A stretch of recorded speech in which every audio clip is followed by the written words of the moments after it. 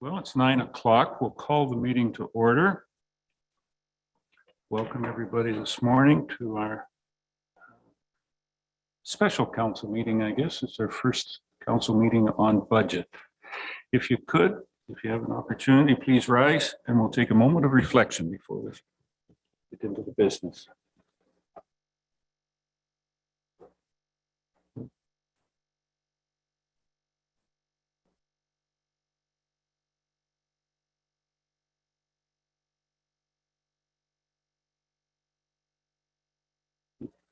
Thank you.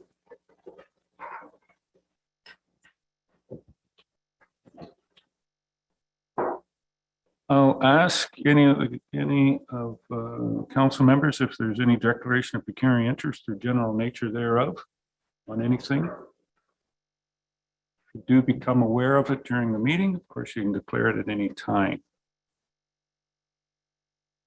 And I believe we are live streaming, Zooming, something videoing the procedures today, and I'm going to let Sheila give us some of the updates on that, if you could, please.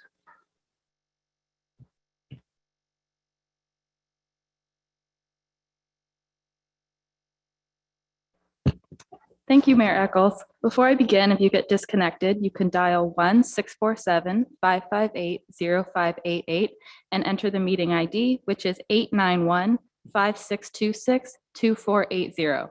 It should be noted for members of the public that this meeting is being held in 2 locations, on Zoom as well as being live streamed on YouTube. Public participation and comments are not monitored through live stream on YouTube and must be done through the Zoom meeting software. Both members of staff and council have been briefed on the various features of the Zoom meeting software.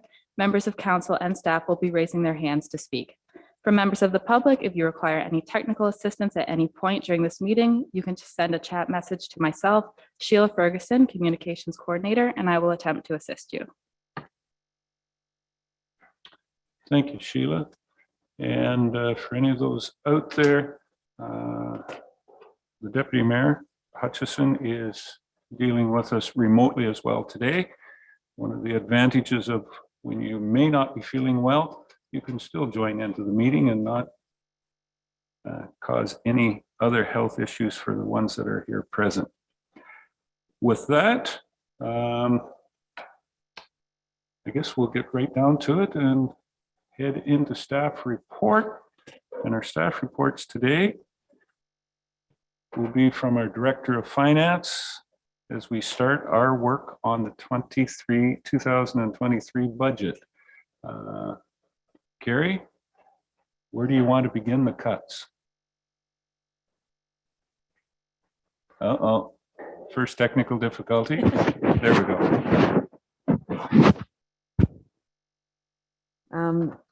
So we've got the, in your packages that you had, the working papers, we have the summary with some capital details and then the various departmental details. Our starting point today is 17.9% tax levy increase. And you can see from the overall summary, the various departments and the pressures they're facing either on the operating or capital side in the budget. And this morning we will start with the Public Works budget is where we're going to start. Okay, so maybe the CEO first. We do have we have the old and the new, I guess, right? Mr. Glacier is with us, who has been working as the interim director of Public Works. And today, for the first time for the public, Jeff Aiken, who is going to take over the job. Jeff is with us as well too. You started yesterday, right, Jeff? Well, it's nothing like just jumping into the deep end and going right at it. Good. Okay. All right. Jeff will be joining us, but this budget was put together. So Brent, we'll turn it over to you. Thank you. Thank you, Your Worship. Good morning, Council. It's been a very challenging time to come up with this budget. Creating the 10-year capital plan, which you should have received in your council package, I believe, or maybe not. Carrie, No, I don't think we sent it. Did we send it? I apologize. There is a 10-year capital plan. My mistake, and I thought it was Yeah. included in your package so that at least you could understand the dimension of why the public works budget is so big. It might be beneficial. I'm wondering, Carrie, if we could get somebody to print those copies and perhaps give them, or either email. What do you think is the best? I think it's important that you have that information in front of you.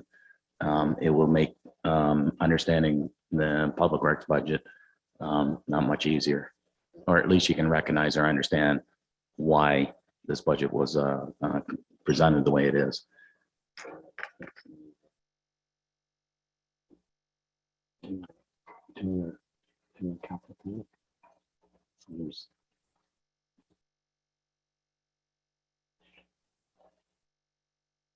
Well, while we're doing that, I think I can go through the operational side. So without spending a lot of time waiting on that, if that's all right, Carrie, I'll work away at the operational side. So if you have the operational part in front of you, you will, and I don't want to hone in on everyone or each in particular point. If you have questions regarding any of those operational points, please by all means ask. One of the things that has that I've noticed since returning to West Grey is that our roads revenue has greatly increased, and that's partly due to the extent of the gravel extractions that are occurring within the West Grey gravel pits. And you can see that the revenue from 2021 was actually quite substantial. And again, I'm proposing approximately the same thing. That is going to be all dependent, of course, on the construction industry and what work has taken place. I would imagine in 2024, moving forward, depending on the economy and things like that, is directly going to affect that number. But I'm suggesting that number would probably remain the same or very close to, actually I've upped it from last year due to or from the 21 projection due to that quite significant increase over that time period.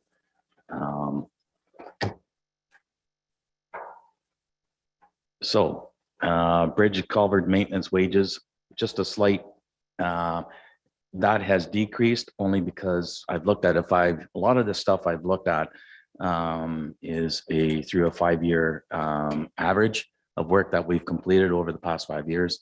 So I've taken that and made a judgment call based on those 5-year averages. The last few years, the work has, as you can see, has significantly dropped.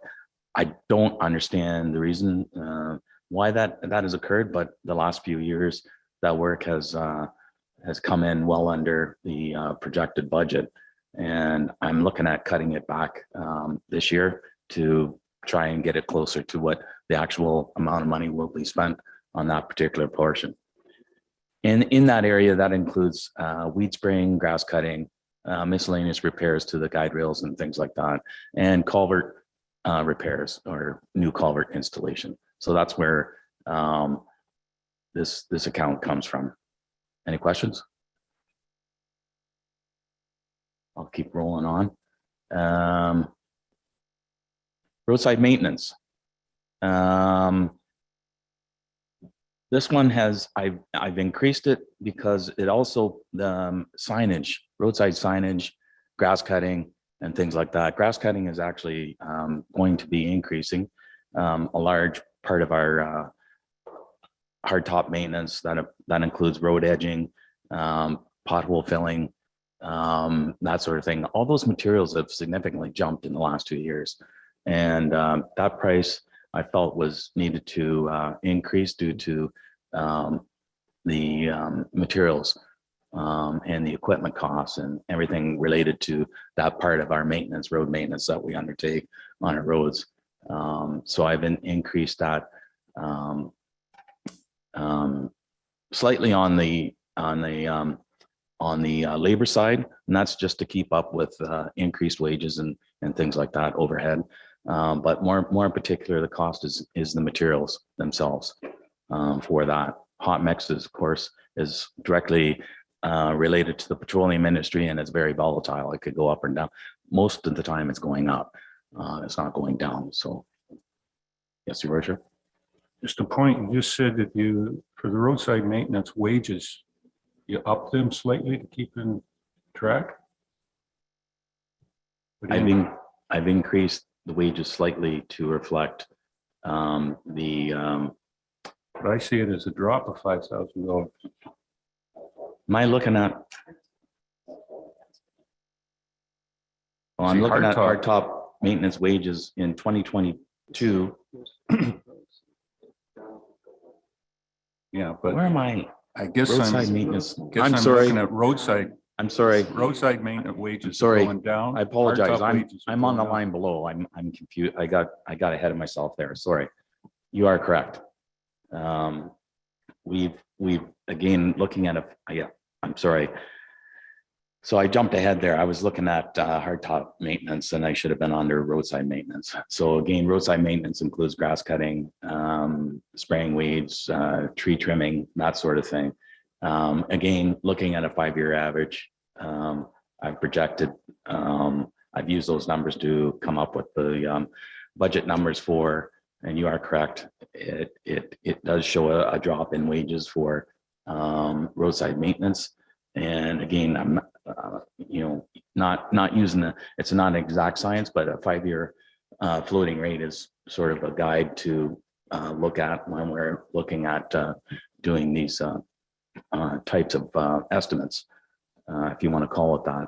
At least it's an objective way of coming up with the rationale of looking at the budget. If you see an increase, it still would show if there's spikes or a steady increase in the actual costs, then the floating 5-year average kind of makes up for the lowest year and the highest year. So there could be an anomaly of that 1 year that there was extra tree damage or things like that based on storm events and that sort of things.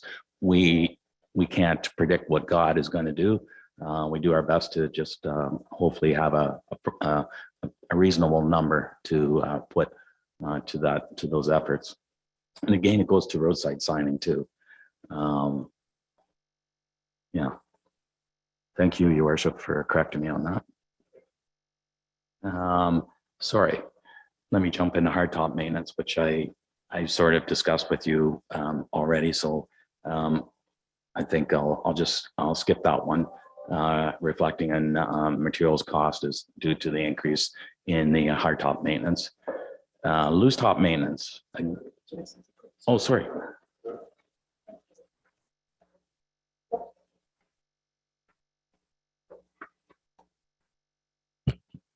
Okay, looking at the hardtop maintenance. Previous years, we used to include the surface treatment application in that budget, correct? But now it's been taken out and it's put against capital, correct? Correct.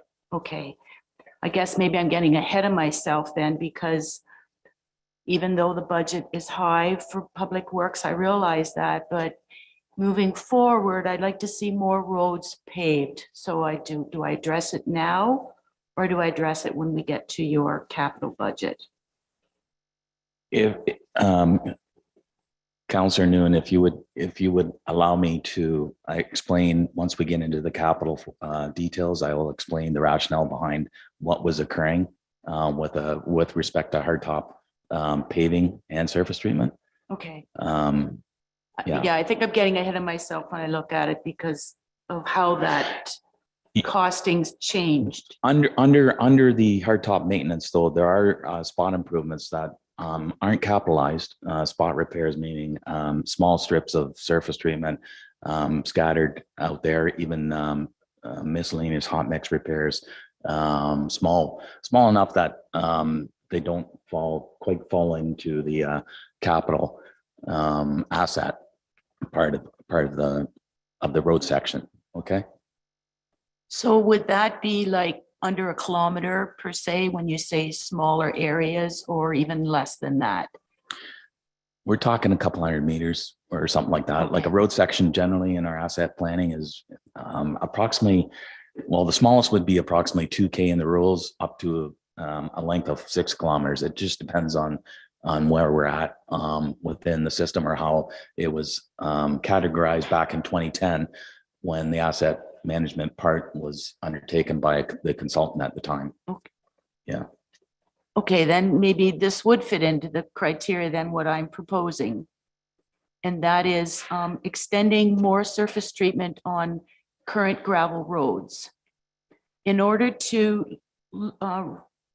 take some of the stress from the roads, like with your loose top maintenance, because right now with Mother Nature, we're experiencing, because of we're not getting a good frozen base, get the frost in the road to probably alleviate the potholes that we're experiencing now with the warmer conditions again.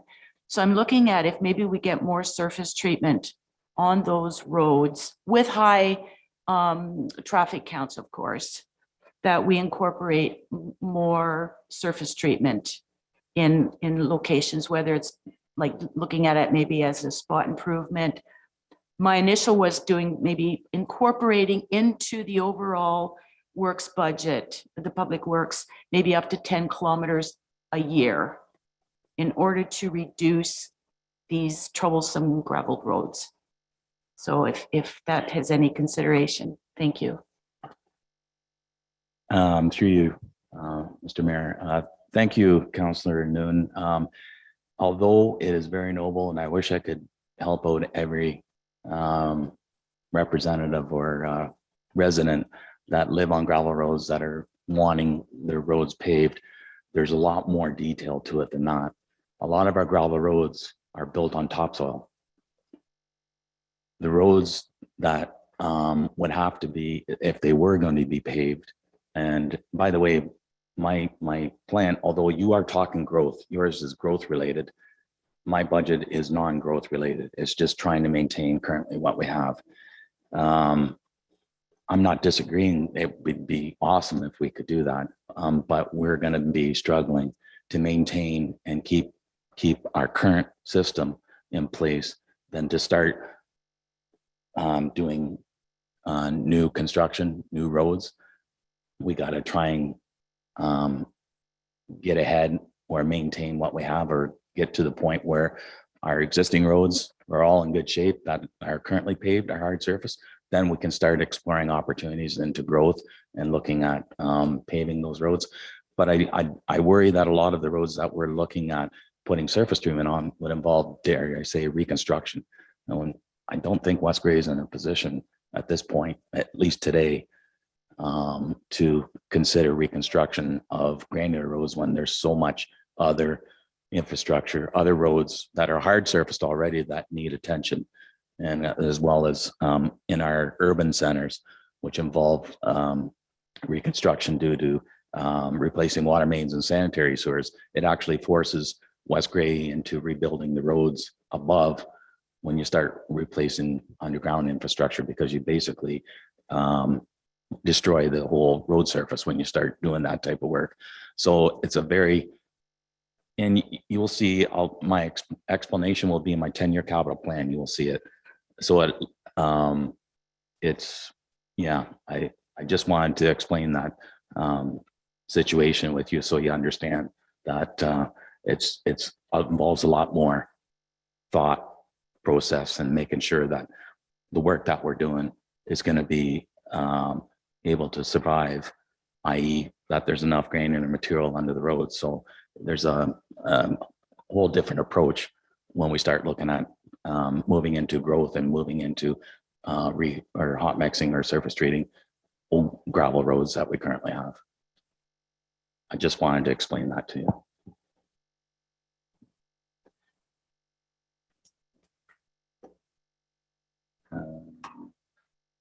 think we're at loose top maintenance. Correct? Yeah. Loose top maintenance. Again, over the last few years, there's been a number of factors that affected the increase on this portion of our loose top maintenance. The big component is fuel. It's been a driving factor in the escalation, the cost of crushing, and trucking, of course, is related to fuel. Materials also have gone up. So it's a direct reflection of all those components. Can we cut back? We're doing, right now, our current schedule is we're doing we're doing half of the municipalities every year. Tim has a rotation, or Public Works has a rotation that we do the north half of Glenelg, Bendick, and Normanby one year, and then we do the south half. We do our best to, of course, we have our own gravel pit, which is great because it saves us a lot of money because we're using our own resources. And that satisfies the area of Glenelg, but then in the trucking component of it is far too great to ship that down to Normanby, or even to come into Bendick becomes a judgment call. And that's something that we usually approach a local contractor within the community.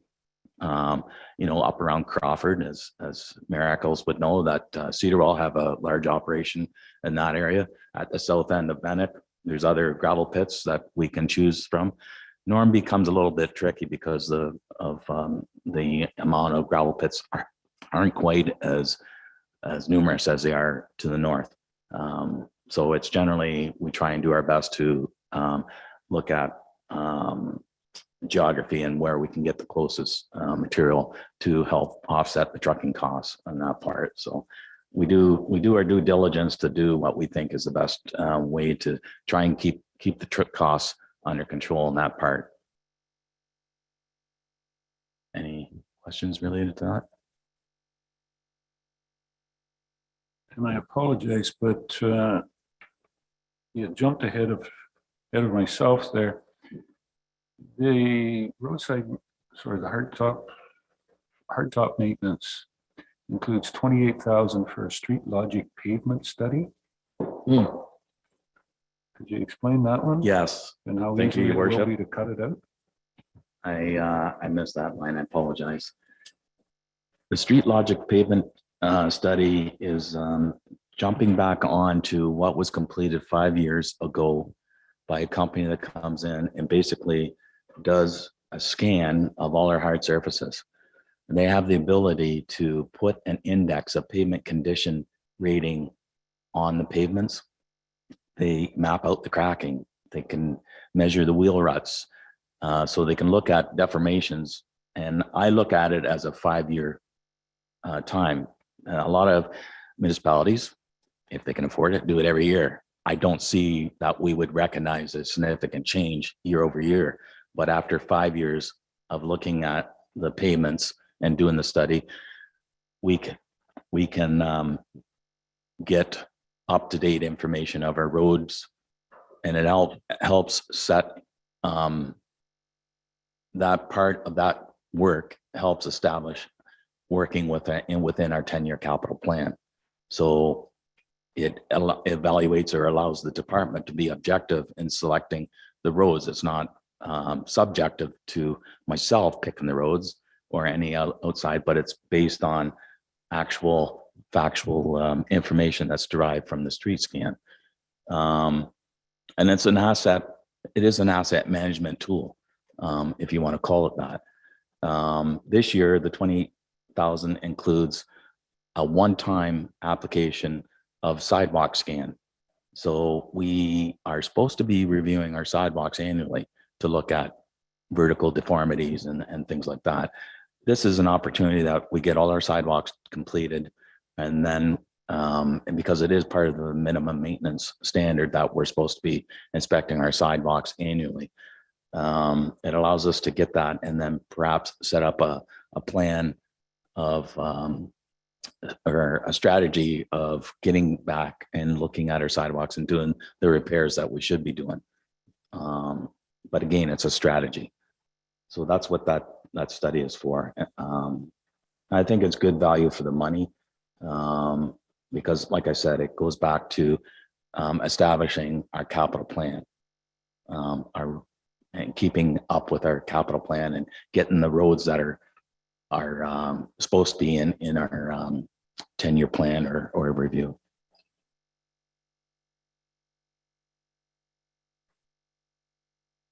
So we have high-quality professional staff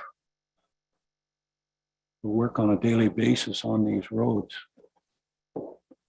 Most of them coming from construction that have, some of them have even put the hard surfacing down, worked firsthand with the pavement and or hard surface. But in-house, you don't feel that we have the expertise to be able to make an assessment on these roads on our own assets?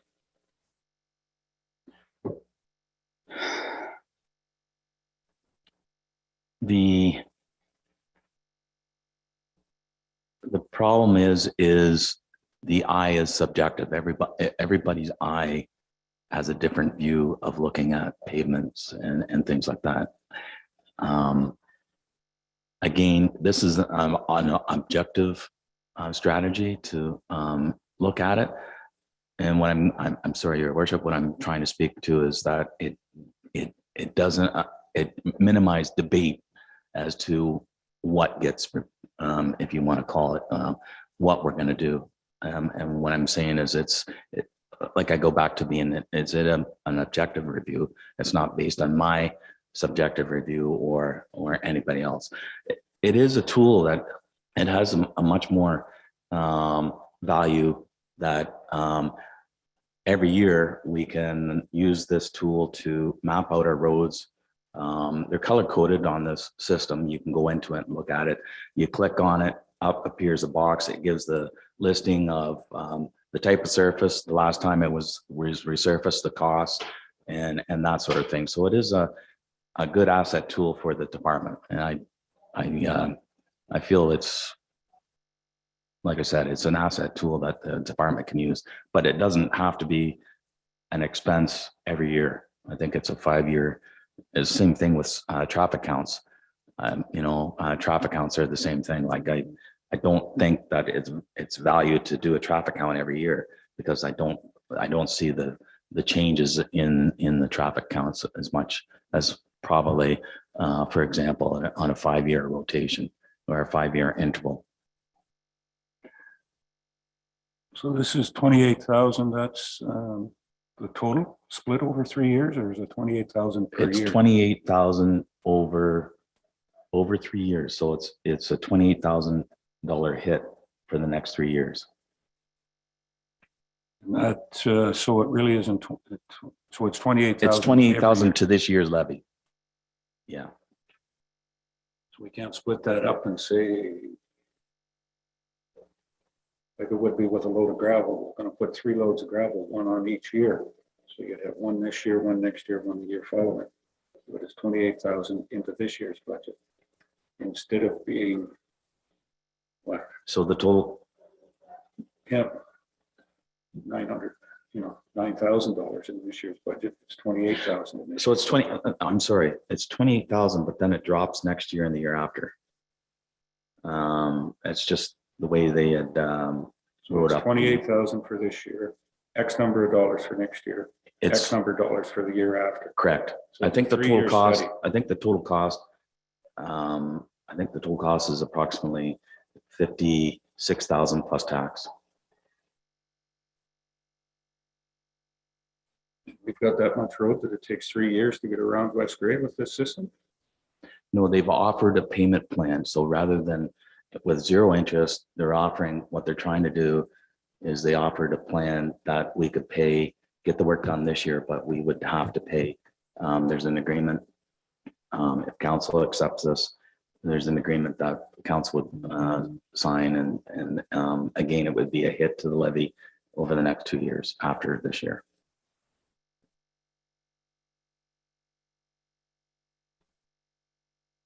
Councillor Moon. Thank you, Mayor Eccles. So in saying that then, so it's a payment plan over 3 years, and then there's 2 years that it's not in that, costing's not there? Because you said it's every 5 years that this is evaluated?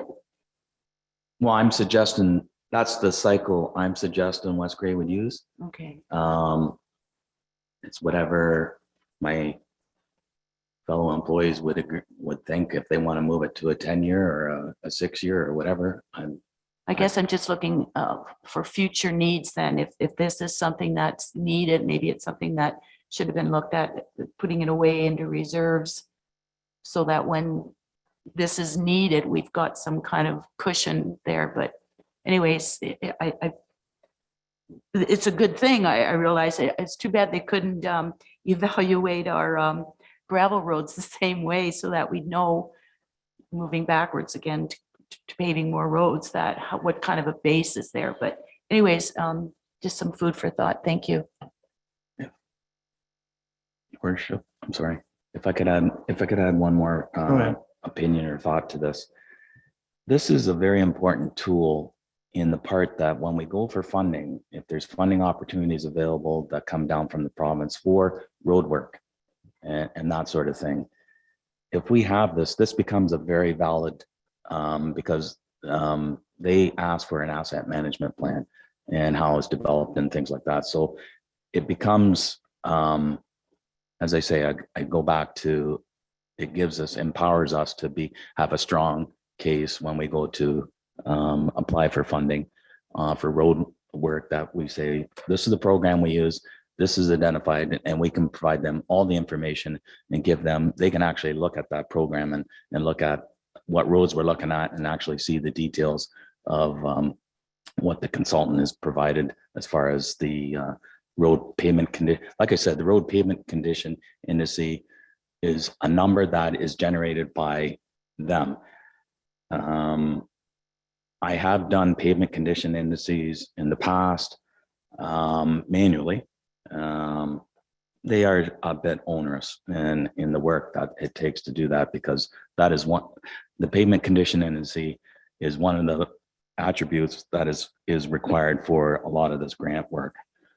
Same thing with the bridge condition indice. A lot of that information, again, that BCI or bridge condition indice is part of the grant application. Then they want to see those numbers and how those numbers were generated, because they'll want to go back to the Ontario Structure and Inspection report, and they tie that into the overall looking at the application.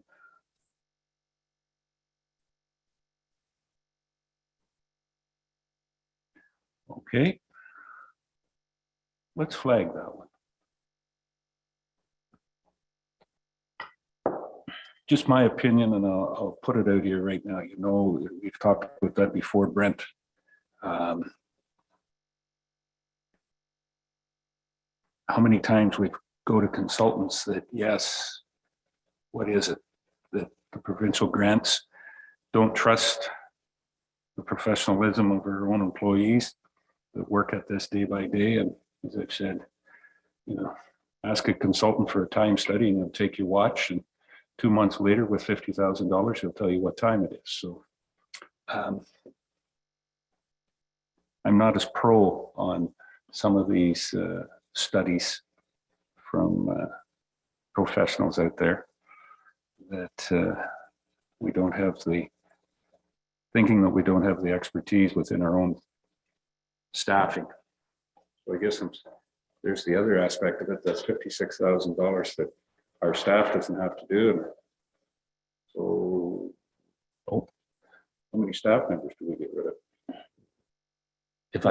If I can add to that, they prepare this study, but then we become the drivers of maintaining. So it's kind of like a software. We are allowed to make our own adjustments and modifications on this information, but it's the specialized equipment is what it takes to for us to get that work completed. Then we can manage it ourselves after that. So that's, I'm sorry, I negated to tell you that it's not just a study. It's, you know, and it just goes away after. It's an actual working tool that we can work away at. We can make adjustments. We can go in and change things over time as roads become improved. Year after year after this has been completed, then we can mark up the map, do those sorts of things. So it becomes a system where we control the fate over the next 5 years. Councillor Hutchison, Doug? Yeah, so I understand where you're coming from, Brent, and I think it's important. It seems like our government's definitely going in the direction of getting an asset management plan and working from our asset management plan. I think anything that we can do to improve our chances of getting grant money, because based on what we're looking at here, like 17% starting out, like we need all the grant money we can get to try to get on top of things. So I think it's just a fact of where we're at in terms of getting all these studies and numbers, so that when we apply for grants, that we have the data. And I think that's what they're looking, what Brenda's sort of saying here, that we need this data to go forward. So, I mean, it's 28,000, well, it's 50,000, I guess, overall, but there's a lot of other numbers here that we have to look at to try to get this budget down. So I'd say, Mayor said, flag it. We can come back to it and look at it if need be. But let's keep rolling along and look at some of the other numbers. But we're a long ways away from 2 or 3% right now. Well, that number has been out there, 2 or 3%. Yes, we are. But it's an elephant and we'll eat it one bite at a time. Okay. Thank you for that, Brent. Sorry, loose top maintenance. Let's go forward. Again, the numbers are increasing to reflect the overall increase in costs, fuel costs, as I said before, equipment, labor, and that sort of thing. I explained to you the process of geographically where how the materials, loose top maintenance is applied annually. And this also includes the application of calcium chloride. So is this something that can be changed? I've talked to the rural foreman, Tim, about this, to discuss this as a possible looking at it. He's not in favor of reducing it, but there might be an opportunity to look at this and get into a 3-year. Right now, it's a 2-year application, or once every 2-year application. Can we move it down to once every 3 years? That is what I was invoking the discussion with Tim about. If that's the case, this number can shrink. But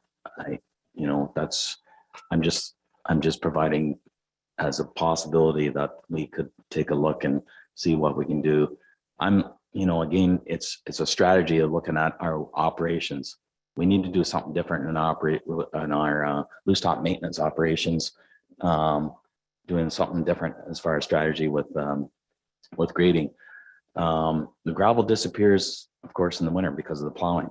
We have to come up with a strategy and an effort to reduce the amount of gravel that is coming off our roads, and look at that as maybe as a look, or at least try.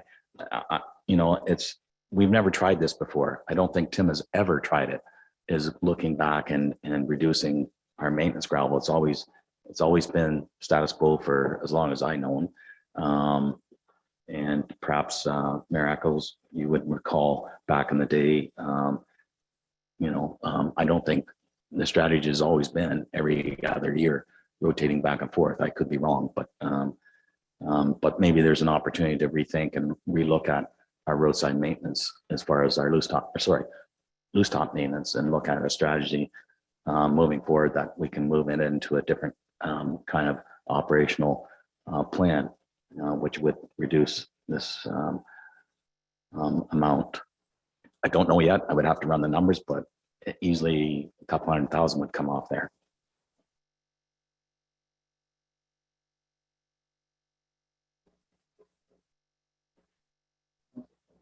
Right, gravel applications. A few years ago, we were doing it in the fall, and then there were about 2 years where we did it in the spring. And then this year we did it back in the fall fairly late. And a lot of it did get plowed off the road. Does it stay on the road better if you do it in the spring? If I can comment, Councilor Forrester, so we did get the gravel on early. It was late August, early September is when we put the gravel on. Regardless, what had happened was we moved to a spring application because I thought it was better. The gravel had a chance to consolidate pack before we came to winter. The problem became is that we were only getting one bid. And I had to take a look at, again, cost saving measures is what can I do to attract more people to try and bid our work? Every municipality is wanting to put application of maintenance gravel on in the spring. Everybody does.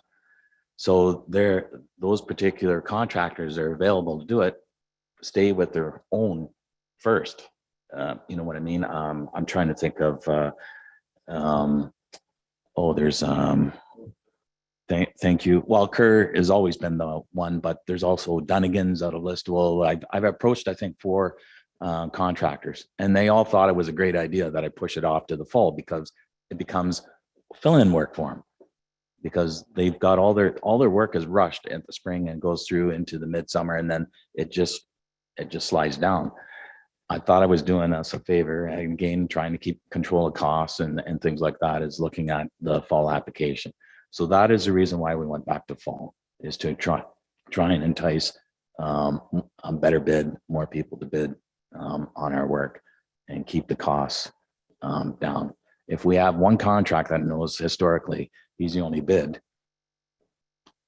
there's nothing there to sort of keep him in line, if you want to call it that, to when he comes to do our work. So that was the rationale and the reasoning behind that. Did we get better bids? We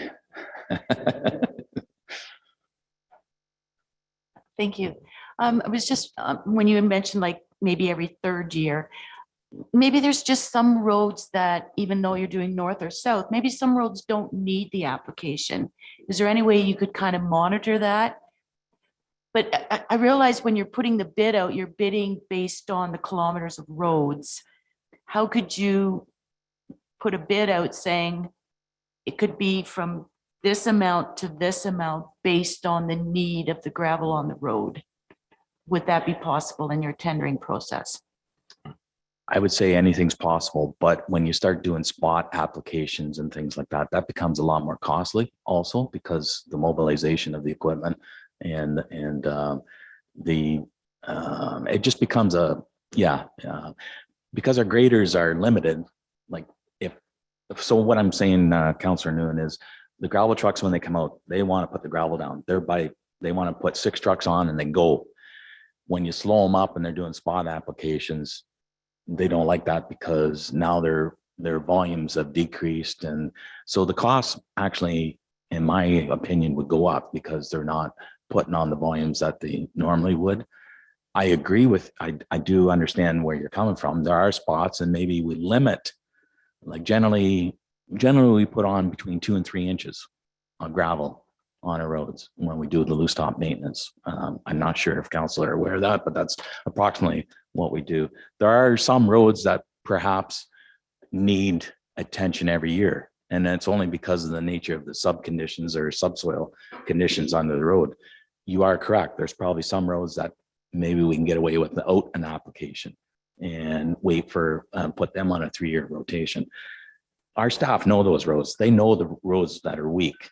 And maybe we just, maybe we develop a strategy that we concentrate on those roads first and then look at our other roads and say, no, we don't need to do these sections of roads and that sort of thing. So, but I would rely solely on the judgment of the road supervisor because he knows and understands where those sections or where those roads are.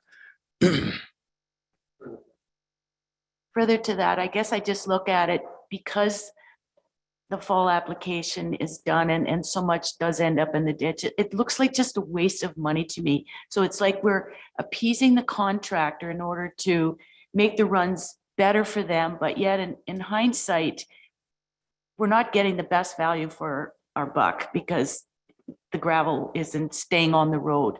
And maybe the case where they don't need the application is where it's ending up in the ditch. I don't know, because you've got such a good base there. Maybe that gravel isn't compacting into the road, or I'm not sure. I'm not an expert on roads, but I was just looking at other avenues as to making our gravel most economical for the municipality. Thank you.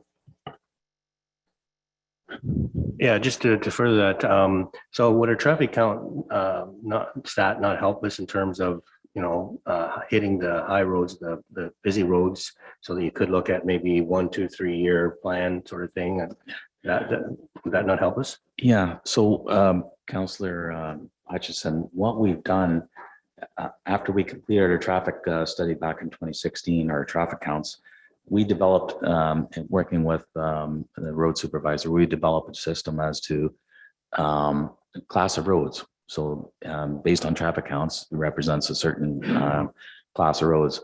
And we use that strategy for application of calcium chloride. So if a road's got high traffic volumes, we're using a 35% blend of calcium chloride on those roads only because of the traffic volumes and mitigating dust nuisance on those roads. Whereas we get in a lot of the other roads that are very quiet country roads, we'll back that application off. And again, we're using a strategy of using 20% and 35%, but trying to reduce our overall costs. And in fact, if Tim looks at a road and it's again a judgment, you will see the residual calcium chloride come back in the spring after things dry out and the roads become dry. You actually will see the roads starting to stiffen up again. And that's because of the residual amount of chloride left in the roads. Tim may not put a full application on. He might back off and say, you know what, this road only needs a little bit. So it's a judgment part on his call when it comes time to putting those types of products on the road. So could that system still be used also for gravel? In terms of how much gravel you put on the roads, like each year, like he said, 2 or 3 inches, but maybe this road does need it this year. And I would probably go to the roads that he knows are problem areas. And what happens is the gravel, you may think a lot of the gravel is going off the road, but in this particular case, the gravel is actually being shoved into the ground because of the soft soil conditions below. Right. But those are unfortunately those, or the corduroy. There's a lot of roads that have corduroy on them. That's an indication where we need to put gravel because the wood starts showing through. Right. There's a lot of things. There's probably an opportunity that we could look at and develop a strategy and looking at it with Tim and trying a possibility of looking at trying to reduce our efforts over the next few years to evaluate and see how things come out.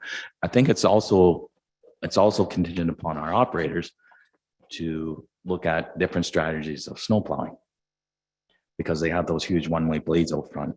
If the road is slightly rounded, in other words, it's not properly crowned right, the gravel will come off. So it's the other key component of the road grading, and I'm not saying our staff, it's hard to grade a road when a lot of roads are fairly narrow. So you get the crown in one spot or crown where it's supposed to be in one spot, but then as it comes back the other side, the crown is shifted over and it's not quite in the center of the road. So, and then when you plow down the one side, well, you're going to take that high spot off every time. It's just, unless we do something different with respect to the plowing operations. So there's a number of things that could be considered or looked at, but it involves sitting down and talking to the staff and getting them on board and saying, we're struggling. We need you to come to help us here. Right. So some ideas for the new man on the job, maybe to look forward to looking at this. But the other thing that I wanted to mention, and maybe your comment is, we have rollers on our graders now, right? That's supposed to help keep the gravel on the road, right? Rather than being pushed into the ditch. Well, we don't use the rollers in the wintertime. No. Yeah. Right. But the rollers, The rollers become a very important factor. You are correct. That is one asset of it.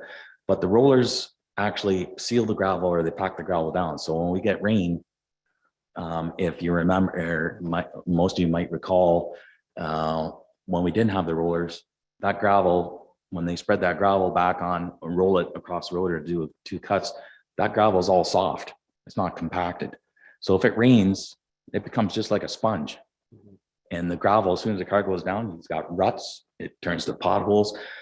When you compact it, it seals it. So the water can sheen off and it's not collecting on the road. And we get a better cycle before we have to grade it again. We're not having to go out and grade it as often as what we used to do. Good. Yeah. Good.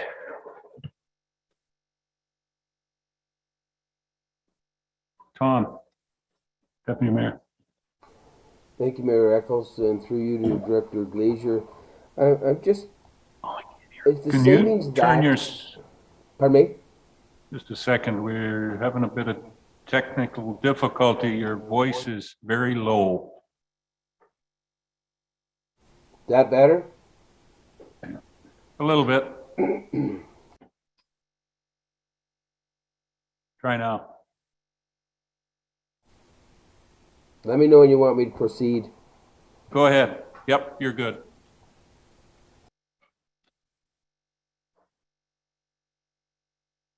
Go ahead, Tom. Okay, can you hear me okay, Mayor Eccles? Yes? I Okay, can. thank you. Real quick question.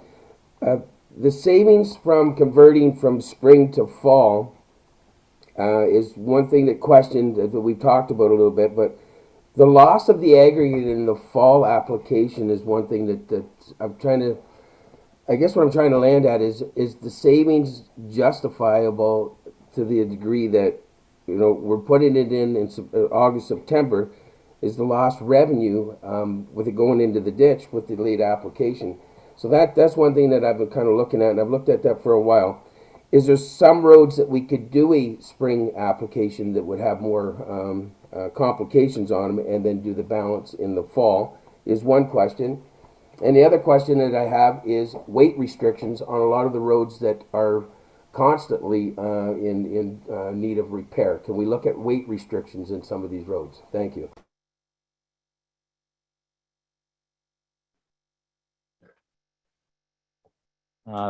Through you, Mayor Eccles. Thank you, Councillor Hutchison. With respect to the spring and fall application, I'm still a pro of the spring. It was, as I said, it allows the gravel, it gives us time to actually put calcium chloride on the new gravel. When we put it on in the fall, we don't put the chloride on it. And again, it's another cost saving effort only because we're into wet weather and things like that. And I have to rely on the expertise of my staff that have been doing it for a number of years and provide me their feedback on it. But again, it's all about, I agree with you, Councillor Hutchison, on your assessment that I still believe that the spring application is the way to go. I was only trying to, based on my discussions with a lot of the contractors last year, they felt that they would be able to bid the work. So I changed it based on those discussions. However, we could move that back to a spring application this year. So the other part of your question, load limits on the roads. Save and accept our agricultural friends that have large tractors and heavy manure equipment. They are, we do run, they are how we can't stop them from doing their business.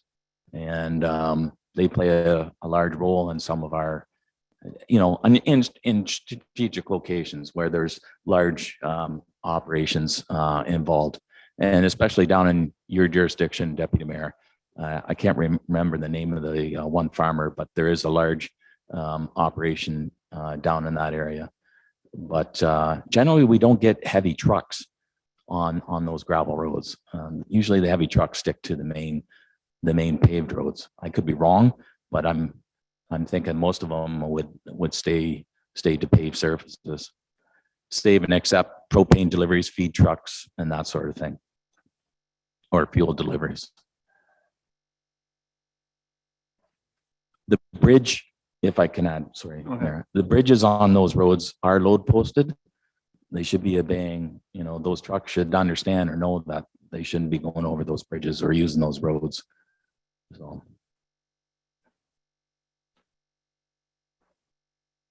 Just to say, for the agricultural aspect of it, it makes it difficult for some of those narrow bridges because a lot of the agricultural equipment has duals on everything, and the compaction for compact soil compaction that they're very much aware of. So their square inch load limit per axle or per tire in a lot of cases is even less than a personal vehicle going down the road. It may look big, but when it's distributed out over what they have, now the factor comes when they're combining and you've got a transport truck that's got 40 ton of corn on it or 50 ton of soybeans. That makes it a little bit difficult on the road. I wasn't actually referring to tractors. I was referring to the wagons that they pull, manure spreaders that they pull behind the tractors are significantly with heavy. The flotation tires that they have on them. Yeah. They're conscientious because they don't want soil compaction either. But they're, to the deputy mayor's point, there are some of our roads out there that have that further with equipment.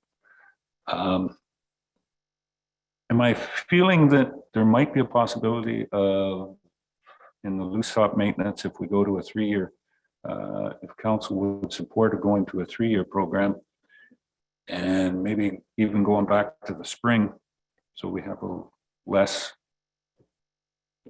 evaporation of product off of the roads?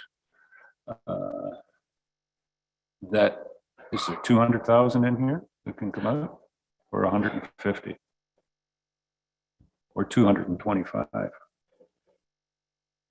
Your worship, if council would give me the latitude to speak with the rural supervisor, Tim, and take a look at what is the act.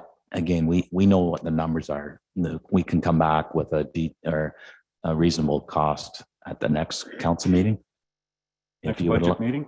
Yep. The next budget meeting, and allow me the latitude to do a proper detailed analysis to make sure that we get this right and we're not just throwing a number at it right now. Joyce, that's good. Thank you.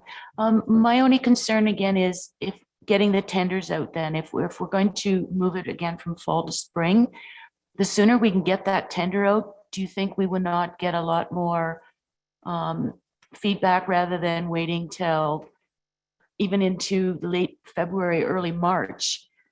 I just feel the sooner we can get it out, because they kind of use that as the tool of contractors based on when they find out what everyone's bidding.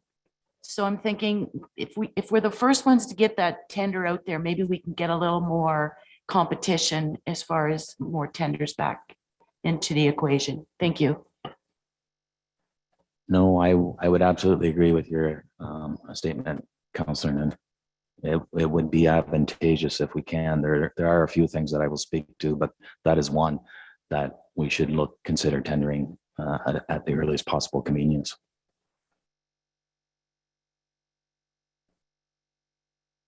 Councillor Shea, Jeff. Thanks. Morning, everyone. Question for Carrie.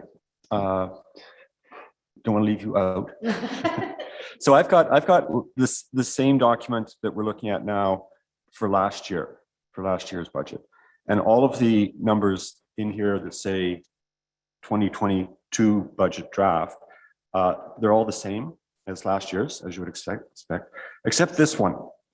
We have loose top maintenance 1,091,000 in the 2022 budget, but in the actual 2022 budget, it was 941,000. So I'm just curious, like how I should be reading these. Oh,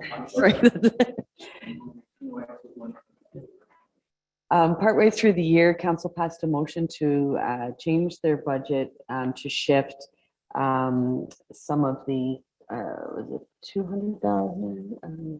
The number escapes me, but we shifted some, realigned the gas tax on the capital and moved some from surface treatment to loose top. Was levy money that was in surface treatment. Yeah. To help increase.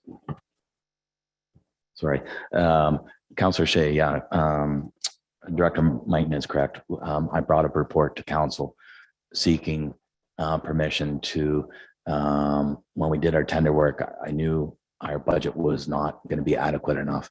And we took levy money that was allocated on their surface treatment program, and we moved gas tax money into surface treatment and took the levy money and transferred it back into operations, into loose top maintenance. That's why it came up.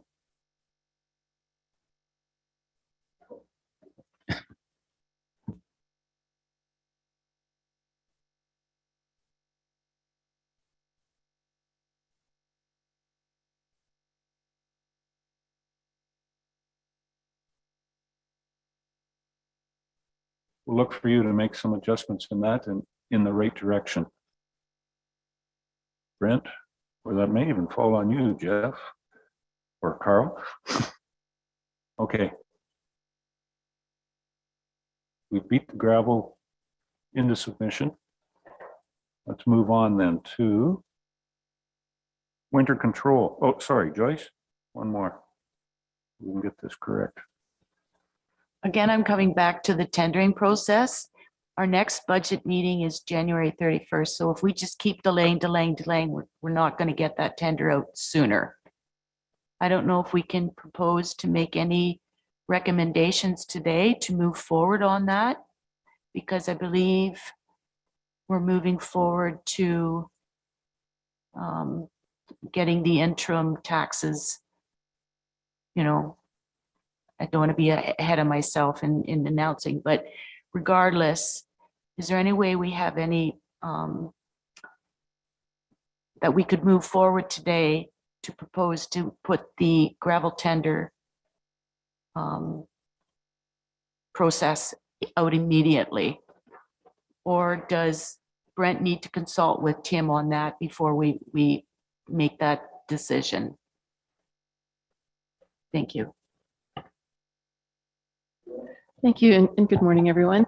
Councillor Noon, you raised a good point. The tender could proceed. We do have the ability to do that. I think it would be best, though, if we speak to the roads crew first to figure out, are we tendering for spring and what kind of quantity? But I agree, we should get the tender out, and we can do that independent of the budget cycle, just to have it out in the market. So good suggestion. Thank you.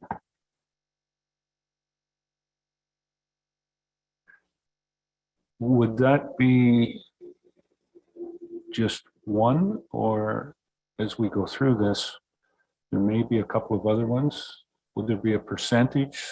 I'm looking towards Director Mighton. Carrie? This loose top discussion is operations, so we can do up to 50% of operations.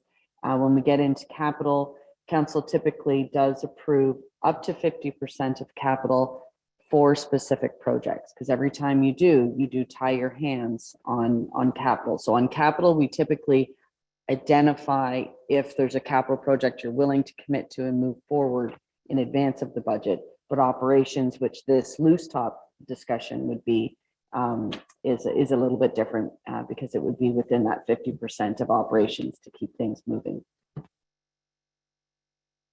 So I guess for clarity, then we have that in the operational part of the financing of projects going forward, that 50% of the previous year's operating budget can be, if it needs to be tendered out, can be tendered out.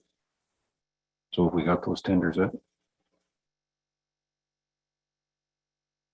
No, that's a facetious question. Yeah. But we do. So to your point, Joyce, yes, we do. And we should be taking advantage of that at this point in time to find some tenders.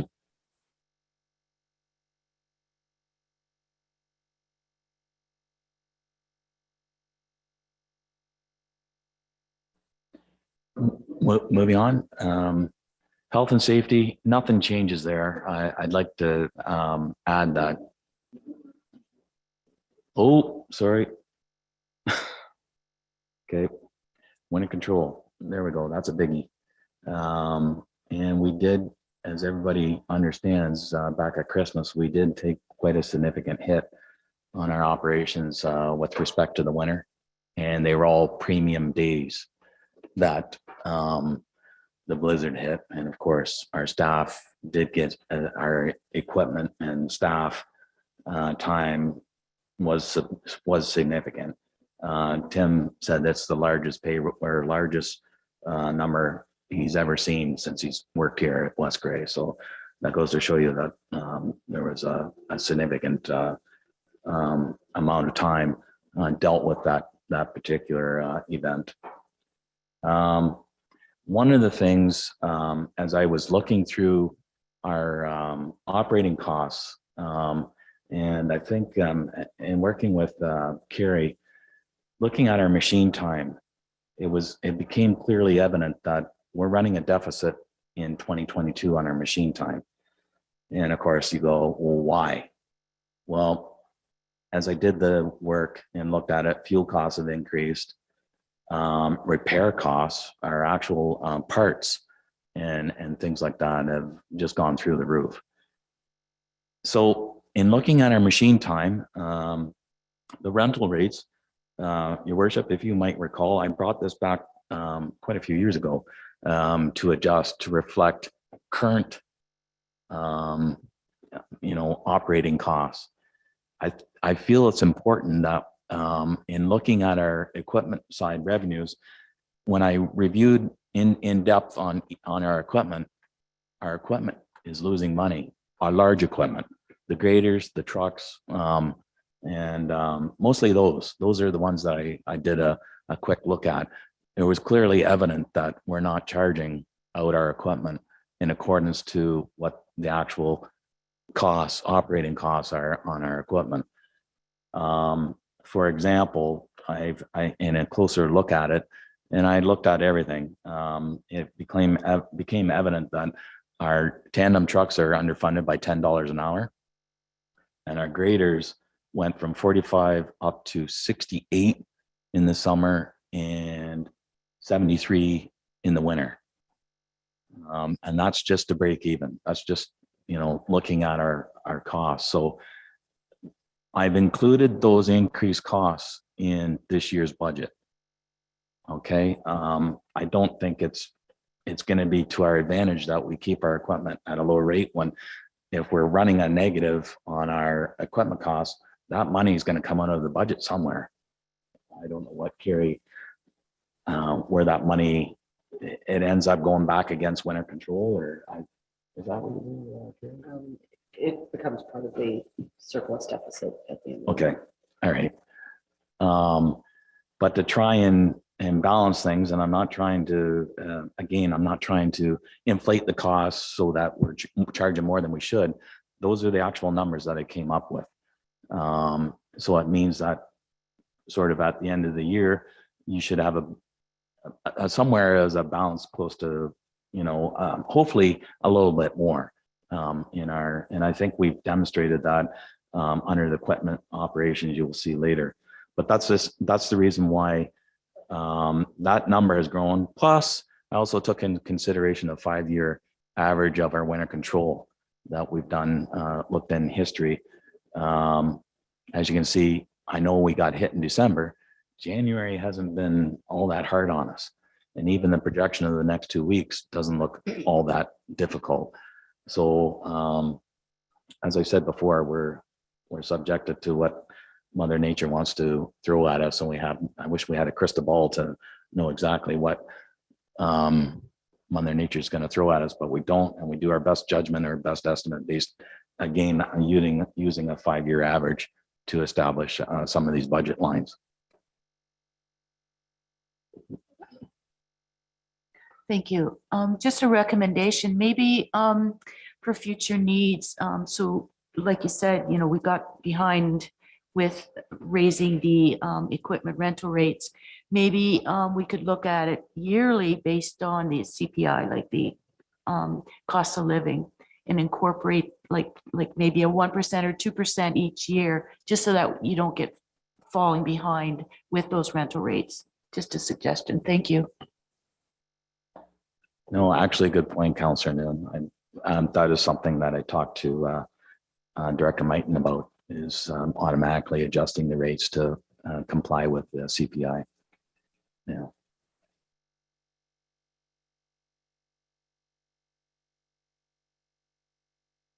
Okay, under control. Health and safety.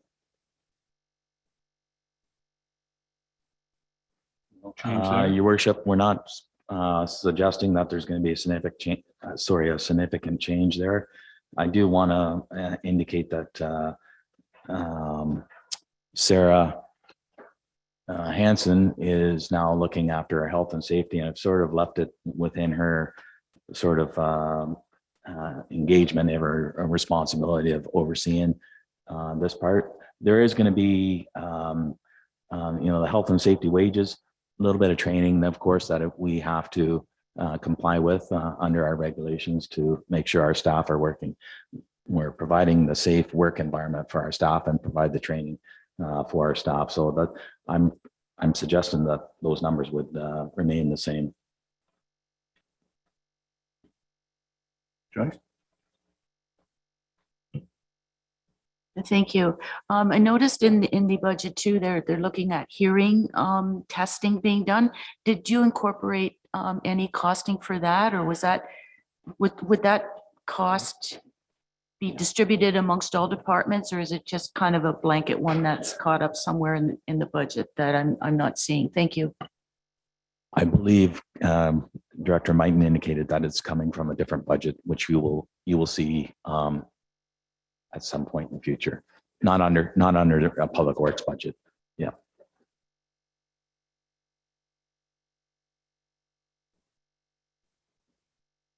All right. The next one, if that's okay with health and safety, sign maintenance. This one's going in the right direction. Your worship, we are, I pushed it down only because there was a significant sign inventory purchased in 2021, 22. Sorry, I got that right? I think there was a significant sign purchase. There was a significant sign purchase proposal that we didn't follow through on. Maybe that's what I want to say. And it was only because of my review. I think the signs were at the point in time were considered for speed reductions and things like that. So we've got some different ideas that I'm working with the chief of police in West Grey, and you'll see some safety things coming, following through, traffic calming measures coming through at some point this winter, early spring. However, we are suspending putting up a large amount of signs for this period of time.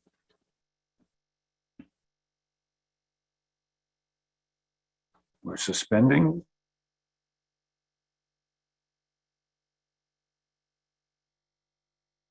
Was a significant.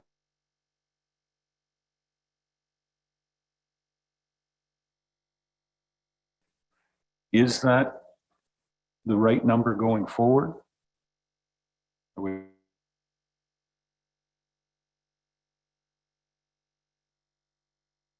I look back at my 5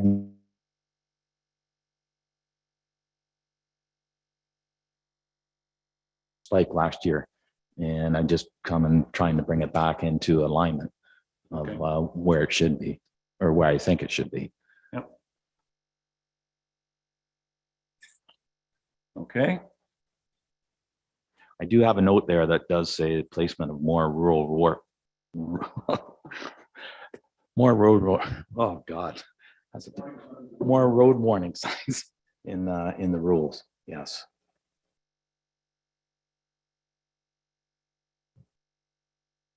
We have a few areas that could be improved if we had some additional warning signs placed up in those particular points.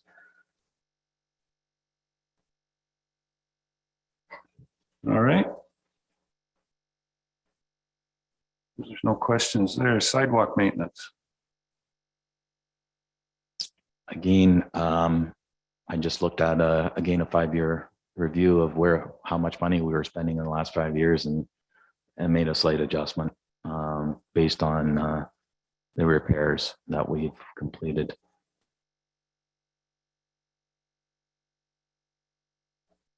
I think that number is can be easily achieved. I don't foresee a significant amount of repairs, regardless of what the study comes back. If council does allow the Street Logics study to come back, I think there will be an integration of those repairs that need to be done, but not all at once. They'll be over a period of a year or two or 3, whatever it takes to satisfy those deficiencies. Okay. No questions on that. Overhead. So, sorry. Yeah. Do you want to ride with this one, Carrie? Oh, One of the biggest pressures in the overhead is insurance. Our annual premium has increased in total before taxes to 541,000. It was 459. So we have an $82,000 plus PST tax increase for just over $88,000. One of the areas, liability is up about 20,000, properties up about 32, and autos up just over 25. So liability and auto, the vehicles and equipment, and in the property, some of the equipment is it's not licensed vehicles. A lot of it resides, a good chunk of it resides in the Public Works Department. So that is one of the main increases that in the overhead is a share of the insurance increase. I believe it's on the agenda this evening. There is a delegation. They will speak briefly to the insurance. I can circulate the year-over-year cost. I'll email that to you shortly here, and then you have that if there is any questions. But they will be giving you some context on it is a industry pressures, not necessarily our specific claims history. But there's some. And that 61,000 that's down there at the bottom, that's the cumulative of the rest of the public works there, wages, CPP. Because it's 61,000. Yeah, total. Yeah, WSIB, sorry. and it Yeah, that doesn't- just added up all those total wages and benefits. Yes, sorry.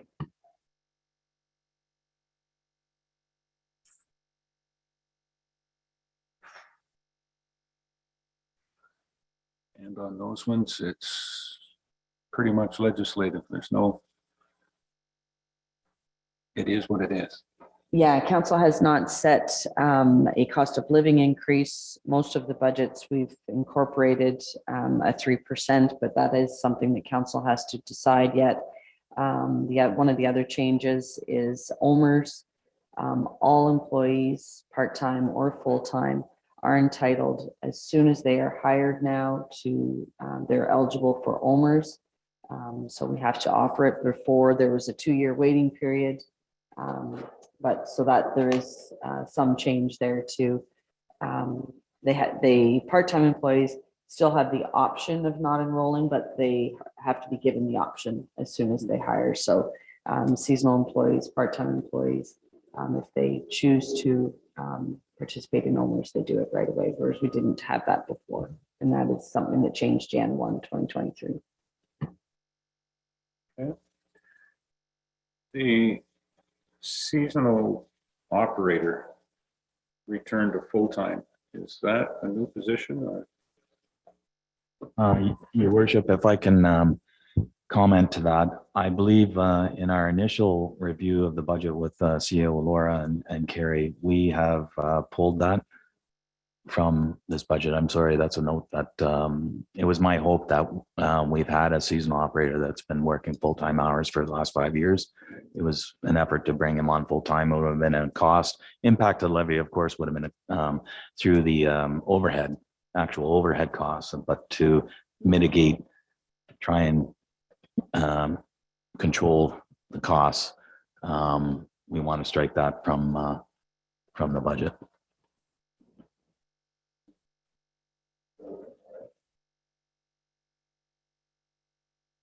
Adjustment just didn't get made. Councillor Hutchison, Doug?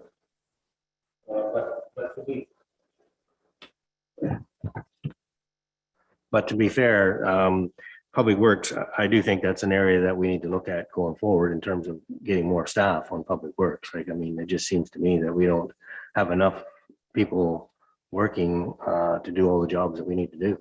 So I think it's something we need to keep in mind for the future, for sure. We do run a lean ship, but there's never any debate over our staff. And if we have too many staff, I think, I think most of the council or all council understand that, our department, we do the best we can with the staff we have, and we don't always, it's just, just takes more time for us to get some of the work done, or some of those things that residents are constantly asking us to work to do, and they're busy grading or doing some other things, but it's just a slower process, but we eventually do get the work done. It's just, you are correct. It doesn't allow us the opportunity, especially in the wintertime. I can say that we have some staff that are down right now that are ill. We have one on long-term leave. And we've had a problem with patrol. I thought we had a patrolman.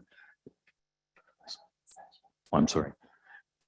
But regardless, we're doing okay. Sorry,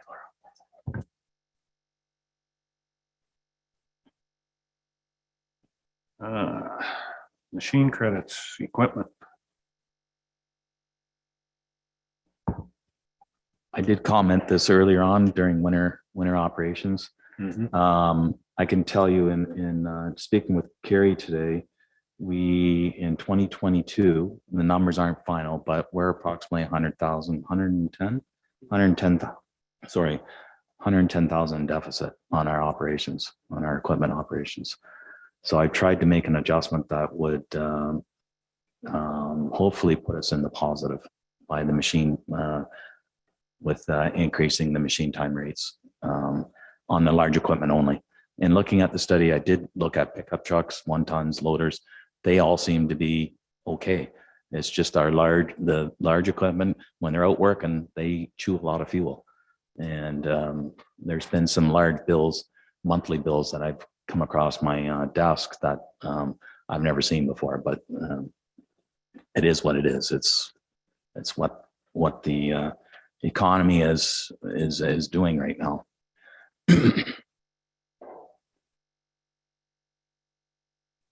Questions on that one, Joyce? Just thought, have you implemented these new rates? You're waiting on the budget first before you move forward with that? Yeah, because it does, if council says no, then I would have to, it's waiting for council to accept it. And then we would have to go back to Jan 1 to go back and do an adjustment on our operations, which thankfully, like I said, January has been relatively a decent month thus far. So.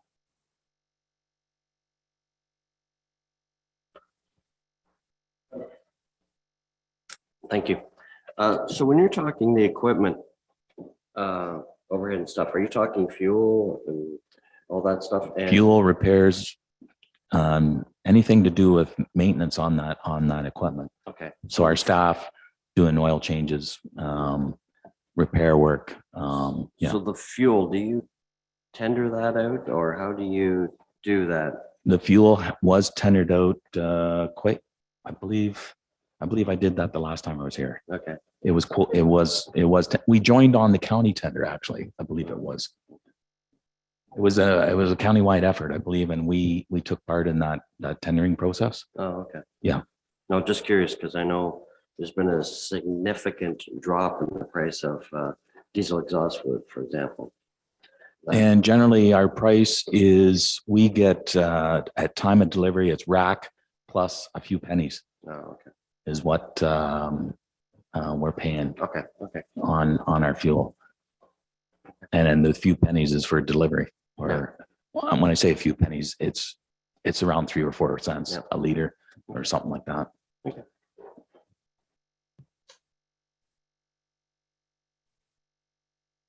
Okay.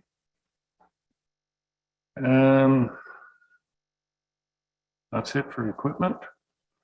Everybody's fine with that. Transfers.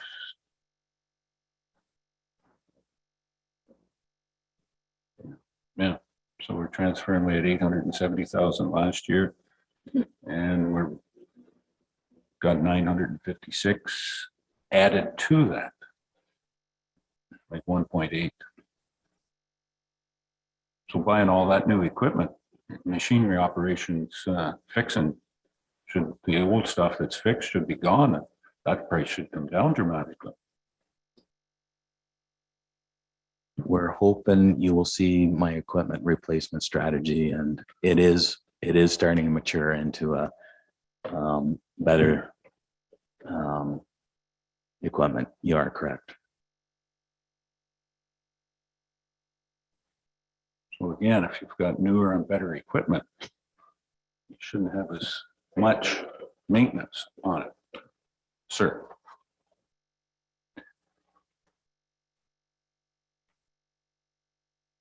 No? Okay.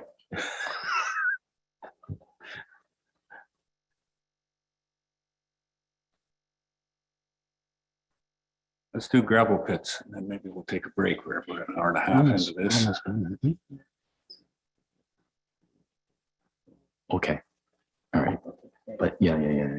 Yeah. Just for council's information, for those that might not understand or know, West Grey does own a gravel pit off of Glen Oak Road 23 and just south of Grey Road 12. And this budget is just to offset some of our own staff time and things like that for that part, including the there is an annual permit that we have to pay back to the government that we have to show how much materials were extracted from our property. And then every legal pit operation in Ontario has to do that. That's an annual report that has to go to the province, and we pay a fee based on the amount of tons that we extracted.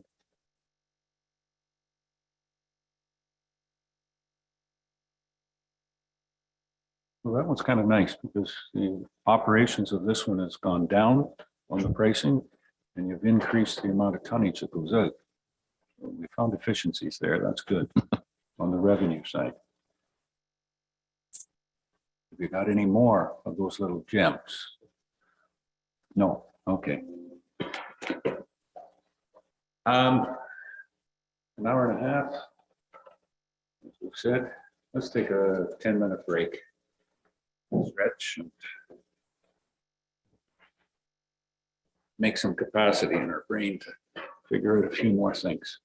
Okay, so we'll break for 10 minutes for anybody that's out there.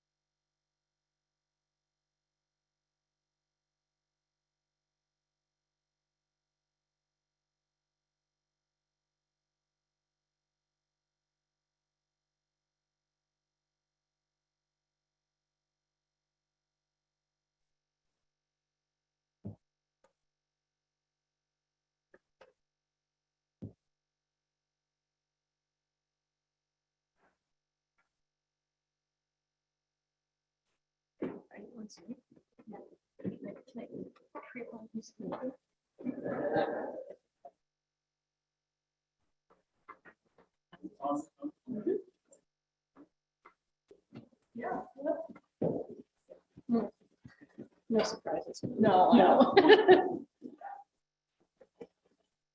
Oh, is that right, eh? Yeah, well, that's why I went in. I was gonna sort of look at it through them, but I'll just leave the room. They don't need to know. They should assume I'm here. Yeah.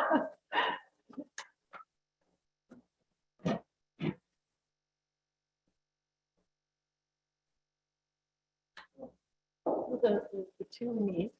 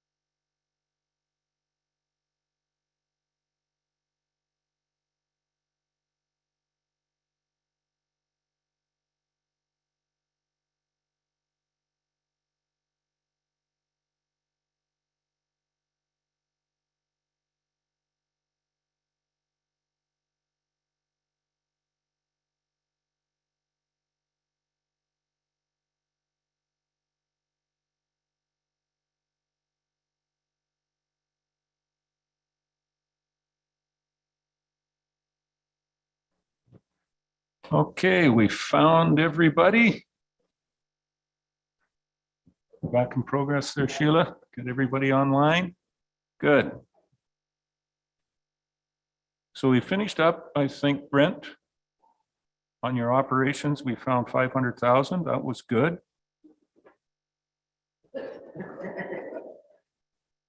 Knew that'd bring them to attention.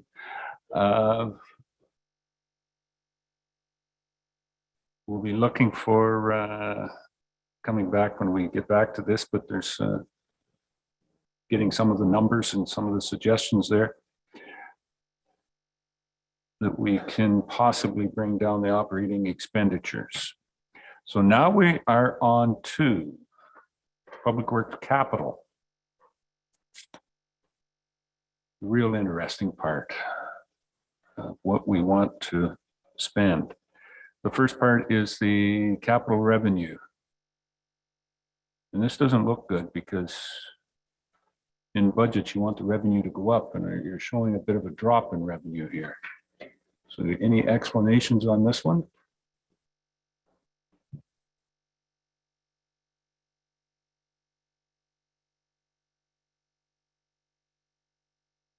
So in 2022, we had two significant grants, the Highway 6 Connecting Link and the finishing of the ICIP Lance Bridge. Those were completed or almost completed in 20. There's a little bit of carryover in the Highway 6 bridge, but those grants were included in the 2022 budget. So those were competition based. They're not your annual allocation like your CCBF, which is your former gas tax fund, or your OSIF fund.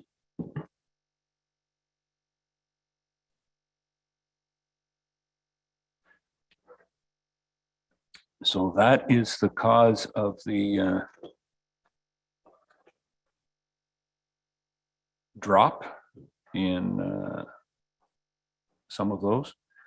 The other one, if I may, other municipalities, that was the Grey County share of the Durham Road project. They were responsible for the road. We get the water and sewer underground. Oh. But that's the other municipalities that you see was Grey County. And again, that project is a one-off. Okay. There is a couple of draws from reserve funds. If you want to look at your detailed capital, we can go through and highlight which project is proposed To for where which those are going reserve. to be, reserve funds are going to be pulled from. Yeah, some are development charges reserve, some are just our equipment reserve or small bridge reserve. So there's a couple different items in there. Okay. All right. Go ahead, Jeffrey, certainly. Carrie, are there any, you talked about those competitive grants, those large grants. Are we planning any applications like that in the upcoming year? Should anything be announced, we will could apply. Currently, there is nothing that's open. Whether any announcements come at Roma next week. I think Roma is next week. Sometimes the province will announce new funding then, but so far I haven't heard of any significant funding, but we will certainly try to apply once, if anything does get announced.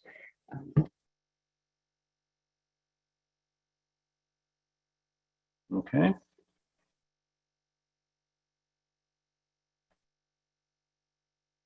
Then let's go down to the first one. Well, I guess Public Works capital revenue and the wages and the expenses.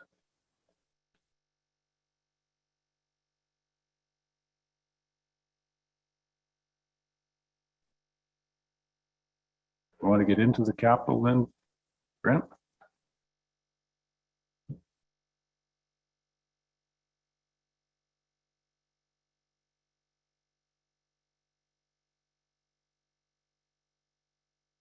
You, sorry. Your worship, what we have slated for, we'll start off with equipment replacement, and the details, excuse me, the details of this equipment is, and I believe Carrie or Director Mighton has indicated that she emailed the 10-year capital plan, which includes the equipment. These are all part of that schedule. There's nothing in here that is as a new part. We'd like, I'm presenting to look at a used street sweeper. We currently have a 2006 Johnson sweeper that is very tired, and we spend a lot of maintenance. There's just so many moving parts on a street sweeper. I wish we could not have a street sweeper. The problem is that in tendering, if we ever went to tendering our work, there's such a demand out there for street sweepers that our sweeping would not be done in time. So in other words, what I'm saying is generally the street sweepers that are in the area locally or whatever are conducting street sweeping operations in larger communities. The Ministry of Transportation has contracts for their street sweeping. I also believe the County of Grey have some, I guess it's only through urbanizations that they have contracts for street sweeping. I think they do their own roadside street sweeping. I could be wrong, but I believe they look after some of their own street sweeping. Having said that, I think it's important for the community to have that.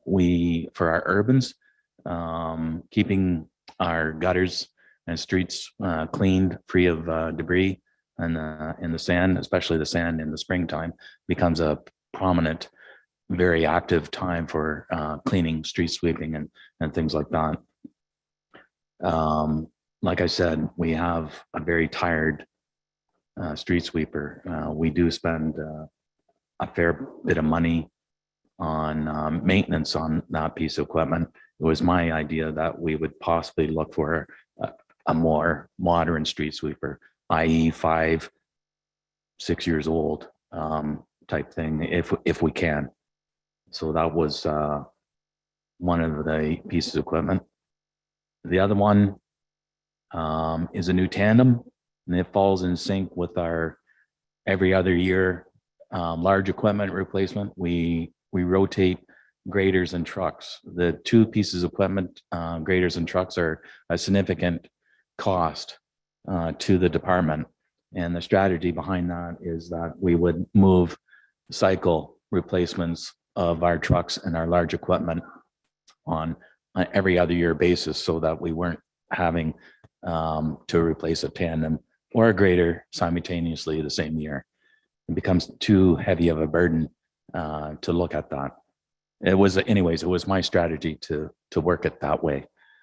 We're looking for a lift gate for the current 1 ton in Durham, and that's again to assist with manual labor to lifting equipment, heavy equipment into the back of the 1 ton.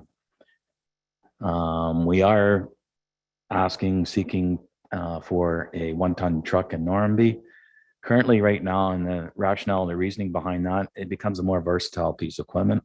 Our staff are using pickup trucks with pails of cold mix going out to fill in potholes. Not very efficient. Plus, it's also a strain on the backs of the individuals loading up pails of cold mix into the backs of our trucks. Otherwise, operations within the rural community, they're using large equipment, i.e. a tandem, to take out to do some work activities, which a 1 ton, smaller piece of equipment, less costly fuel operations and that sort of thing, to go around picking up garbage or debris or dead stock removal, those sorts of things. And of course for cold mix patching also. So it becomes a lot easier to maneuver the cold mix out of a chute on the back of the truck, drops into the hole, and they're not having to bend over, lift, and reducing our potential risk of a back injury. And I don't know what, but also not having a WSIB claim. That's kind of where I'm going with this. I think a WSIB claim is, could be quite a negative impact to our department. Again, looking at a more versatile piece of equipment for the rural patrol. And that's what I presented for equipment, and I'd be happy to take any questions. Councillor Hutchison. Doug?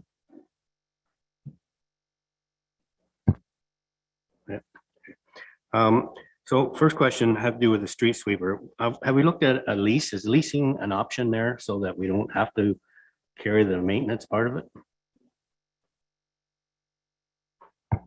I have explored rental opportunities. They're very significant, to the point where you have to engage in a minimum, I think it was 3 months. We have a 1 month a year or month and a half opportunity to use that equipment, and we're paying for an expense that I just didn't see the justification in it. I can review it again, Councillor Hutchison, but I remember looking into it at the time, that going through a company and looking at whether or not we could entertain a rental unit, but just for a month. And those opportunities don't exist. And it becomes a supply and demand. I think the company understands that there's a market for street sweeping in generally the 1 month, May, June. And they know that their sweepers are going to sit still. So therefore they want to add an extra month to gain that extra revenue. And I'm afraid our equipment possibly would just sit and not be allocated or used in a very productive manner. Right.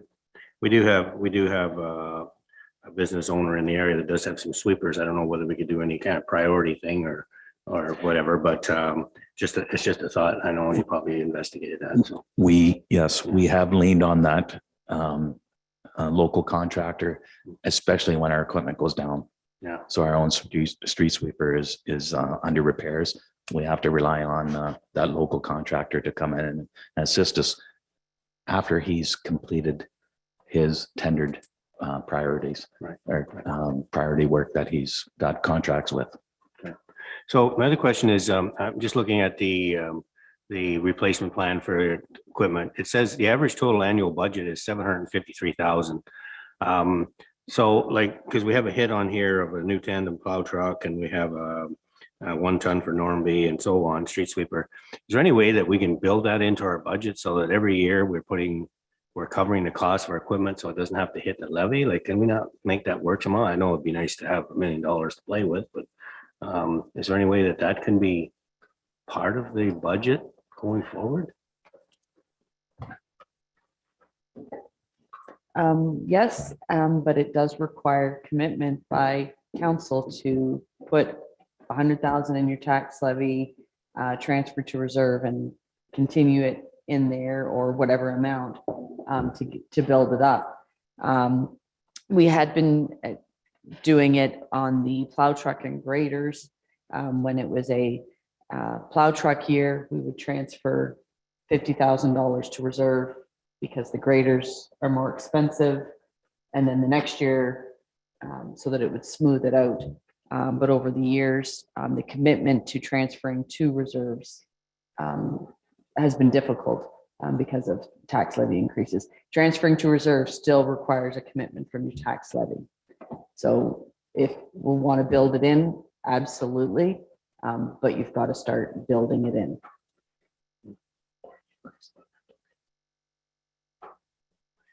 Yeah, but still the tax levy. It all comes down to the tax levy. That's where those reserves are coming from. Okay. Deputy Mayor. Tom?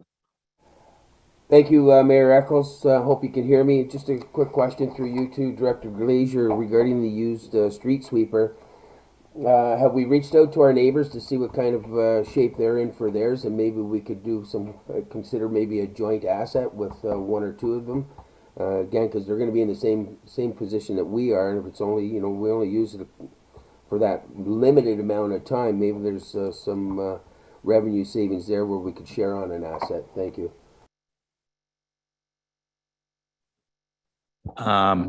Through you, Mr. Mayor, Deputy Mayor Hutchison, good point. The only thing that stands out to me as a negative is who gets it first.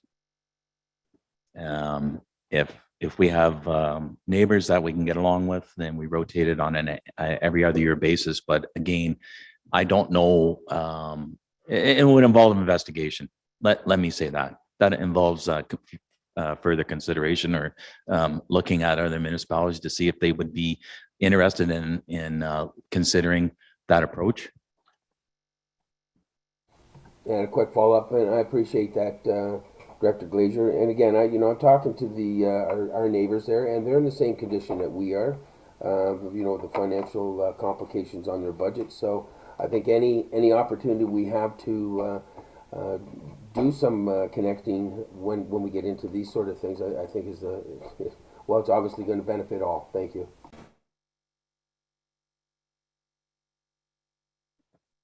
We'll leave that. That's probably one what we're looking on this side of the table for, and Jeff to reach out to some of those other municipalities and see what we have there. Good thought. Councillor Shea? Jeff? The street sweeper and the tandem truck are replacements, basically, in the budget. Is the 1 ton a replacement, or is that a fleet expansion? Councillor Shea, it's fleet expansion. Yes.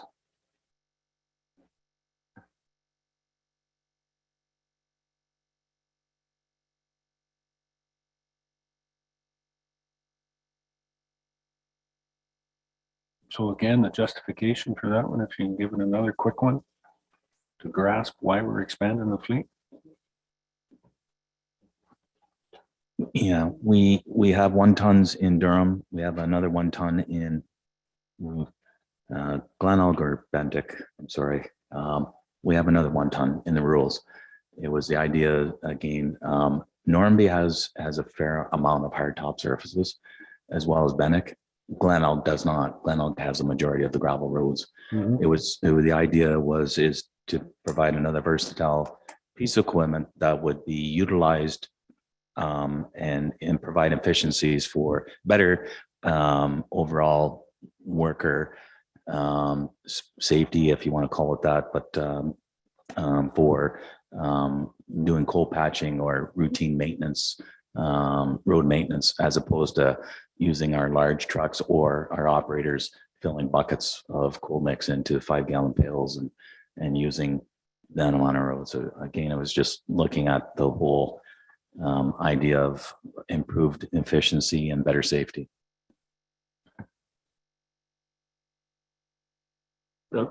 Yeah, just to follow up on that, I think we had that discussion in previous budgets, and the idea that we were trying to replace our half tons with 1 tons with the lift gate so that everybody's consistent and they have the multi-use, more versatile piece of equipment, right? That was sort of the gist behind what we're trying to get to there. So I see that eventually by 2025, each yard will have a new, well, fairly new 1-ton truck with a lift gate, right? Okay, thank you.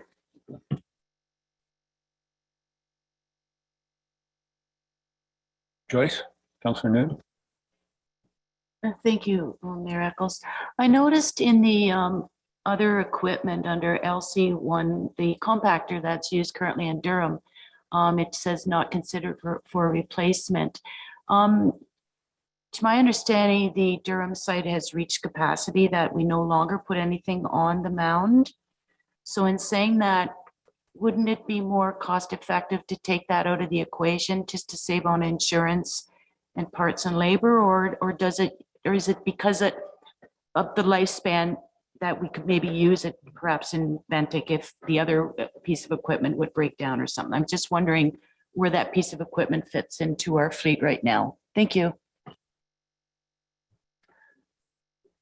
To you, Mr. Mayor, Councillor Noon. So to address that, right now, I've approached the Ministry of Environment and also our consultant that undertakes our GM Blue Plan that undertakes our landfill studies.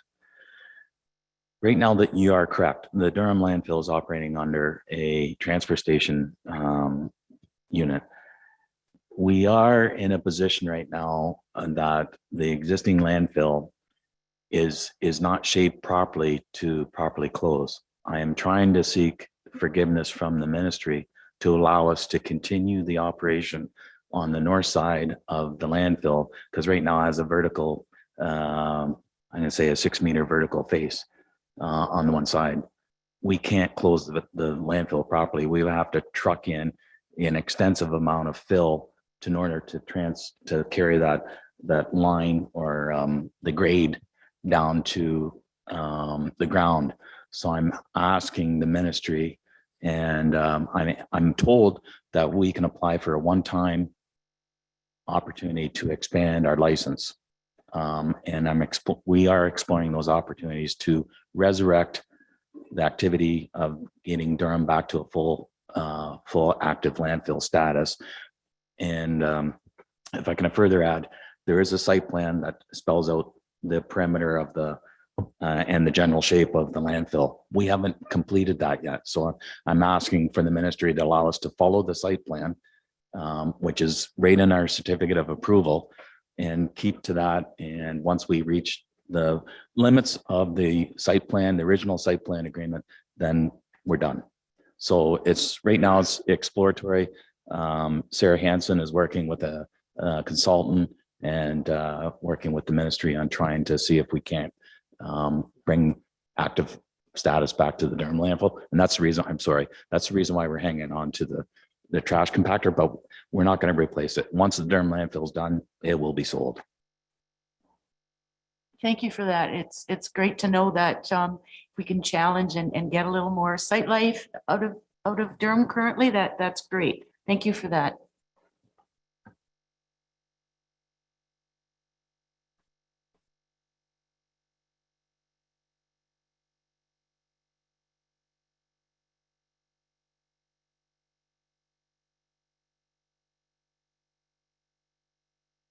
Your worship. Got something you want to tell? Well, Director Mighton, thank her for her input on this.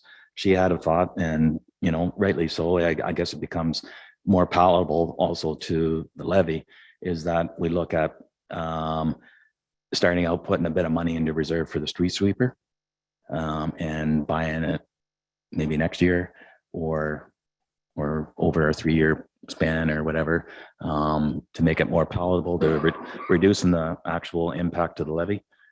That's a starting point. That's another consideration. The other thing I was thinking of is that we invite Joe Johnson Equipment to come up and take a look at our machine and provide an estimate of what it would cost to rehabilitate our street sweeper, to put new components on, and looking at whether or not they can bring it up to a real good operating level that we don't have to invest a lot of money. So if you allow me the latitude, I'm looking at something that, if it can be done cheaper by revitalizing our current equipment, I'd like to explore that opportunity, or looking at what Director Mighton suggested, is maybe putting in a third or a half into reserve to look at purchasing the equipment in 2024.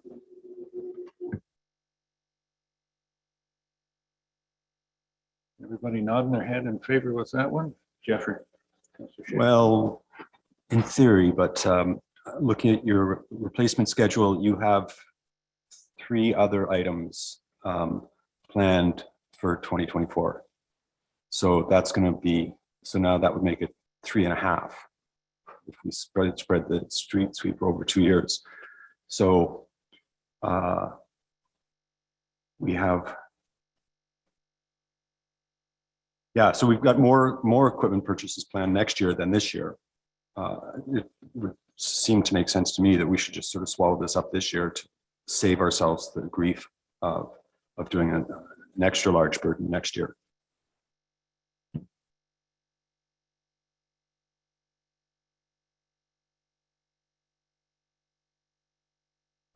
If we go with that, what's that leave us with dollar figures?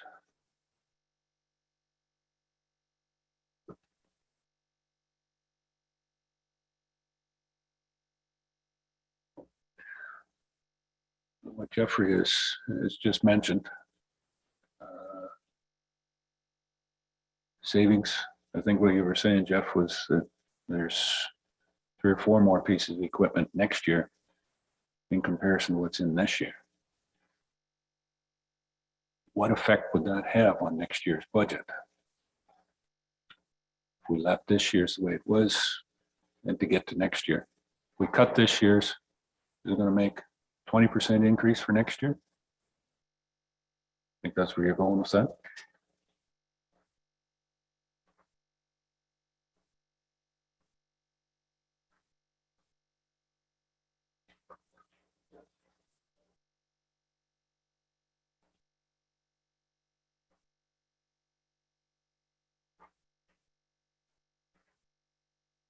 I guess my my logic with that, Mr. Mayor, was Brent did prepare a 10-year plan, and for us to sort of go meddling with it is counter to the whole exercise of having a 10-year plan.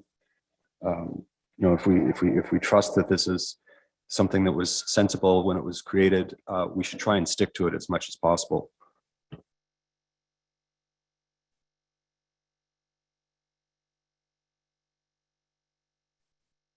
So if I can, Okay. sorry.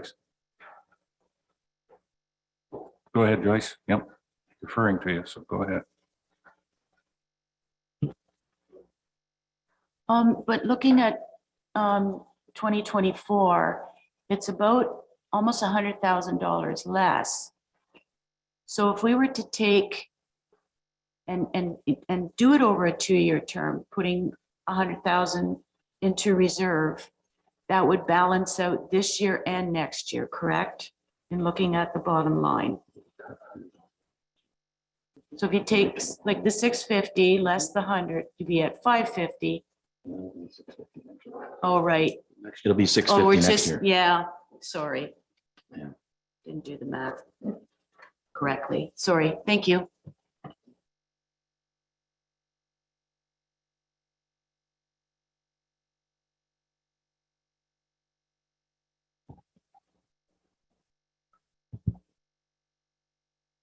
While they're working on a number, Mr. Mayor, I wonder if we could take some time with this, with the sweeper.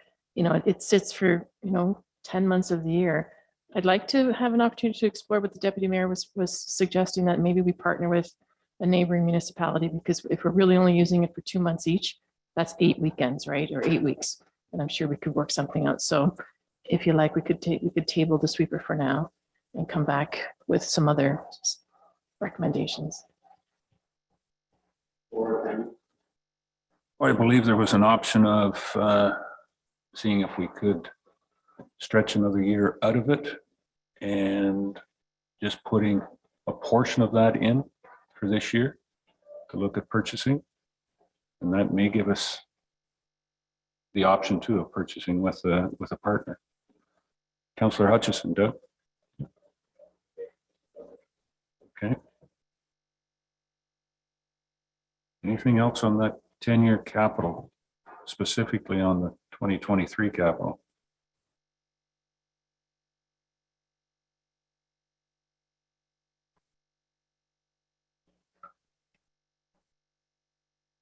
Carrie? So is the decision that we make an adjustment to the budget then? Just so I can take out, is it you're taking out 100, leaving 100, transfer to reserve? Or what is it that, just so we can get decisions, so I can start moving forward? Or is it just leave it alone?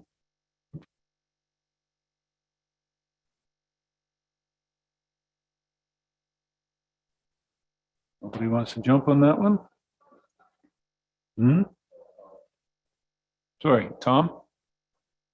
Deputy Mayor. Thank you, Mayor Eccles. I think, well, the unknown of what the Director Glazer had said was bringing somebody in to have a look at it and evaluate, the repairs. I think that's one thing. The suggestion, maybe we reach out to our neighbors as well. What is there any opportunity maybe that they have some existing equipment? One of our neighbors, and they may entertain even leasing it to us for this coming spring. So that being said, if we, if we maybe just took this line item down to 100, and that would leave an option of either repair or putting it into, we can repair and the balance goes in towards reserves for a unit, whatever we reach for next year. I don't know, we got to make some decisions here, so I'm just putting that kind of out there real quick. Or maybe it's 50 the number and we just kind of do a repair on it. Again, we don't know until we have an evaluation on it. So I think to move forward, we need to start making some decisions here. So I could live with maybe 50 on that. Maybe that's what Director Glazer could work with our company that will come in and see what they can salvage of it. Thank you.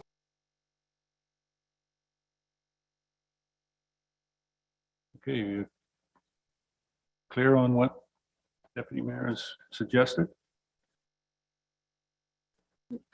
Jeffrey shaking his head. Did you catch on there? Yeah. 50 was that? Jamie? Okay.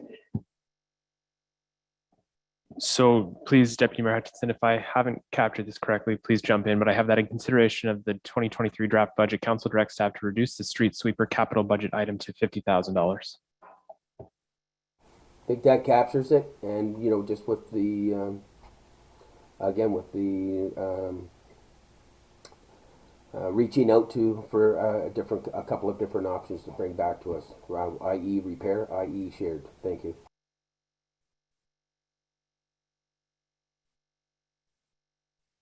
So it's not really changing anything. It's dropping it to 50,000 with the extra. That would leave us with another 50,000. Was that left in the budget or just dropped out totally?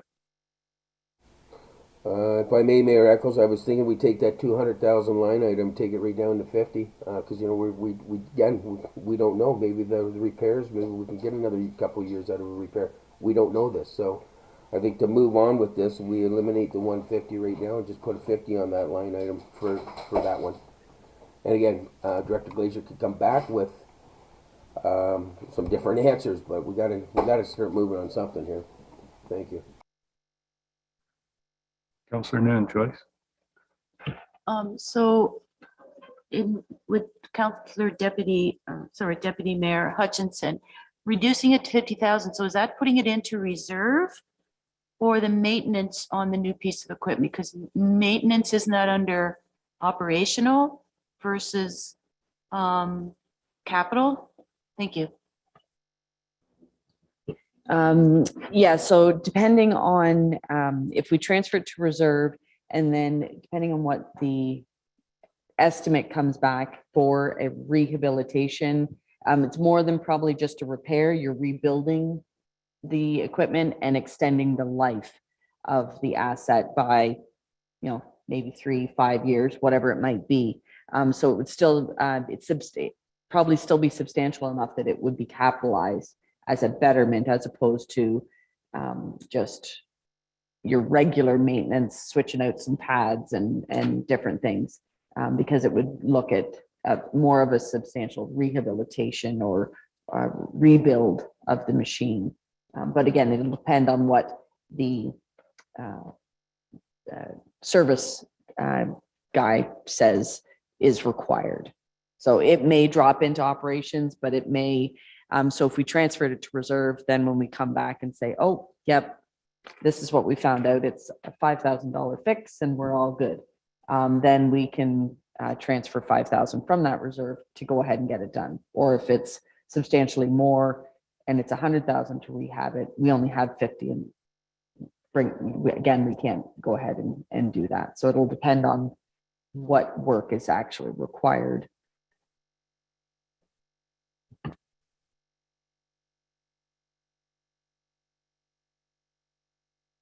Are we doing this like by motion and stuff? Or are we doing this more casually and informally? Through Mayor, for something like this, it would be best to do it through motion. Is there a motion currently? We have the motion from Deputy Mayor Hutchinson, hasn't been seconded yet, though. For me? We have the motion from Deputy Mayor Hutchinson to reduce the street sweeper capital budget to 50,000. However, it has not yet been seconded. Okay, well, after that motion is dealt with, I would probably like to suggest a motion that we put $100,000 into reserve and plan to buy the $200,000 piece of equipment next year. Our Public Works Director has considered repairs and maintenance and decided that replacing this piece of equipment was the most prudent path forward. And so I would like to sort of trust that judgment and just figure out how we can do it as quickly and efficiently as possible. We have a $650,000 equipment capital budget this year and 550 next year. If we put 100 aside for this, that reduces this year's budget to 550 and increases next year's budget to 650. So we're going to have the same problem that we're having now next year, except our hands will be more or less tied. So it'll be a little bit easier for us to do it. So, but there's already a motion on the floor, but I'm going to propose an alternate motion to set aside $100,000 if this motion, well, I think that would be a better path forward. So I would take that as you're looking for an amendment if we can get this motion moved. Because the motion is on the floor. Do we have a seconder for the Deputy Mayor's motion? Reduce it to 50. Councillor Noon? Okay. We have the motion on the floor. Do you want to read that one again, Mr. Clerk? That in consideration of the 2023 draft budget, council directs staff to reduce the street sweeper capital budget item to $50,000.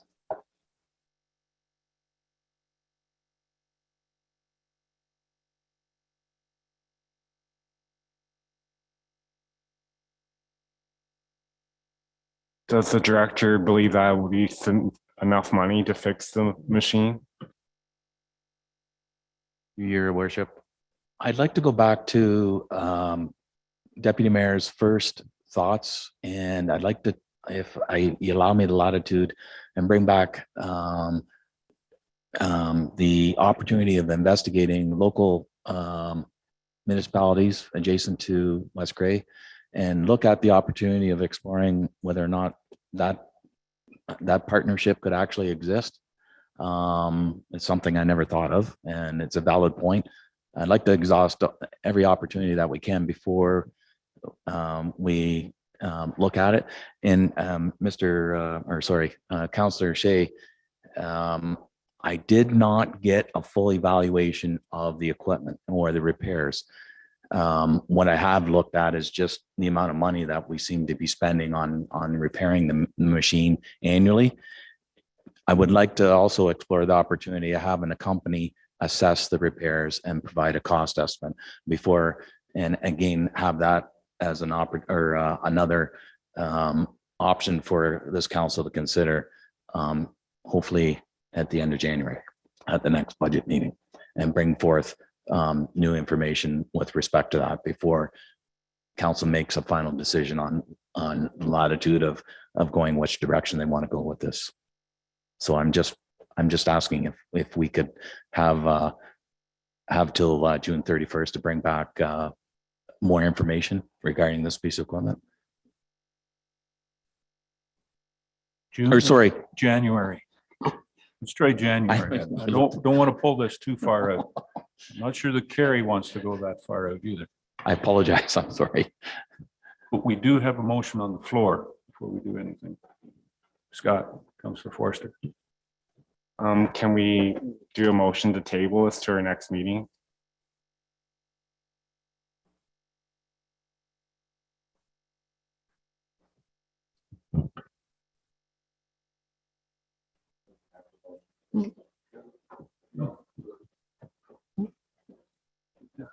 Motion to defer or table would go. Carrie? Something, whatever decisions, you can always add it back to on your January 31st. If you decide to reduce it, if you're comfortable with, if it's 100,000, 50,000, we bring back the report, you can always add more or back in and change your decision that way.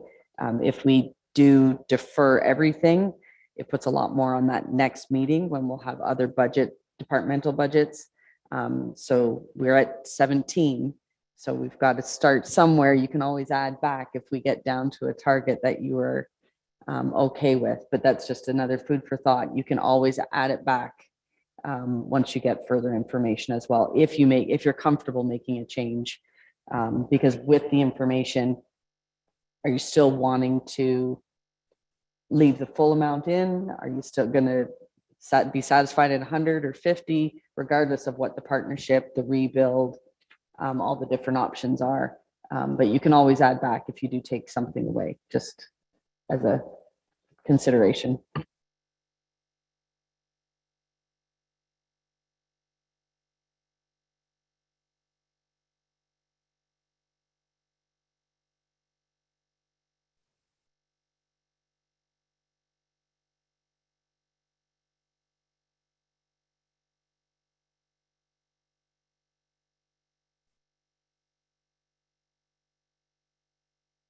I'm talking and haven't had my microphone on, so nobody knew what I was saying. Thank you very much. Yeah, we've got a motion on the floor. Still nothing else on it. I'll go to the deputy mayor. Tom? Thank you, Mayor Eccles. I just wanted for clarity, with Councillor Forster putting a motion forward to table, I wanted clarity on,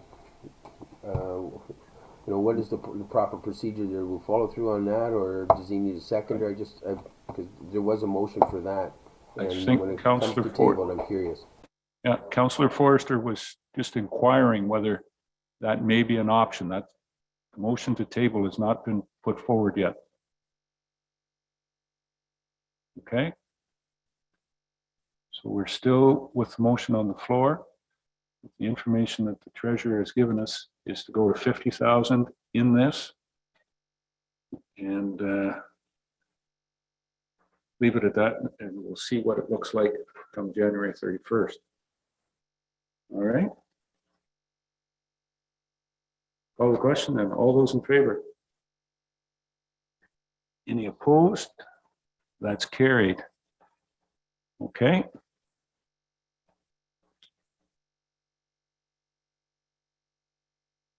Anything else? on Public Works capital?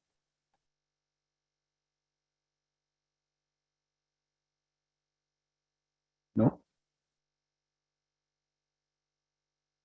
Yeah, no?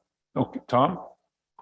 Deputy Mayor? Yeah, thank you, Mayor Eccles. A quick question to through you to Director to the Director. I'm just looking at this Norman B. Shed new roof 2024. This seems to be an item that's been before us a few times in my time at the table here. But what are we doing now? Because is this the flat roof repair that we've talked about a few times, or is this something we did talk about putting a pitch on it for a longer life? Or just if I could get an update on that one, please. Thank you.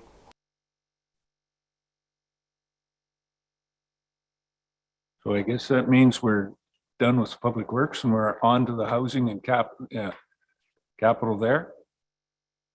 Comments? Brent? If I can allow to explain, your worship. So what we are proposing, Deputy Mayor Hutchison, is a hip roof being placed over top of the existing flat roof. Flat roofs have a standard life of approximately 10 to 15 years. They are very expensive to maintain. The idea of putting a hip roof on, steel roofs have a lifespan of 45 years. So it becomes common sense that we try and, none of our other sheds have flat roofs. No, they're all steel roofs, steel hip roofs. And the idea was to put a steel hip roof on and actually making it a better system for draining water off the infrastructure. Okay.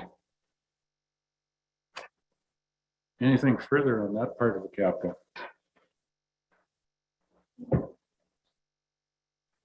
So for clarification, I apologize. Thank you, CEO Johnson. The 40,000 is in reserve to be another 40,000 to be added next year to complete the project. Okay, so I'm just starting trying to put a little bit of money aside this year, or half. Yeah, I guess I'm saying half the amount this year in order to fully realize the project next year in 2024. Okay. Anything further in this budget?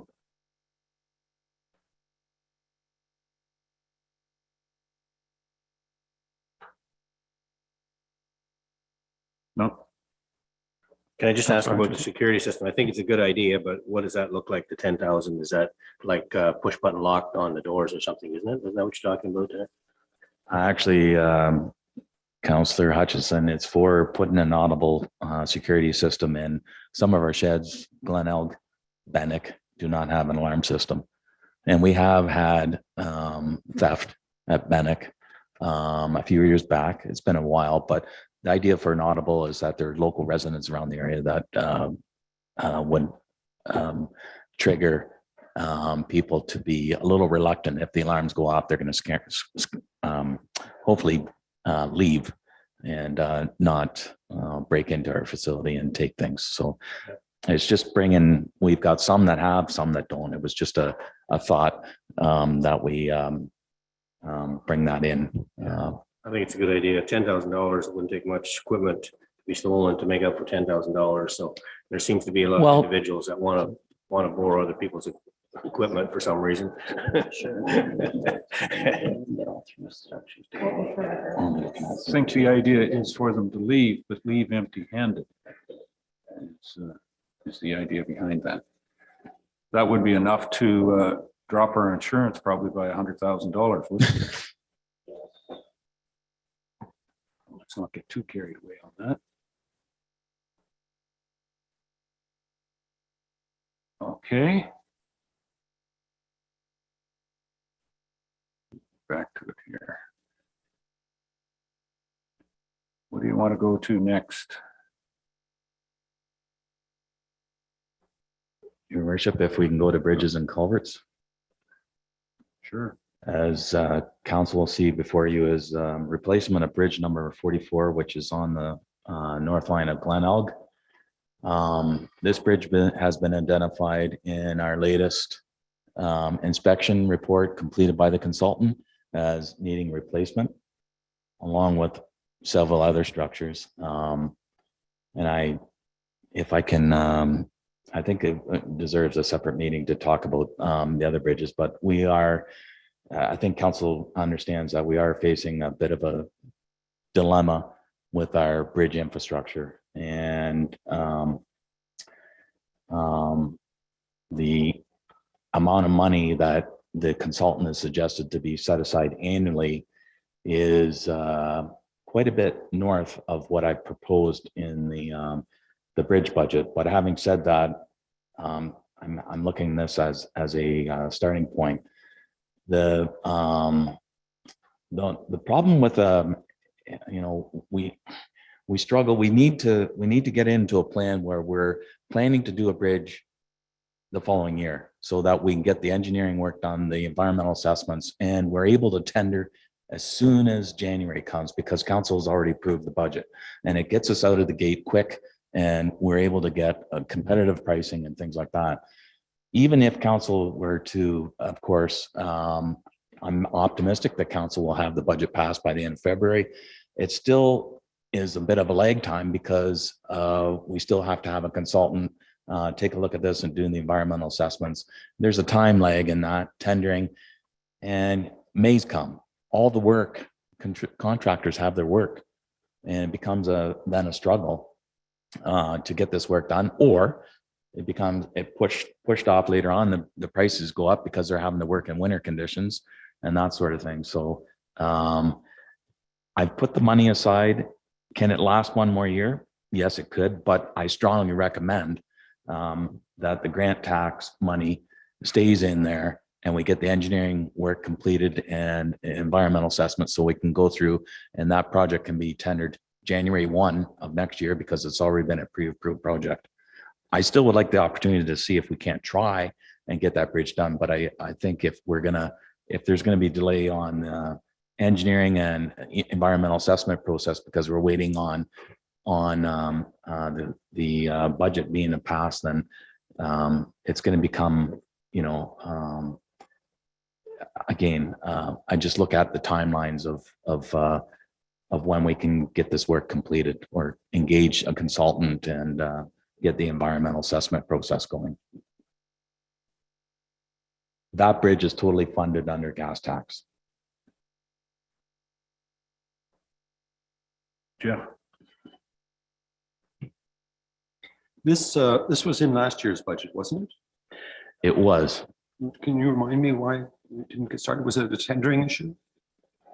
It was the project hadn't been completed yet, and we had other structures that were failing. If you recall, Councillor Shea, there was 3 structures.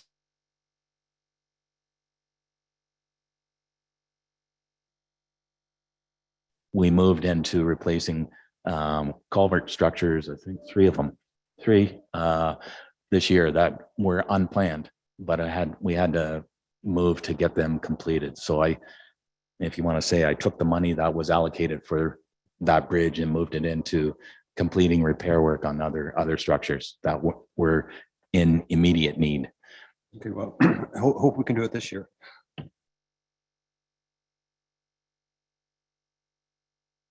Councillor Hutchison, Doug? Yeah, so this, the gas tax, 1.1 million, is that something that we are allotted every year that could be used for bridges?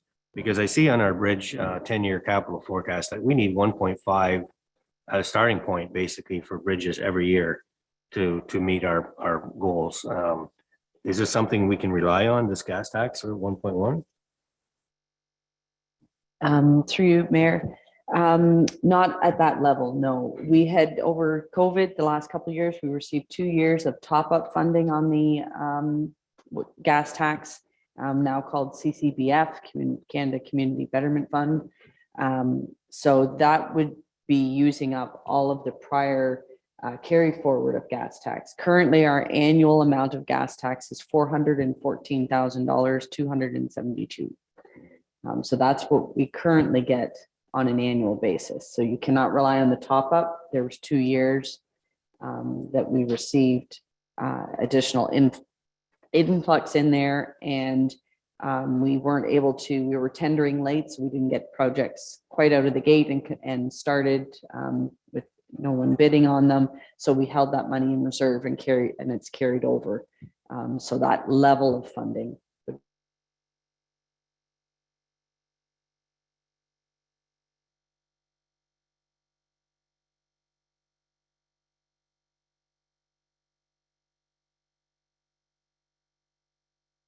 Put it into the Public Works program in there. On the provincial side, our OSIF funding, Ontario Community Improvement Fund, our formula-based amount for 2023 is going up to 981,295. That is roads, bridges, water, and sewer. That one, how it's currently partially calculated is based on the value of our assets in those 4 categories on our financial information return, what we call the FIR. So that's where last year we allocated some of that OSIF towards water and sewer projects, because that is partially where why we get that amount. So you don't see the full 981 in your Public Works for roads and bridges. Some of that has been allocated to water and sewer projects as well. Okay, thank you for that, Carrie. I do see the numbers up at the top here now. Yeah, so, but again, it comes back to this thing where we have, 1.5 going up to 2 million over 10 years that we need to put into bridges. Is how do we get there? How do we manage that every year, right? With not having that amount in reserve. So that's the challenge for sure. So anyways, thanks for that.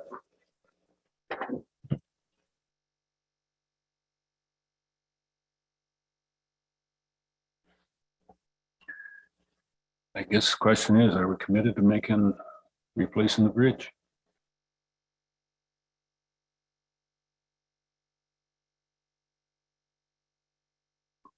We've got to replace a few bridges. Is this a traditional one, or are there other types of structures out there that may be more cost effective than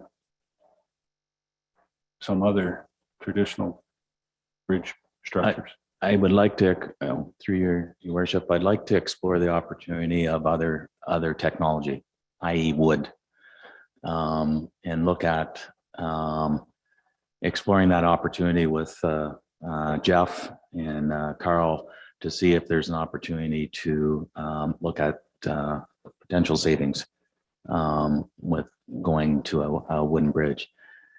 I've reached out to a contractor regarding this, and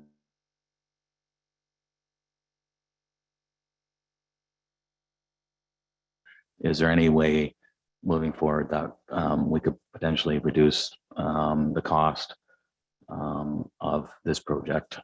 This is an actual budget line I've carried forward from the consultant in the report. So again, I had to present that because I don't have the details of other things, but again, through a tendering process or things like that, we might be able to come up with better technologies and better opportunities for West Grey.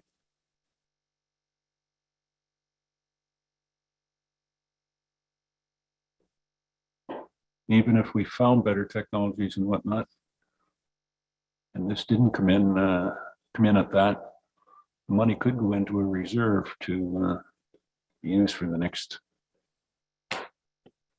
years.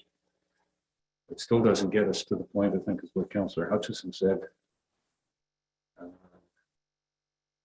The consultant said we need what, 1.5 million per year on bridges? 3 million on bridges? Or 4 million? Where do I stop? 3?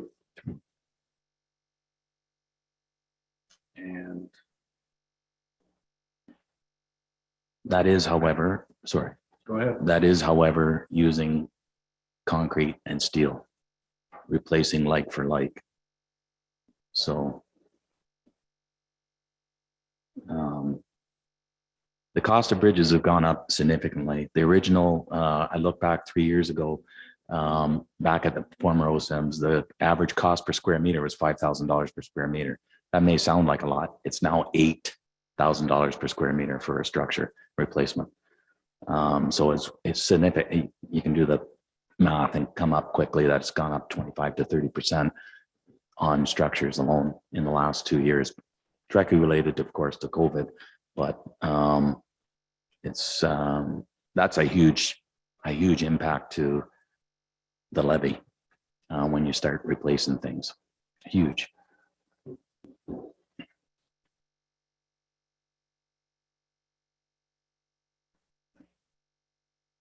And that doesn't help with much because we're just using an awful lot of reserves. It's not sustainable funding from this year going forward.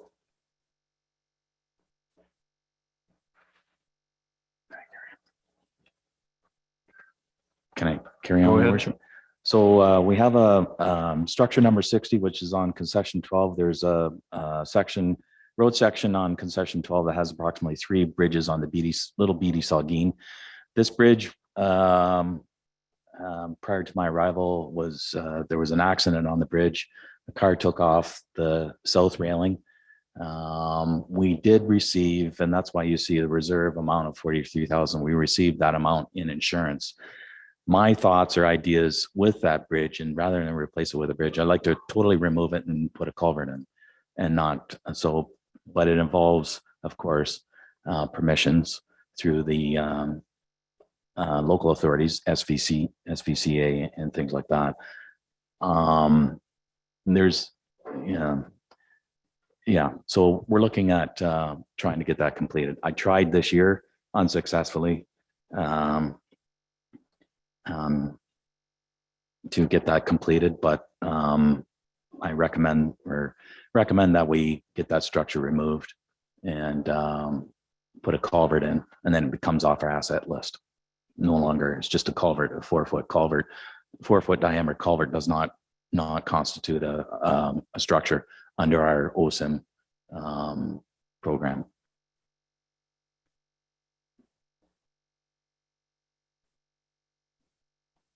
Those 3 bridges have been on the highlights for quite some time.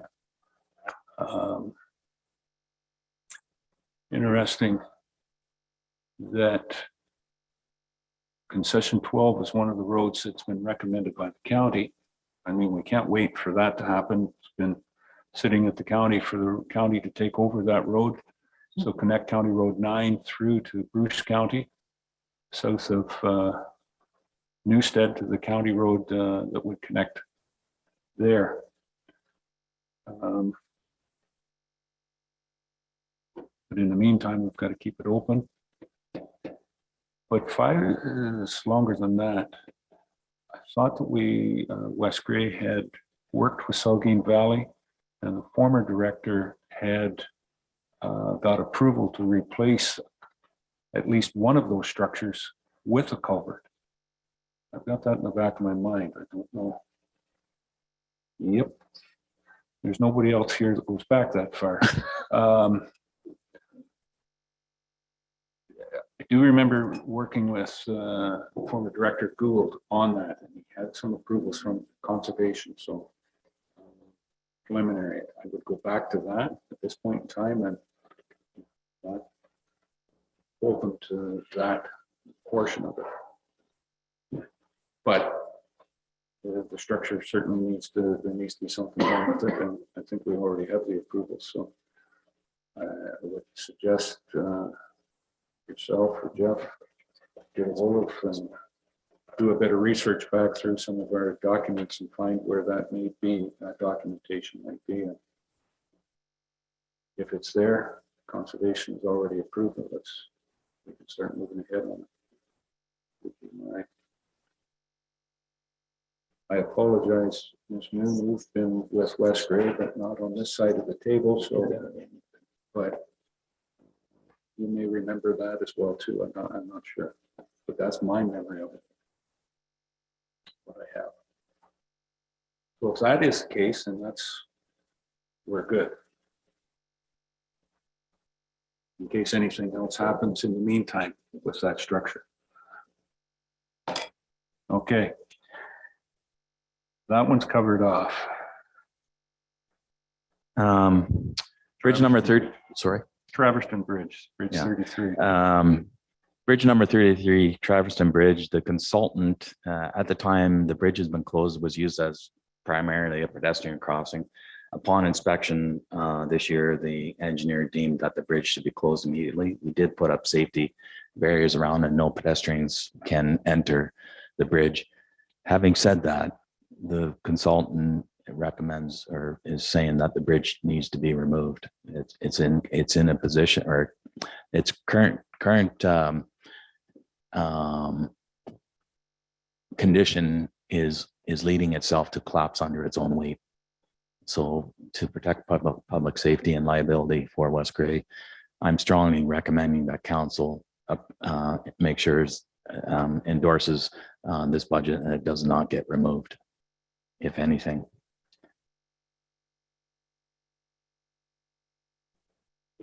Sorry, I'm sorry, not the budget item gets removed, but the bridge is removed. Don't remove yeah, the budget item. sorry. Yeah, I said that wrong. I apologize.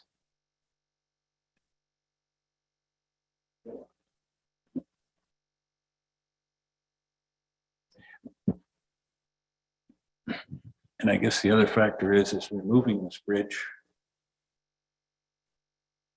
We're certainly indicating to the public of not replacing it. This would be a very major, 1 million will replace it. I've had the public call after we closed it off to pedestrian use and they're asking if the bridge is going to be replaced. And I said, no, it's not. Unfortunately. And that's based on road counts, correct? That it's Correct. We We doesn't go undertook, anywhere for just getting to point A, from point A to point B in a quicker way. It's just to the people that live in that immediate area. I do remember the traffic counts were 25 vehicles a day. That's what it was at the time we did the trap, and it does not validate putting in a $3.5 million structure, in my opinion. Unfortunately, for those ratepayers in that area, but that's a large sum of money just for mostly them, for their enjoyment. I don't, yeah, I'm just going to leave it there.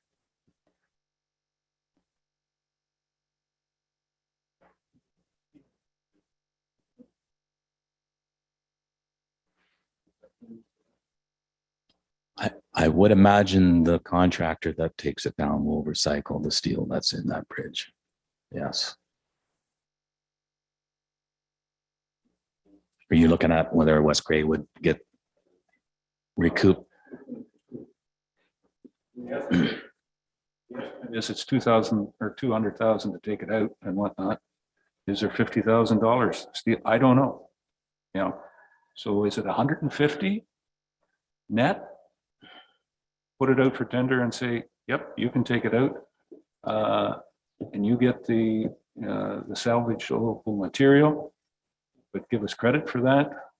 What's it work out to? Is it 10,000 or 20,000? I don't know.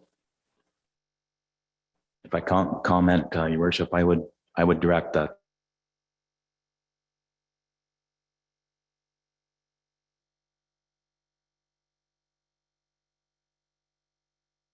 a credit back in his pricing that he provides for West Gray.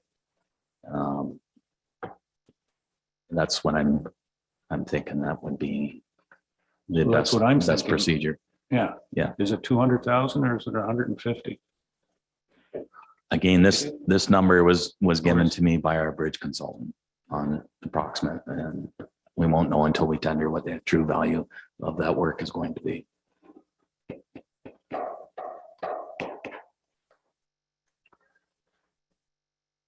Local salvageable guy, maybe he would get onto it. I don't know. So you're fine with leaving the 200,000 in there? So do we drop it to a 150? That's what I'm worried. Go ahead. Your Worship, I'm more worried about the environmental impacts because they have to protect the stream bed when they bring down that structure. There's a lot of environmental stuff that we're going to be regulated on what has to be done in order to move the bridge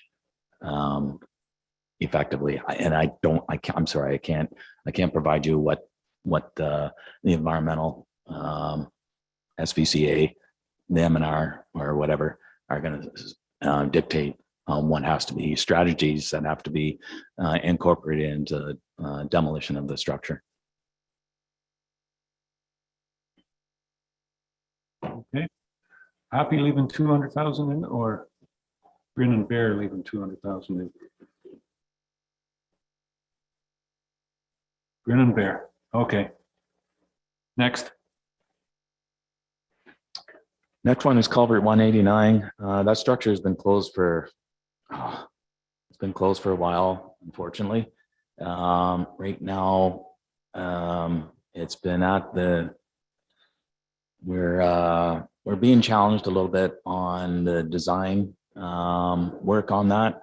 We're hopeful that I think it's coming to an end and we will get that structure replaced in time before the other structure at the south end fails, so that the two residents that live on that road can have access to get out. Yeah, and again, I believe the consultant has the design work completed. It's in the hands of the authorities, and I'm hoping that this work will proceed. Unfortunately, because the in-stream work, there's a time limit as to when this gets done. Generally, it's June 15th to September 15th is active in-water work. If we can get approvals and go, then I'm suggesting that we get at this as soon as the winter breaks and get a tender out and get that work completed and behind us. Just because of how long it's been closed, and it's been an inconvenience for those residents that live on that road for the past 2 years.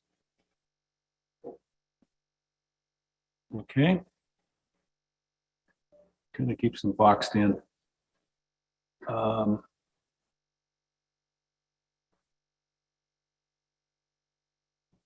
How is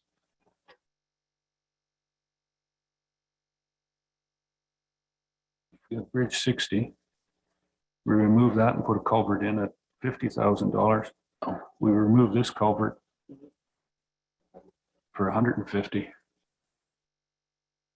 Justifications on that one, or is it just what the Conservation Authority wants? Because the size of the streams are the same. It involves totally removal of the existing structure, and the current design is for twin 2.2 meter diameter culverts.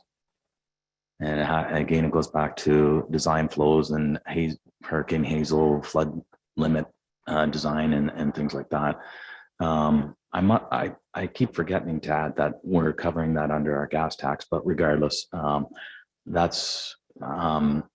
confident that number, and we're also looking at, if I can share this, excuse me, with the council, of reducing the width of the active cross section across the road. I don't see the benefit of creating 2 lanes of traffic through that section of road, and i.e. trying to save dollars or save money, is because there's only 2 residents on that road. So in other words, the chances of conflict are minimized, and therefore we would reduce the opening to a 1-lane structure properly, still safely, but put up yield on cupping, whatever proper signage that we have to identify as are responsible for the road, and reduce costs. Reduce a lot of costs on that project. Councillor Hutchison, Doug. So my question is, given that we have very limited traffic on that road, is why we don't keep it closed permanently? Why are we replacing this culvert? Through you, Mr. Mayor, Councillor Hutchison. So what has happened is there's another identical structure south. Not right. Yes, south on the same road. It's ready to fail. And that structure was part of the department's bridge closure plan. So the culvert to the south is the one that we're not going to replace. Eventually, when it fails, we're done. So the two residents live south of this culvert that we're going to do. Correct. Okay, Yes. okay, all right. Yeah. Yeah, I was just wondering. So we why. have to build one or the other. Yeah, okay. But So they have to get out. the bridge closure plan identified the one at the south end, and the reason why I'm going with the one at the north is because the road's in a lot better shape. Right. The one at the south is just a trail. It's not very wide. Right. Yeah. Is that the one that somebody ran into? Correct. Yeah, right. Okay. Both of them, they were both impacted at some point. Slow down after you ran into one. No.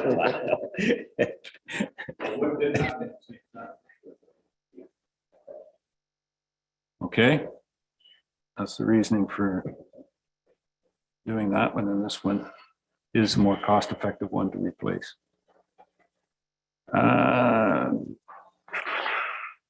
Capital Bridge repairs. If I can comment to this, your worship, it's my understanding over the past couple of years, there hasn't been any capital repairs completed on bridges. I like guide rails and things like that. We did have a fairly good program before. I'd like to bring money back into that. We still, regardless of whether we build new bridges, we still have to maintain our old ones. And this is a portion of the money that I think has to be allocated annually towards bridge maintenance. This will, excuse me, this will go a long way into getting at some of the more urgent repairs that are identified in the engineer's report for the bridges.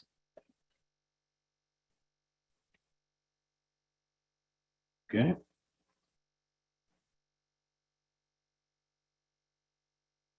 Bridge closure plan, placement of permanent barriers for 20, 33, and 70. Sounds like you want to close a few more bridges. Go ahead, Rick. If I can comment to this, your worship, as hopefully the council knows, there was a bridge plan or bridge rationalization plan completed back in 2018 and 19, I believe. Regardless, there's 3 bridge plans. There's a recommendation through that consultant about closing some of those bridges. It just so happens that these 3 bridges already have barriers on them. And the environmental process to properly close in order for us to set a bylaw in place, we have to undertake an environmental assessment of the bridges. And we look at replacement, repair, or close. And we build what our opinion moving forward, justification as to why we're closing, and set up consultation with the public so that they provide feedback. Generally, this is done through a consultant.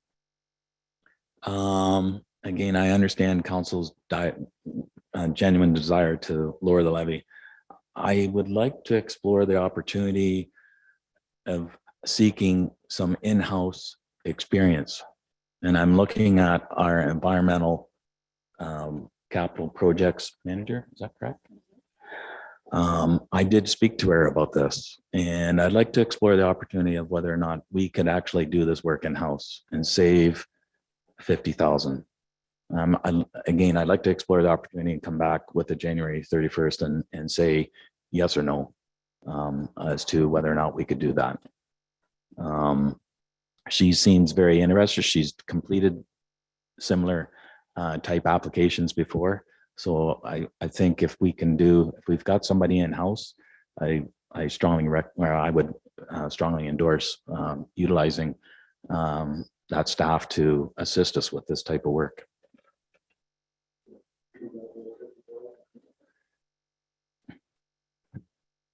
We can see that whole 50,000 come out then? Unless you want to reallocate it to more bridge repairs. If I can Okay. give some context, last year's tax levy contribution to the bridge program was $250,000. So what you're doing here is $350,000. So you're adding just over $100,000 towards bridges, which we know we need to eventually build up a lot higher. So just as a, keep that in mind, we, the tax levy support of the bridges is only 357,000 in this version, but just as a.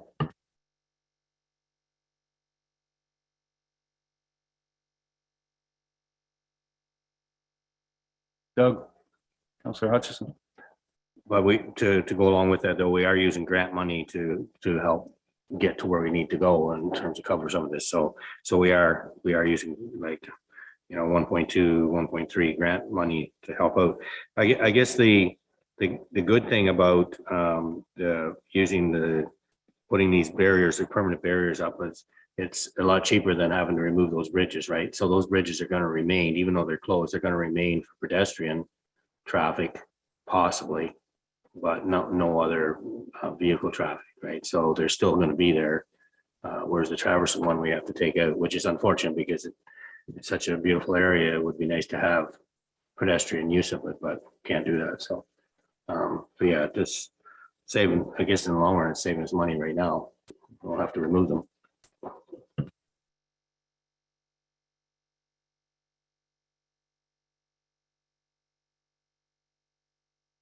So the Director of Finance is saying we should leave that 50,000 in there.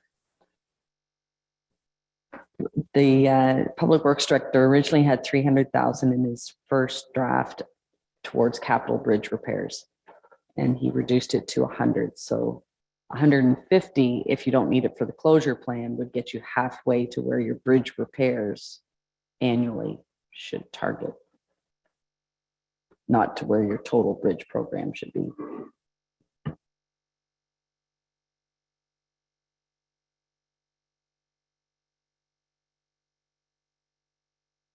Questions with that one? We'll build up. We can't take the whole bite. Remember, we're trying to eat an elephant here. So let's take it at one little bite at a time. Okay. I've lost it. So that's it for bridges and culverts.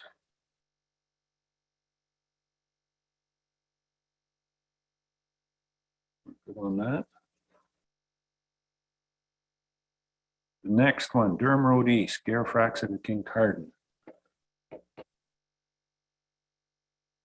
lot of underground infrastructure. Thank you, Worship. So what the department has came up with as a strat plan for Durham Road West and East is based solely on the activities of the new development that is currently taking place at the northeast corner of Durham, Sunvale, and the new, well, it's a different name now, I forgot, Carl. The new development, Walter Bruce's development, which is on the east side of the Sunvale development. Our consultant at the time, prior to the development ever proceeding, identified a bottleneck in the current underground sanitary sewer system running from Kincardine Street down to Queen Street, running through Garifraxit Street.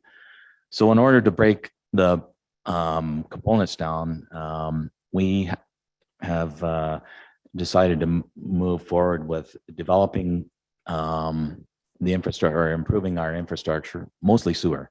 Our water, our infrastructure needed replaced too, but the sewer became an issue with the impending development, or the developments that at some point in the future, if we did not replace our enlarge our sanitary systems, will cause bottlenecks and lead to problems with sewage backing up into people's basements and that sort of thing. And we don't want that to, of course, not happen. So this is phase 2 of 4.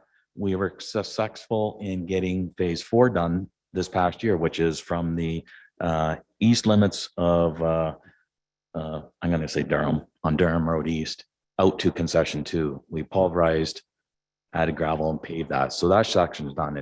So once we complete this section of road, it's going to leave another section that is no underground infrastructure has to be installed, save and except some storm sewer. So it's going to be a much more reduced cost moving forward once we complete this detailed work that has to be completed on Durham Road East. So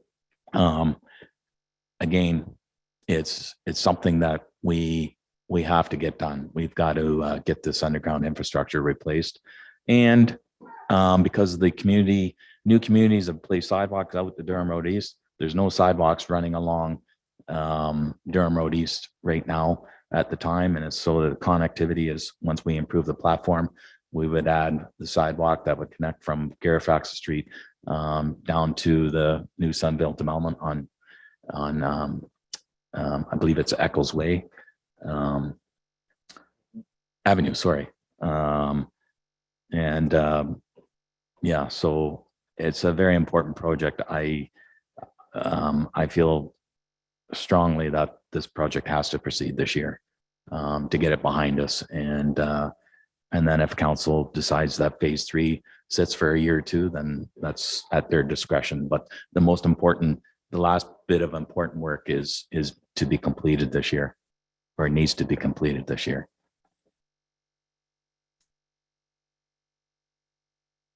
So this is just for this budget line is just for the roadworks only. That does not include the sanitary. The sanitary is under a different line item. If you seen that.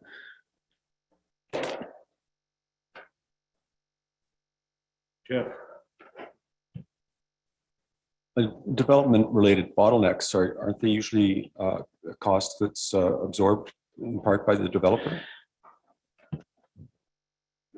Thank you for your, Mr. Mayor. Thank you for your question, Councillor Shea. So the answer is yes.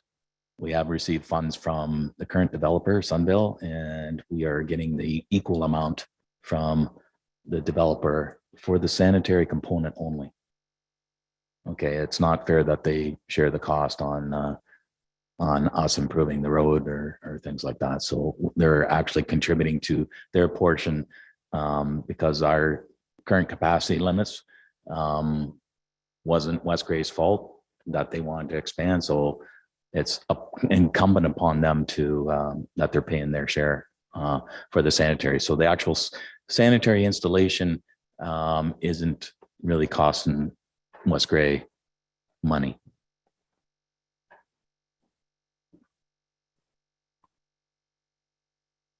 Okay. Doug, Councillor Hutchison. Yeah, so that was basically. Sorry. I was basically going to ask the same question, but that doesn't show up on here. Like obviously the 690,000, or sorry, the 990,000 isn't necessarily the whole expense. And you're saying, so that's our cost sort of thing. That cost covers curb, sidewalk, storm sewer, and road. Water's already been completed. Water infrastructure does not have to be replaced. Right. So the sewer's on top of that. Sewer cost. It's in the user under the Durham sewer user. You'll see it in that budget line. Okay. So the funding that we're getting from the developer, does that show up in that cost? Okay. Yeah. Okay. All right. Thank you.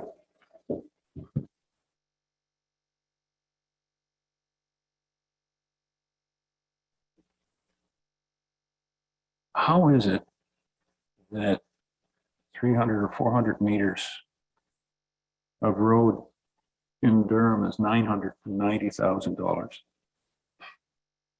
to do the road work, curb, gutter, that's what you've told me, sewer, storm sewer.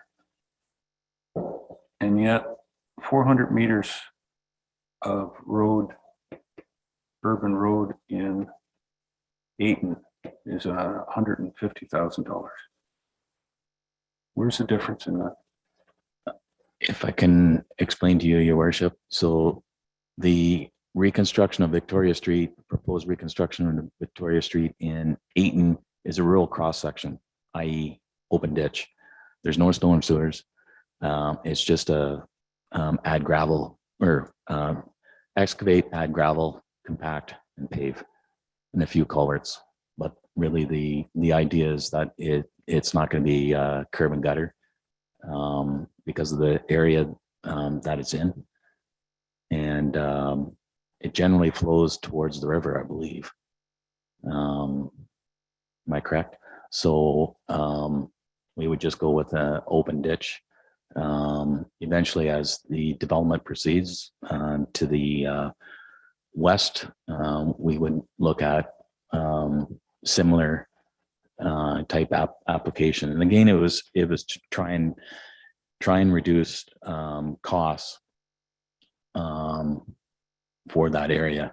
On the north side, I believe on the north side of Victoria Street, that is non-developed because it's West Gray's property, I believe. Am I correct or am I wrong? Maybe I'm wrong. I'm sorry. I'm thinking the arena came right down to there, but okay. But again, I'm looking at a strategy. I know it's been it's been a hot issue for the residents that live on that street. But again, I'm looking at, there's no underground infrastructure because there's no sanitary and there's no water. So that, and if we're not putting in a storm sewer system, again, that's another savings. And I'm at whatever council's direction, if they think it should be an urban cross section, that changes the scope of the work immensely. How much of an urban cross section is Garifrax King Carden Street on Durham Road East right now? How much of an upgrade is this? So there's no urban cross section existing right now on that section of road. Mm-hmm. Okay. But because of the development that has proceeded in that area, traffic volumes, it's a very heavily used road.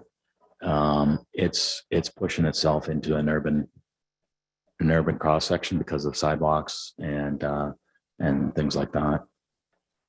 Storm sewers.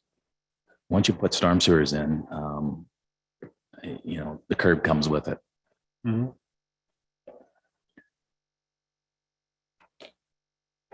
So this is the cost of expansion and development.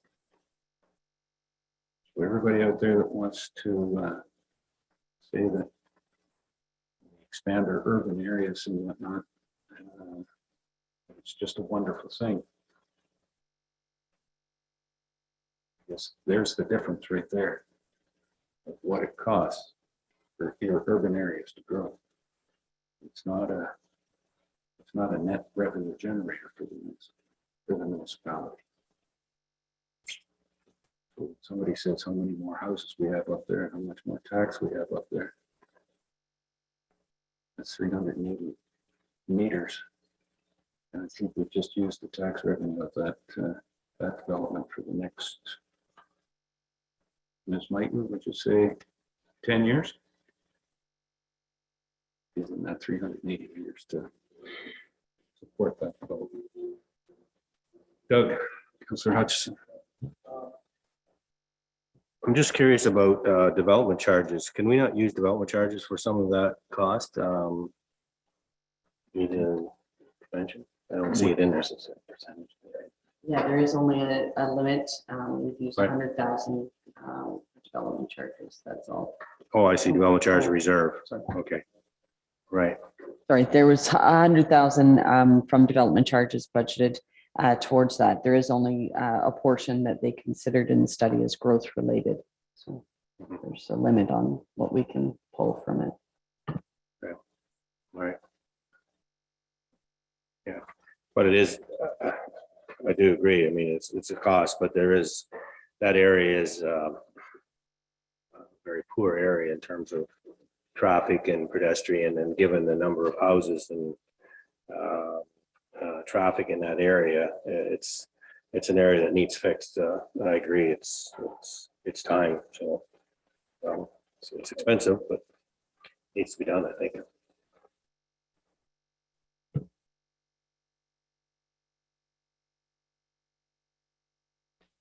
Any other questions on that one? Normanby Mental Town Line. Mental Project West Gray share. Your worship, this project has been Um,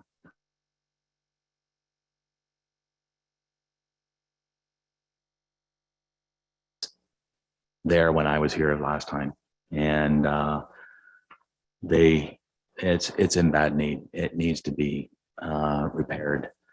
Now, my understanding is they have completed some work this year on that road, and yes, in 2022. Thank you. And there is a invoice from that municipality for West Gray, and in communication, early communications, this was brought to my attention back in March of this year, or sorry, last year, 2022. I indicated at the time, I'm sorry, this wasn't in the budget. And I said, if you allow me, please be patient. I will ensure that I put seed money in 2023. Regardless, there was some work completed this year, and again, going back to what I originally told the director there, that I would see West Gray would put in 150,000 contribution per year over the next 2 years, so that road could be completely redone at a much reduced cost. Pulverize, add gravel, shape, pave, instead of a full reconstruction, which was the town of Mendel wanted to do. I said, we can't afford it. It can't be done. So that was our thoughts or our ideas to help look at the construction or rehabilitation of that road. And if the vertical geometry doesn't support an 80 km/h, then it'd be speed reduced. And we've done that elsewhere in the municipality, because it's just too costly to going in and cutting and filling and total reconstruction. It wasn't gonna happen. I knew that right from the get-go, that we were not gonna be able to support that intensive reconstruction for that section of road. So regardless, I put seed money there for this year.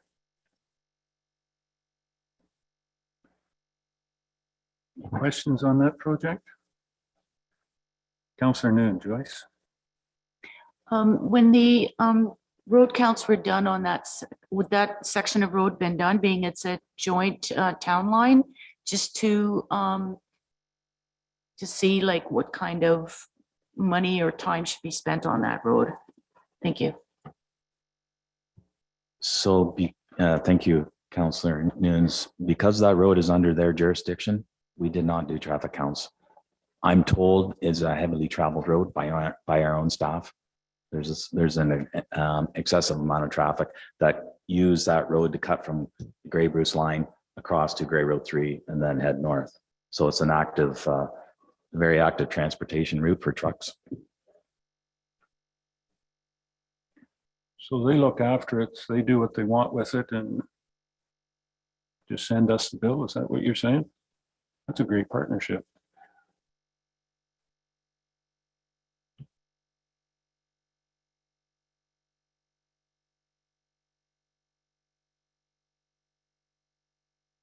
They did do a pretty good job of paving it, I will say that. The portion that's done already, how much more needs to be done? Or where do they want to go? The original, so their section under their jurisdiction runs from Grey Road 10 across to Grey Road 3. It's a total of 6 kilometers. I believe they did somewhere in the middle of approximately half that amount. So there's half left to complete. So I'll share this with council. They did the work this year on approximately half the work. Their bill to West Gray was for 83,000. That's not what we had intended. We intended to do a proper job of pulverizing, shaping, adding gravel and pave to support the life of putting the hot mix down. I'm led to believe or told that that did not happen. So I'm suggesting that West Gray doesn't move forward to complete the balance of it. I would suggest that we don't go in that direction, that we do the job properly, and get hopefully what I suspect would be a longer lifespan of that pavement.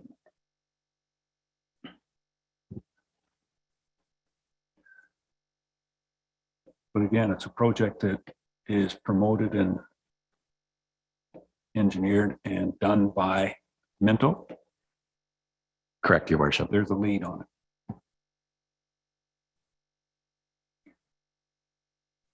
Are you going to be able to convince them to do it any other way from what they've done already?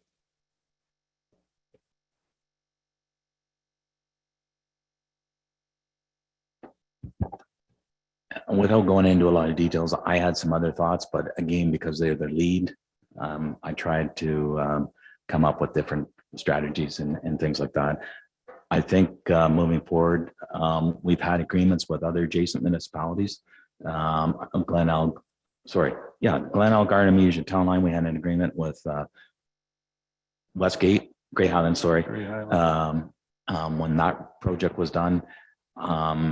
Director Mike has suggested, and I totally agree that there should be moving forward. Any further work, there should be an agreement brought forward for both councils and understanding of exactly the work that's going to be done and the costs, so that everybody is in the know of moving forward.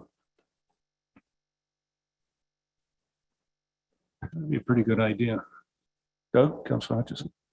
So the $150,000, is that the total cost, or that's just what we're budgeting for now? 1 year. Again, this was supposed to be over a 2-year. I had that money seated there already, but it was 150,000 per year that would look after that road. I'm looking at it now, half the road's been completed. I'm thinking that next year there won't be as much that has to be seeded towards that project in order to finish it. I could be wrong, but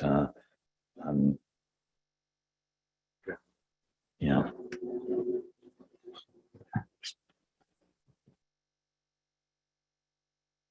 Sorry, Your Worship, I must point out,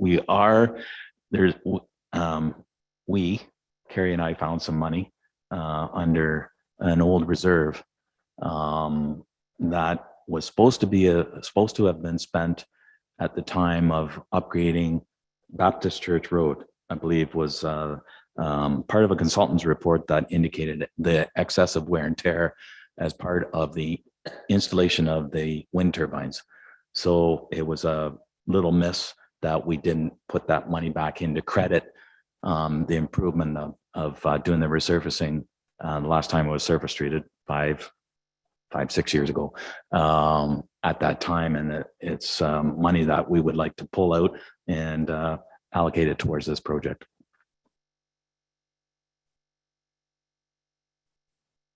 $80,000.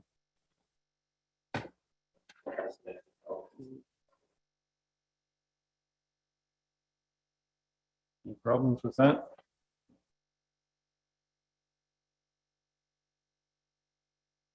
There's no other mattresses around there where we've got $1 million stuffed in someplace. Carrie, you forgot about? No. Okay. Joyce, Councilor Noon. Okay, so just for some direction, you were saying that they invoiced us for $83,000. And currently we haven't paid that back.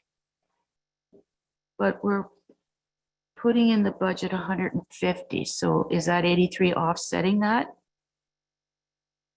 That is the 150 to help pay for the 83,000 that they've already billed us. So then shouldn't the remainder then go into reserve if they're going to rehabilitate the rest of the road, rather than, I just don't know where we're paying them 150,000 if we're only billed 83. Sure, Your Worship, you are correct, Councillor Noon. So that was my estimated cost, or the estimated cost to complete the total rehabilitation of that road is 600,000. 300,000 partnership between both municipalities. I was hoping to seed 150,000 this year, 150,000 next year. Out of that 150,000 that's in there, we have to pay Township of Minto the $83,000, and then I'm hoping that the balance of the money goes in the reserve for next year to finish off the road, or add to put into into reserve to top it up, hopefully a little bit next year to complete it. Yes. So shouldn't we itemize that more, like putting, like in brackets, putting in the balance of the 83 in reserve? Just to tidy up the paperwork, like, so that we know where it's directed. Thank you.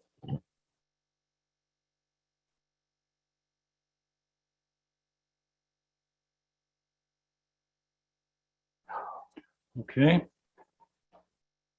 Look forward to trying to get an agreement kind of on work on that road with our partner. So we're not spending all of our reserves on us.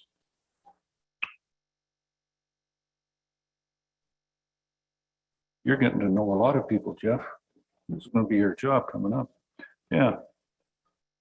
Next one, Mulock Road. No, Your Worship, we've canceled that project for this year. It was another $340,000. But okay, yeah, I see that. I'm looking across and seeing the 180, but the 180 is for the one down below that, concession 2. Okay.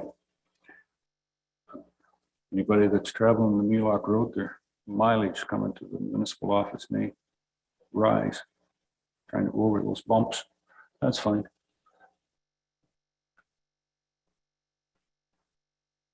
Concession 2 East Durham Road, west of the North Line. I would think Durham Road, should be north to the North Line.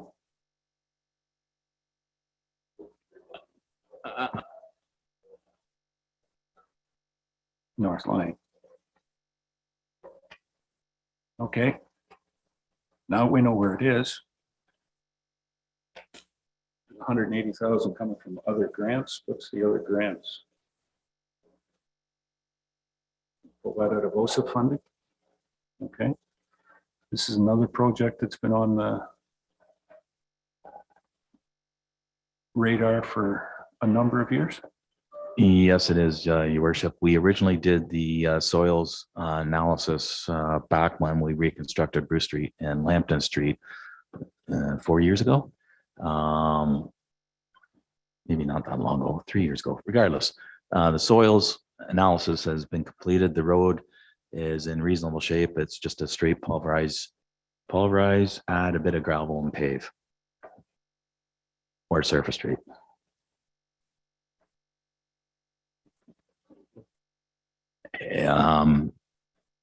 I think my cost covers hot mix, but there is an opportunity to save a bit of money if the council wishes to consider this road as a surface treated road.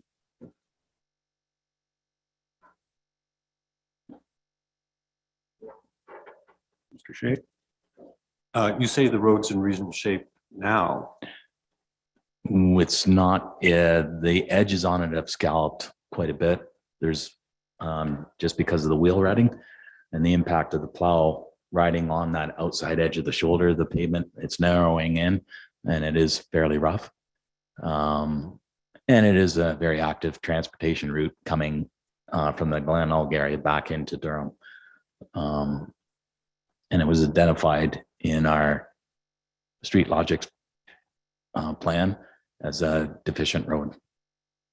Okay, I drive on that road and it seems fine, and I drive on Mulock Road and it seems like a disaster. I'm just curious, like how we prioritize these things.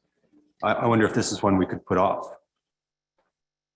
If we're looking to put off or move it into Mulock. I mean, I hate to, you will see I've developed a 10-year capital plan for our road infrastructure.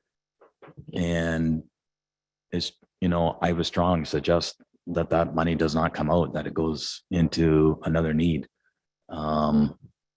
Because we're only going to get further behind. Okay, I understand that logic. That makes sense to me. I guess to that point, which further do we get behind? Durham, the concession 2 or the Mulock Road? It's 4 kilometers from Mulock to Crawford. It's been on there for quite a while. I'm sorry. Is it in worse shape So than the concession 2? I would hazard to guess it is, and it, it was very easy because we were looking at it was a large budget item. And I thought it was easier to remove that than the concession 2. And that was the logic, I think, at the time that we were looking at that. I agree with Councillor Shay's assessment. Mulock Road from concession 6 north is not good. And, but I need 340,000 to do that proper job, or the proper job that is required to bring that road back into good road condition.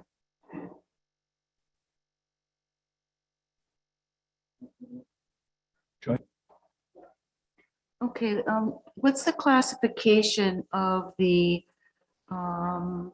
concession to EGR? When you say like it's currently hot mix, but it could be reduced to surface treatment. That's number 1. Then Mulock with concession 6 to Crawford, is it currently a paved road or is it a gravel road?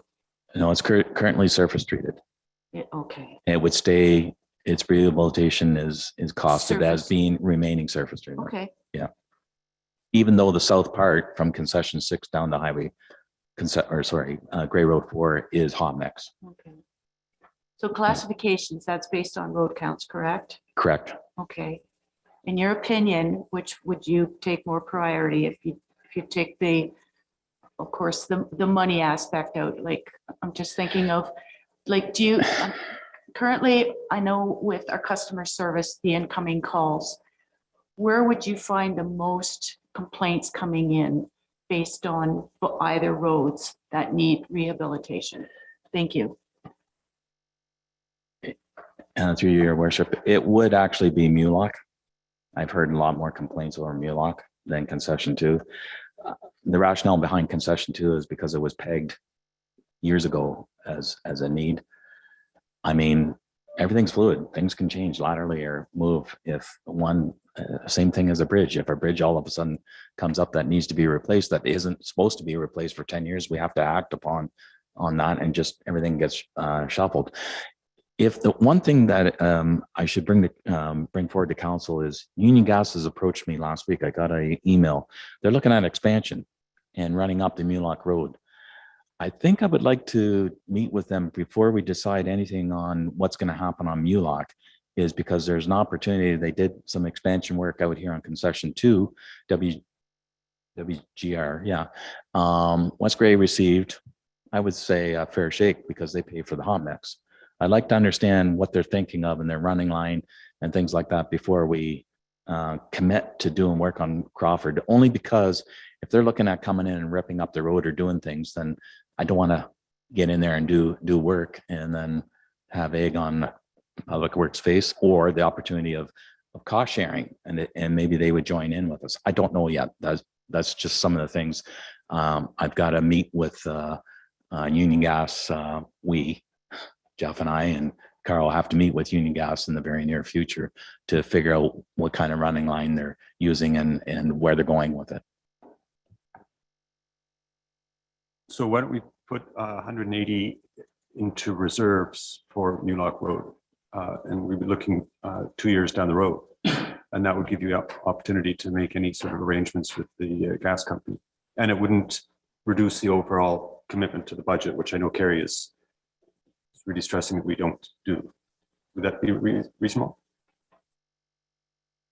since you're getting more complaints about Mulock Road, I think that's a sensible point that you brought up, Joyce. So that would be my recommendation. We transfer that from session 2 to Mulock Road.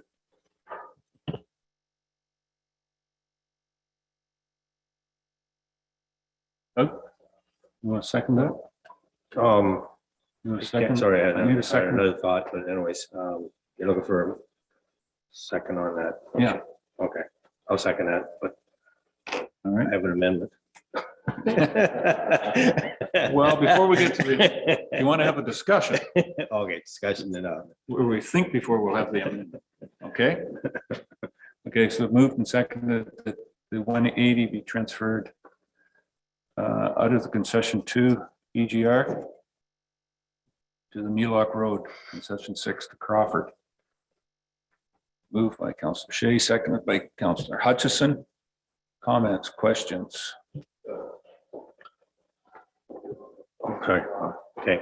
My thought was, since we're here to try to get this budget down, and we've only really brought it down maybe 1% so far. What if we were to take that $180,000? I know there's a need there on the concession 2, but maybe what's the chance of taking that $180,000 and putting it towards Durham Road East, which takes $180,000 off our levy, instead of putting it into reserve? I mean, it's still roads. It gets our levy down, and we have to come up with the money to do concession 2 later on. That's all. And I agree that we wait and see what's happening with the Mulock Road, because there might be opportunity there. So that was just a thought, but that's not the motion on the floor.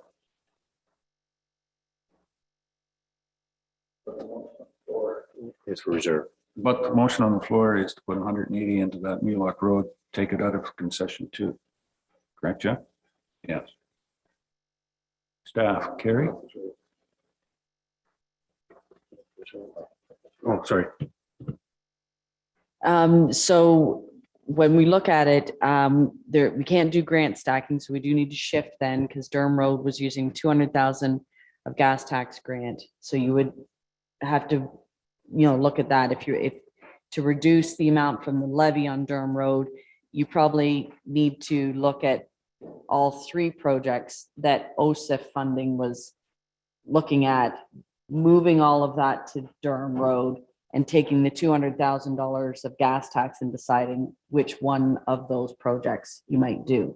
Because you can't stack, right? Like, there's limits on grant stacking, federal and provincial, on top of each other.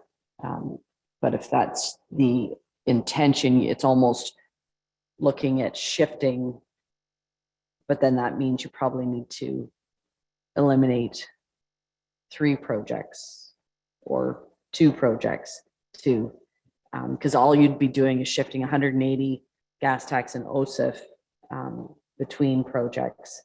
You need to, OSIF, we're using 520 there for 3, concession 2, Highland Estates, and Victoria Street in Ayton.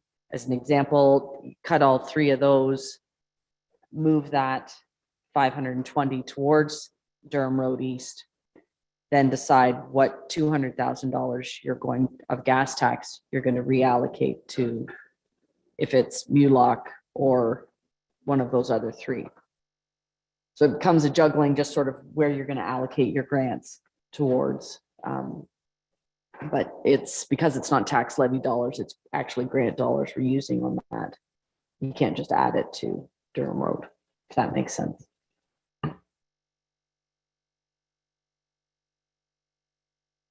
Okay.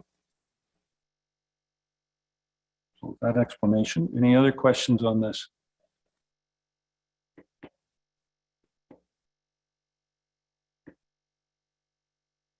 Call the question on the motion that's on the floor. All those in favor?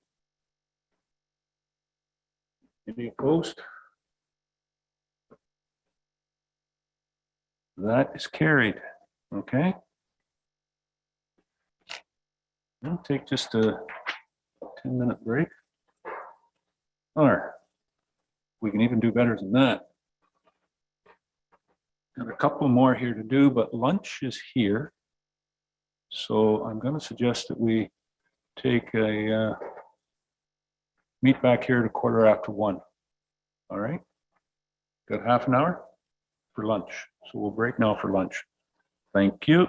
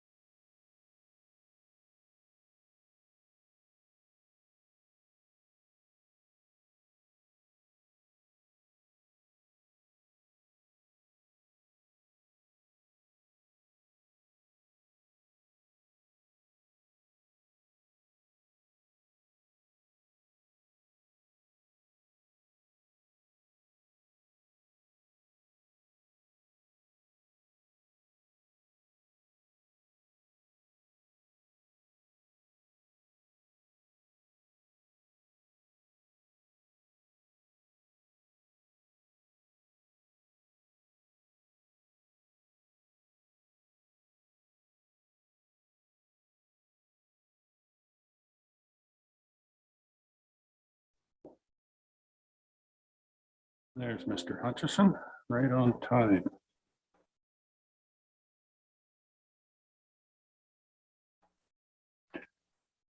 Okay. We've got everybody back. No carry. Do we want to a round of applause for Director Mighton?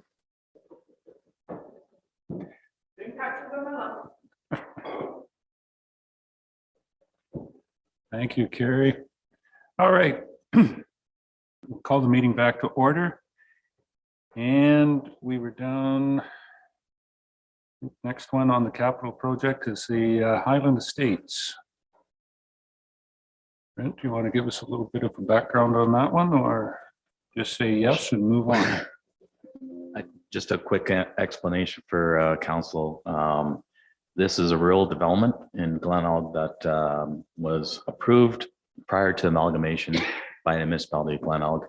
And unfortunately, Glenelg did not hold the developer accountable to hard surface that rural development. We have been constantly getting phone calls in from the ratepayers and of that community to consider hard topping that rural development. Yeah, for quite a long time. So it is the estimate before you, the budget number is to consider hard topping the entire community of Highland Estates, along with the road leading into it, part of concession 6, to improve that surface. So it's hard topping from Artemisio Glenelg town line to the west, 500 meters, and then the balance of Highland Estates is what we're doing, not hot mix surface treatment. Can't afford the black stuff. So that is the minimum cost to complete that work under my estimation.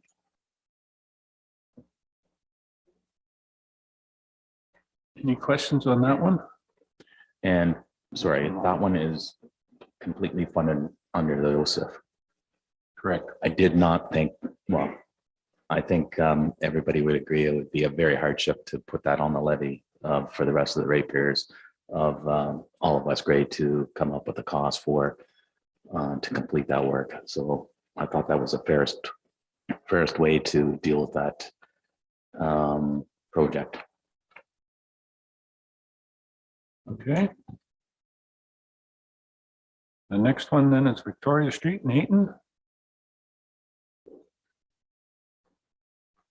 Again, through Mr. Mayor, that has been identified again through some fairly new builds in the community of Ayton. That, and I could be wrong, but I believe that might be the only, and Deputy Mayor Hutchison will correct me on that if I'm wrong, or Councillor Noon, is the only gravel portion of the community of Ayton. I got a thumbs up from one, but regardless, is again trying to urbanize, semi-urbanize, if you want to call it that, but reconstruct that section of road. As I'm currently through staff, understand that road is just a gravel on topsoil application. It's trying to put that road into a hard surface part, just like everybody else in the community of Ayton. So that was the understanding or the rationale behind that project. Now, I know we alluded originally about talking about rural cross section within an urban area. Bear in mind that if further development happens to proceed to the west, the road platform is there to support just adding storm sewer curbs and paving it in the future. So it's not a total, this is not a total waste of taxpayers' money or the ratepayers' money. There's an opportunity in the future that work can be added at some point in the future, should Municipality West Grade wishes to proceed in that direction.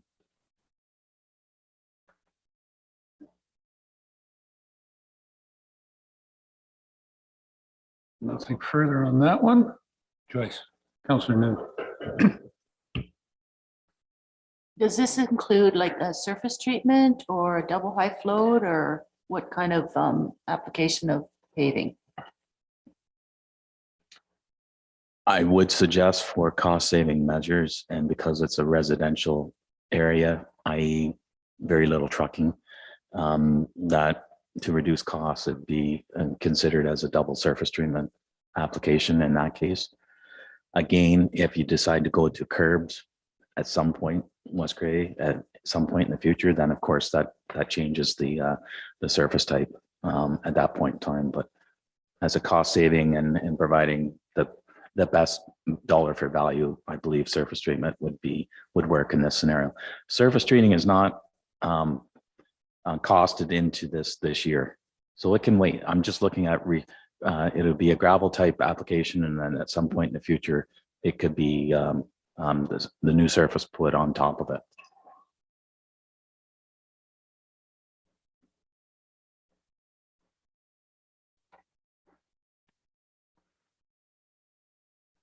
And then the next one is the Jackson Street pedestrian crossing at Darafraxa. If I can explain that, Your Worship, because of the new development that is occurring again at the off of Jackson Street, Sunville development, and in the impending Walter Bruce development, there's little protection for kids having to cross the road that go to St. Paul's, which is the school in the northwest area of Durham. My idea or thoughts is to protect the kids and provide traffic calming measure is that a fully activated traffic signal that is only turns red when somebody pushes the button, rather than the flashing yellow lights that you see at crossings. I did talk to again communicated with Chief Martin about this, and he agreed that the ideal safest ped crossing is ones that the lights actually turn red and activate the safety for the kids to cross the road. Otherwise, if nobody crosses the road, the light stays green all the time, but it's only activated when a pedestrian wants to cross the road. And the idea is that the school is just around the corner from Jackson Street off William, so it's a direct line route to get to that school. And it's covered. We're looking at Carrie, let me use DCs to complete the placement of those sets of lights. So it's not a hit to the levy, but our development charges, of course, because of the new development, it makes sense that we could allocate those funds to get that work completed. Joyce? Thank you. So currently, and I'm not begrudging it, I think it's great for the safety of the children. Currently, is it a road crossing where there's an actual person there ensuring that the children get across safely? No, there's nothing there right now, Councillor Noon. We only have an active guard at Sadler Street, I believe. Or am I wrong? A couple more. Is there? I'm sorry. Okay. So we have three. Darafraxa. There's one at George Street too. George and Bruce, right? Yeah, we've got one on Lambton. Yeah. Well, we do have one on Lambton as well too, at Kincardine. Yeah, and Bruce. Doug.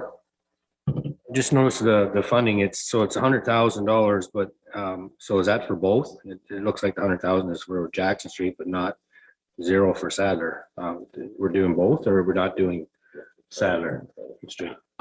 Through you, Mr. Mayor, Councillor Hutchinson. So I had that originally in there. That one was going to be a direct impact to the levy. Because I was thinking I would be able to use development charges. Director Mighton said no, and so I removed it for right now. I still believe as traffic calming within the town, and the fact that we're using crossing guards at a very, I would say, is another very busy intersection. Pedestrian a pedestrian activated light system would be advantageous for that crossing at some point in the future.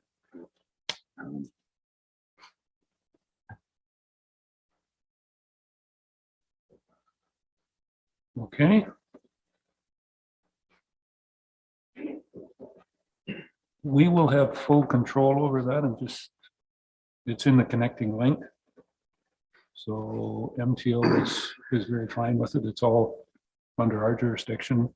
We don't have, there's no approvals from MTO. Doug's got his on as well. Oh, sorry.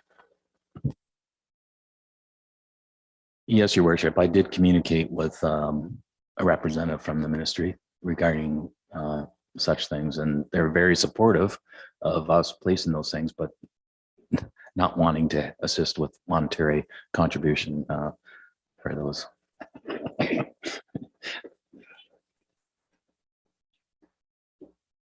I'll repeat that word. Shocking that MTO wasn't coming to the table with money for something on their road. Yes, they did okay with the bridge, so we better be quiet. All right. Any other wrap up thoughts on that?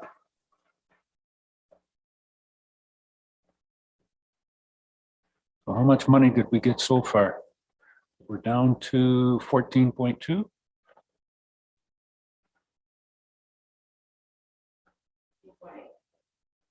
$16.8.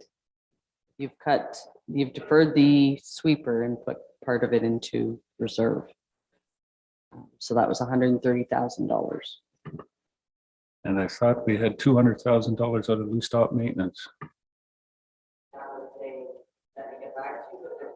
There was no motion to actually do that, so that is still in there. Further report back at the next meeting, but there was no motion to actually cut it.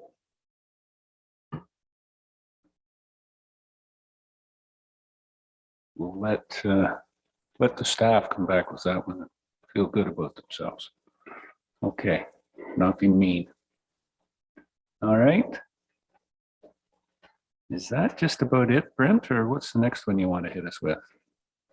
So what I've, Your Worship, what I've allocated. Sorry.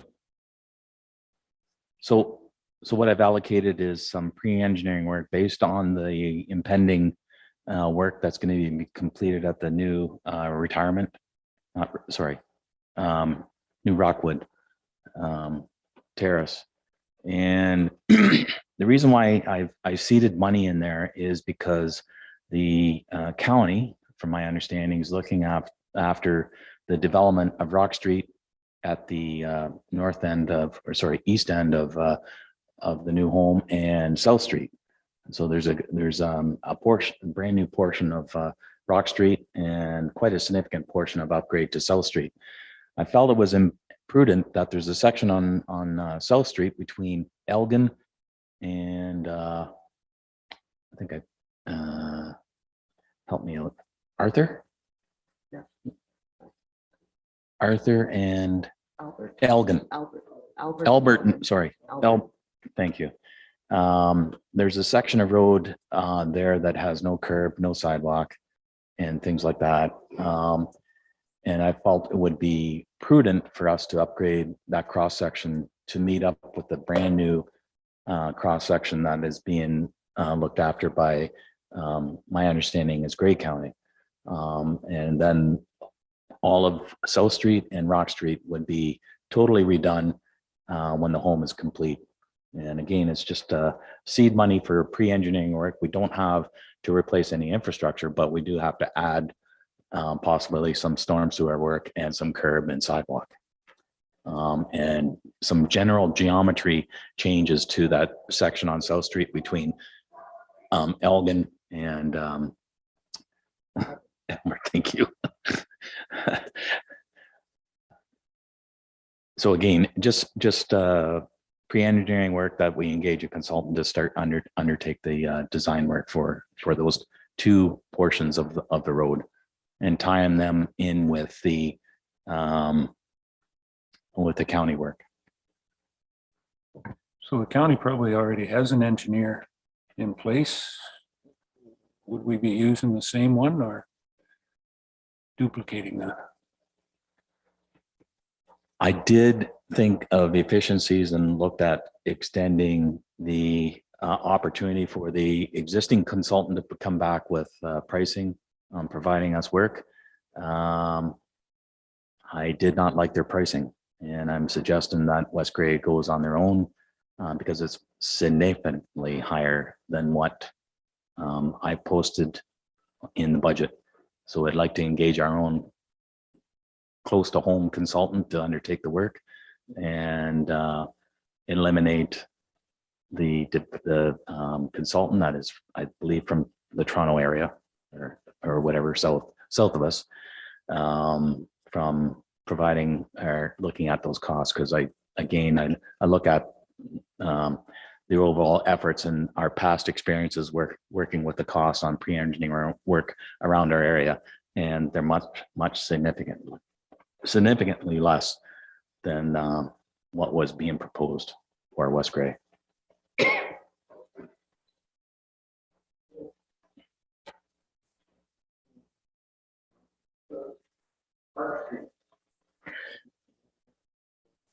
Your worship, because I've come up with a new or a 10-year strat plan, Park Street is about 5 years away. So I'm suggesting that be removed from the levy at this point in time. It was just pre-engineering work. It had nothing to do with, so I'm looking at if there's a opportunity to look at saving some money, I would suggest.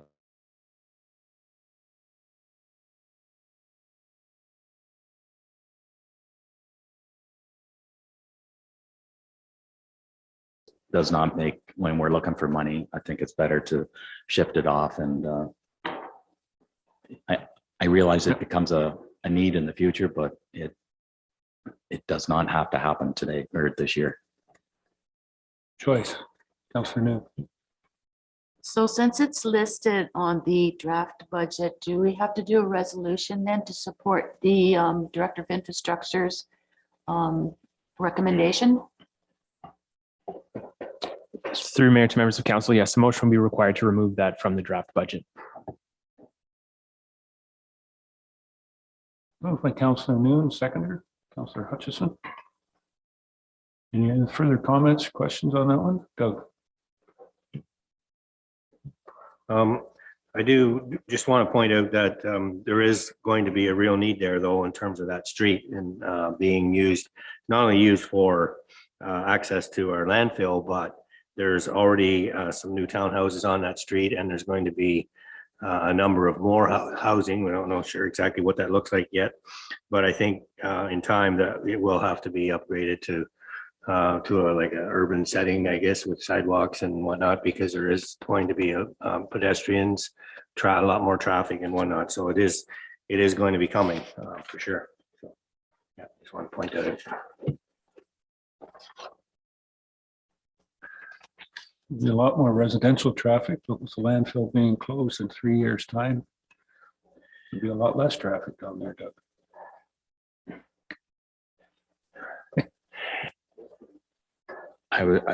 If I can comment, Your Worship, that will always remain a transfer station in Durham, regardless of whether we bring the landfill into active landfill status. I believe it will always remain as a transfer station in the future, just because of the need for the community of Durham and the close surrounding area.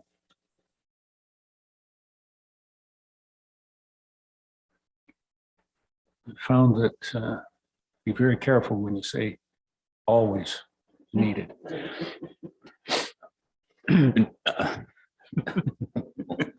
Until I retire, yeah. It's always until I retire. Okay, give me that one.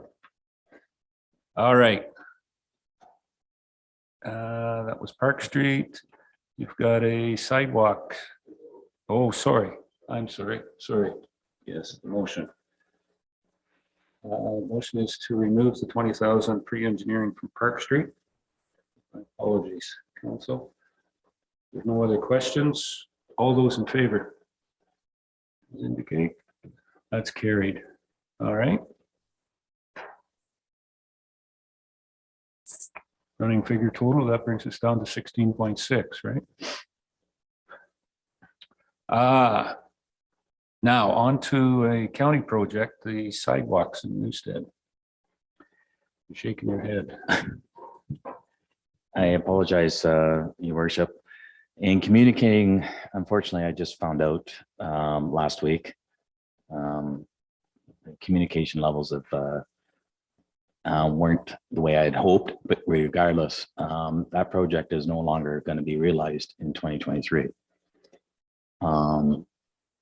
They really didn't give me a year when it was going to occur.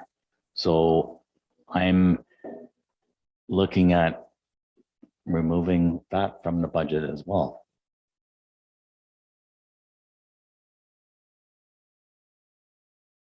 Okay, Councillor Noon, Joyce? Sorry. Okay, I don't have a problem if you've been authorized that it should be removed, but what will happen with the gas tax grant?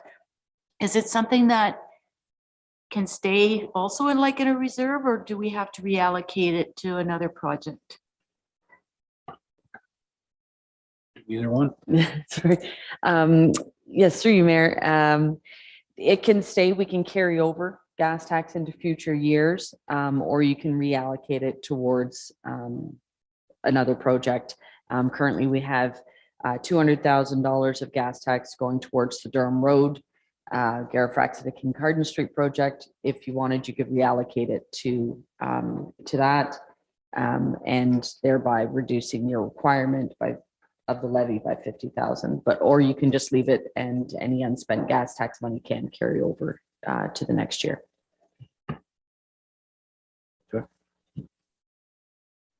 I would then recommend that we transfer that 50,000 then to help offset the levy for Durham Road East. And remove that from the budget, sorry. Okay. Councillor Noon has moved that. Do I have a seconder? Just trying to look at that. You two want to do that again? Because I think I had. I'm going to take Scott, both of them. Councillor Forrester. You second that motion. Any further discussion on that? All those in favor? Any opposed? That's carried. Okay. Still going in the right direction.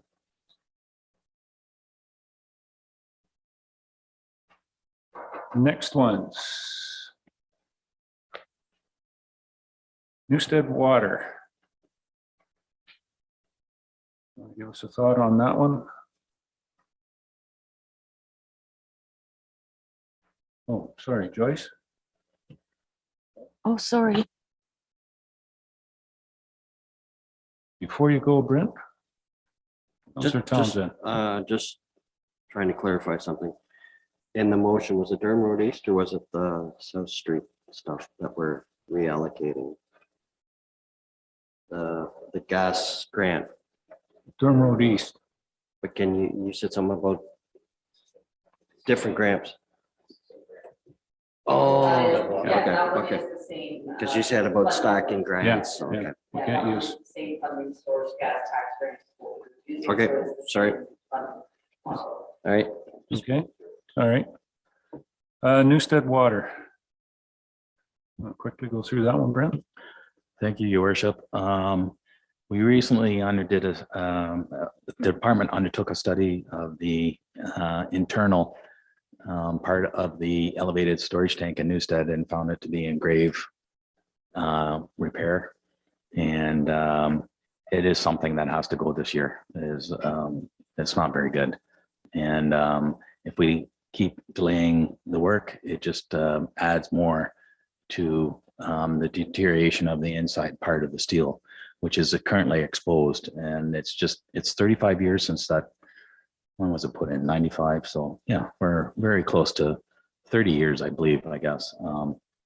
It needs to be repaired to move forward. There's flaking that is occurring on the inside.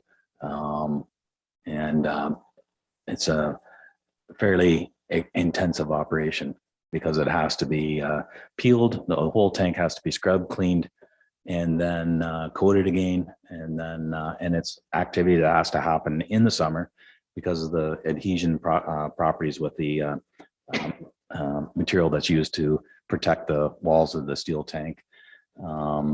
And yeah, it's just a very detailed, expensive operation. Besides that, I was also looking at redoing the outside of the tank. I think if you recall, driving by, you can see it. It's the original paint that was on the tank since it was built, has been touched, and I believe it would be a good opportunity to do everything all at once. And then that extends the life out of that storage tank for many, many, many more years. So I'm recommending that work undertake in 2023. Joyce? Nothing serious, but the color, would you kind of coordinate it like with the West Gray logo, like probably black, I would think, because white's not going to be visible. So it's just a question. Through you, your worship, I would leave it at the direction of the council of how they want to proceed. I don't know if you want to look at putting the West Gray logo on or things of that nature. It has to do with the color of the tank too, because I'm not sure with the sun, the effects on the color and that sort of thing. So that's going to be up to the consultant to decide and bring back. These gentlemen here would be able to bring back the kind of colors that would be acceptable. Ultraviolet or UV protected type paints and that sort of thing. So I leave it up to the consultant to inform the new manager and the director of that, what has to be completed there. Go ahead, Jeff. I think we could get it so like 4 mics could be on at once. Is that an option with this?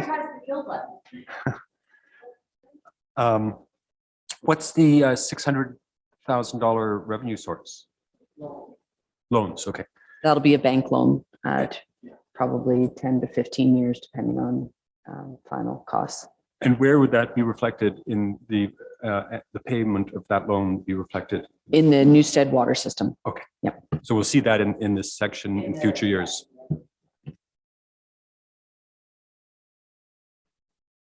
Any chance with, as we said, putting the name up there or naming any company and or Lions Club want to throw some money and have the naming rights on the tower?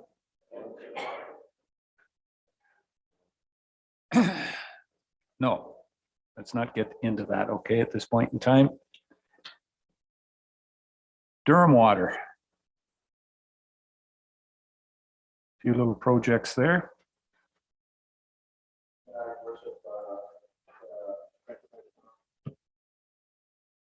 Through you, your worship.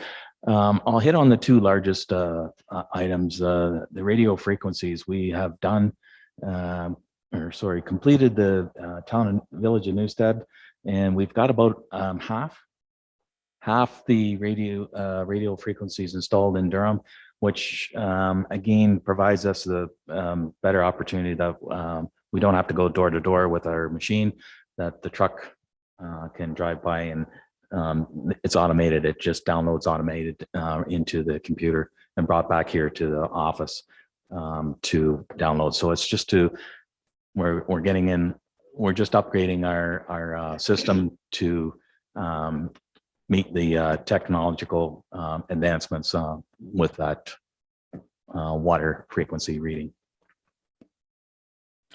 The second one, the large one, is of course the new Durham well. This again was recognized as a potential need within the community of Durham. First, looking at our existing water consumption, there's been evidence to suggest that one of our wells has slightly declined over the years, and also with the impending new development that is slated for the west limits of Durham here. It was recognized that we should be looking for a new water resource.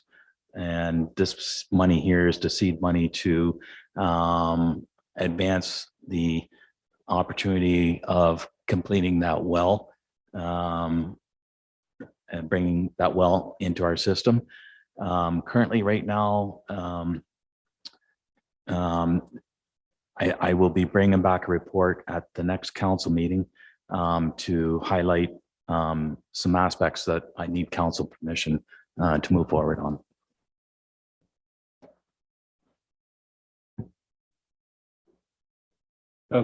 Councillor Hutchins. We'll go back to the radio frequency meters, $100,000, but the residents have to pay for their own meter on that, right? So there's still 100, they pay for the meters? They don't pay for the meters.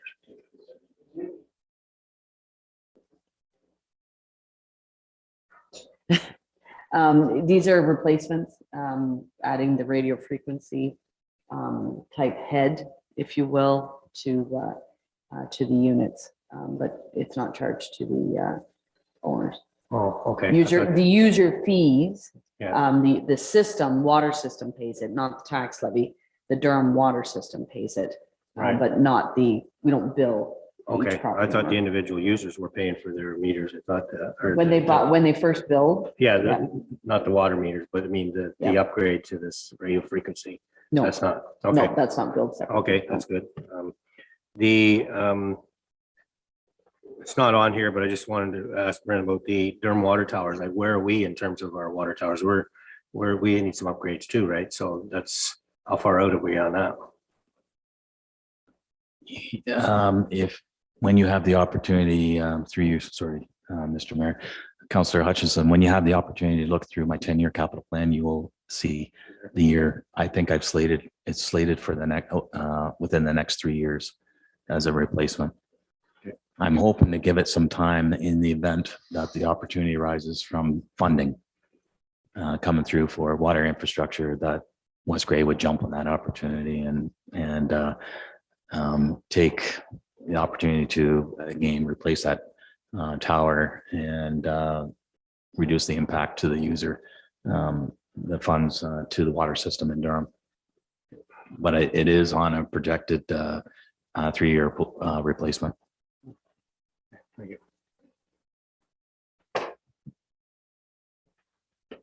Okay.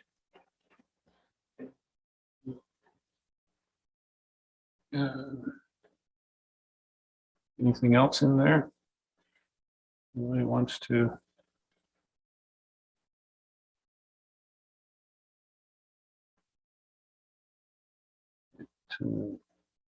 It's self-supporting, I guess you could say is the best way to put it. Okay.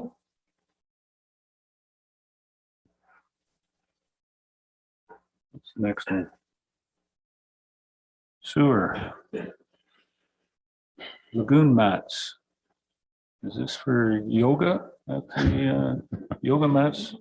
Through you, Mr. Mayor, this will be the last placement of the mats in the Newstead lagoons. The rationale, if some of the council would like to be informed, we had severe erosion problems because of the wave action that developed in the lagoons over the years since it was built. And in order to stabilize the erosion within the lagoon system, we went with concrete mats and placed one mat per year. And we're down to placing the last mat, and then the lagoons are then completed. So this has been the approximate running cost of that we've been using for the past 6 or 7 years for the budget.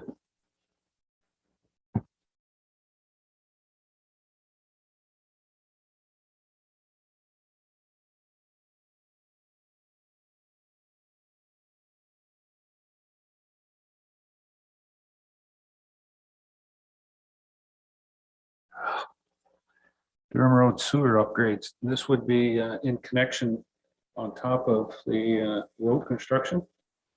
Or is this included in the road construction and just some of it's showing up here as funding?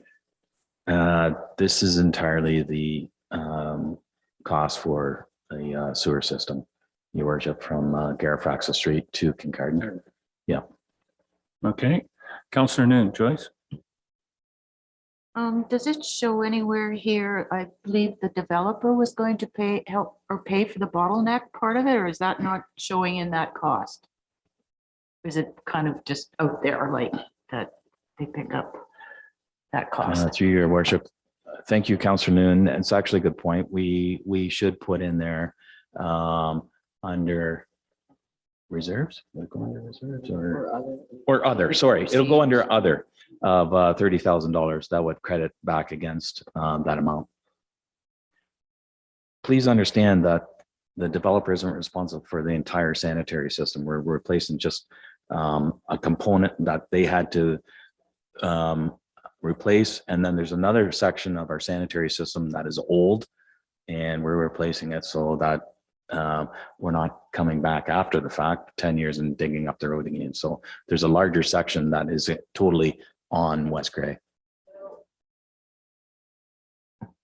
So that'll reduce the user fee portion by 30,000 then. Thank you. I didn't think that sanitary sewer there was very old. I thought that was just put in like 15 years ago or something. You are correct, but it's from Kincardine Street to the end of the new development on Durham Road East. So going east. Yes. So from Garifraxa to Kincardine. Garifraxa to Kincardine is the old system. Okay. Yes. Good. Okay, I got it. Okay. Okay. Excuse me. William Street, Senator Sewer upgrade.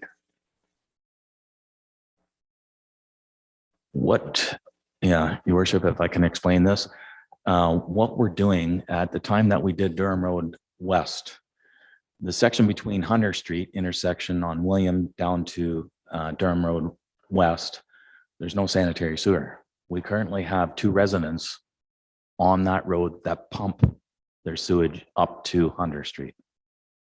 Right now, the existing flow of the sanitary sewage for that corner up here is it flows down William, back out to Garifraxa, down Garifraxa, and then down Durham Road West.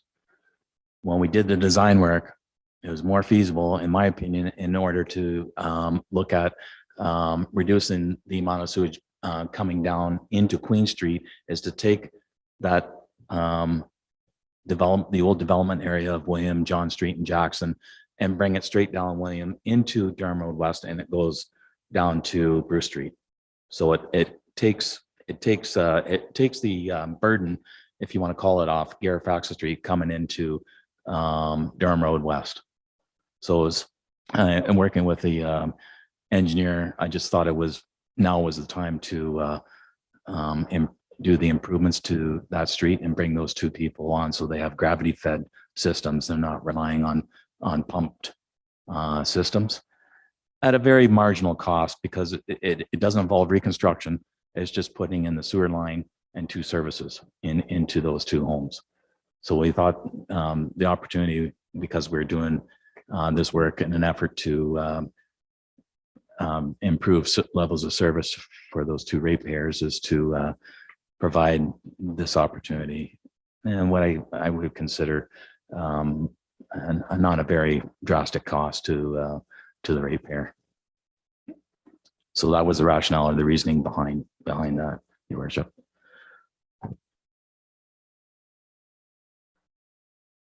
Any thoughts on that one?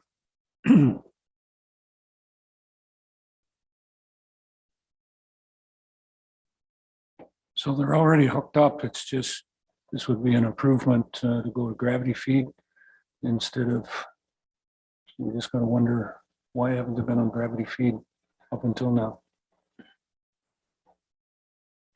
At the point in time when the town was developed, back when the engineering was completed in the mid-60s for the installation of the sanitary, I think equipment has changed dramatically, of course, and there was limited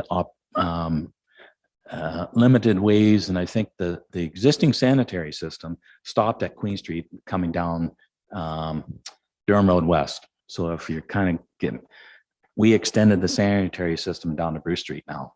So that's all brand new and brought on some of the people that are on septic. They paid their fees, but they were brought off of septic and now are on our system.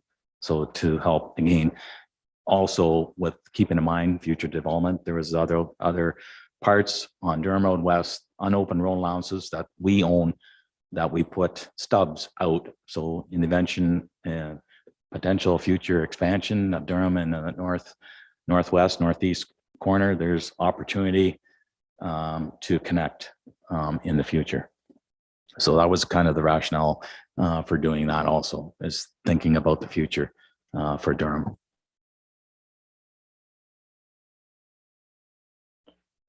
All right, thank you.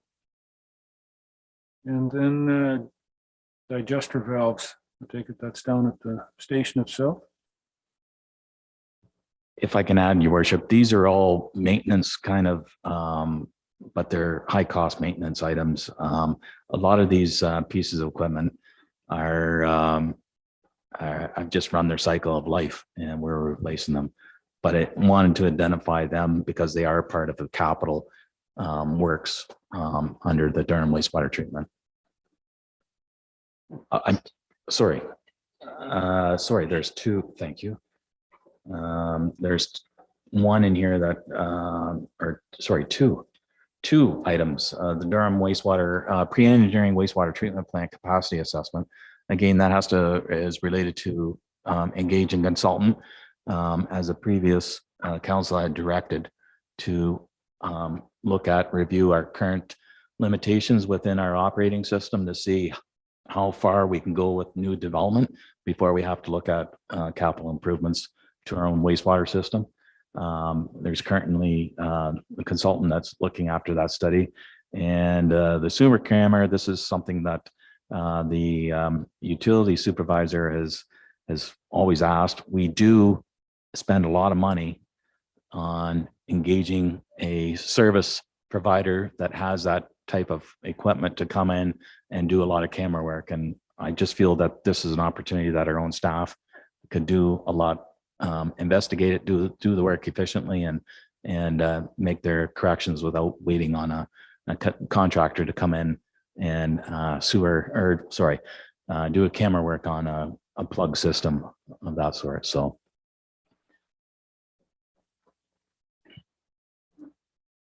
Councillor Hutchison and then Townsend.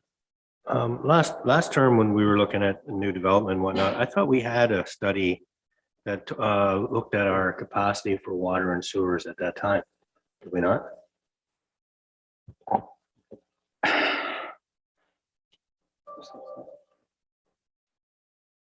That, I'm sorry.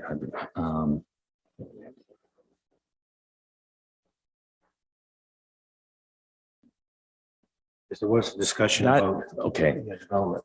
There was a capacity study completed. But at the time that it was completed, it was for the two impending developments.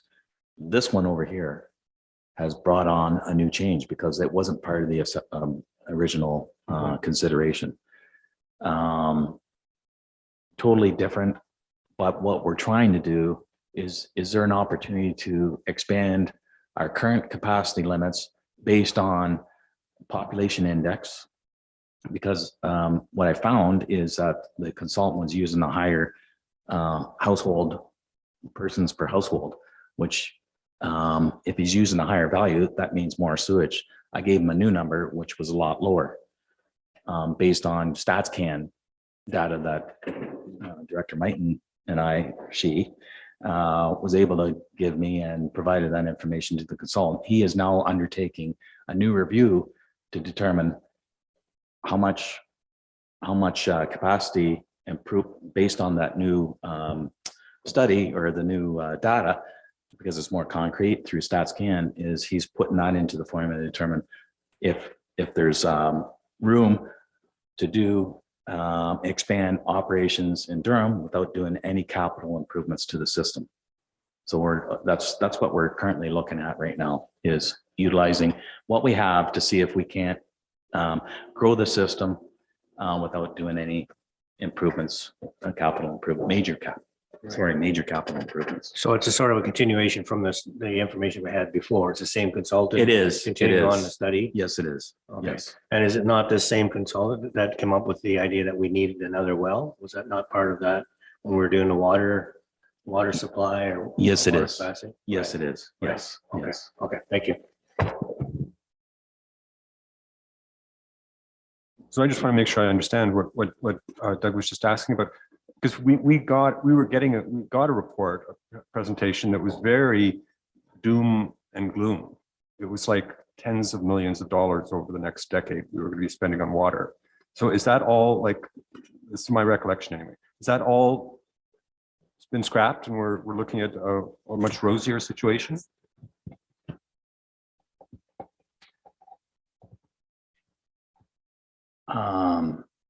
Councillor Shea, I apologize. I wasn't here when that report was presented, but moving forward, we took it step by step. I think there was, you are correct.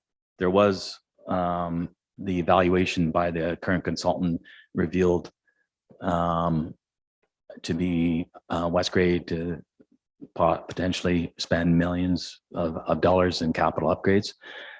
I just took another look at it, and I wanted to break it down and say, well, what if we did look at other alternatives? Because I don't believe some of these things were explored. Like, for instance, is having the proper population density per household in Durham. That plays a huge role in looking at the overall capacity, operating capacity of our own wastewater treatment plant. If that number has come down based on what he originally projected, then what I'm saying is those capital upgrades are quite a few years down the road. Like, they're not sudden changes or sudden impact to the residents, ratepayers of Durham in that regard. So it's going to be an ongoing, I think it's going to be an ongoing assessment based on the development that occurs. Depending on, I think what's going to be the driving force is the market. If the interest rates stay high, I don't know if the wherewithal. I think Carl would agree that he's seen quite a downshift in, and also calls from developers searching out, looking for land and things. That those things have calmed right down. Like, they're not pounding at the doors like they were before. So I think we still have a lot of time. I don't think it's impending, if that's what you're inferring. So I think it continues to involve monitoring annually, looking at to make sure we're not getting too far behind. But at least I would like to see, the consultant hasn't provided me an updated report yet based on what he has established for a revised amount of what he projects as the amount of wastewater that has to be treated annually. So I think we need to get those reports back and have them looked at and critiqued, and what components need to be looked at, realized next.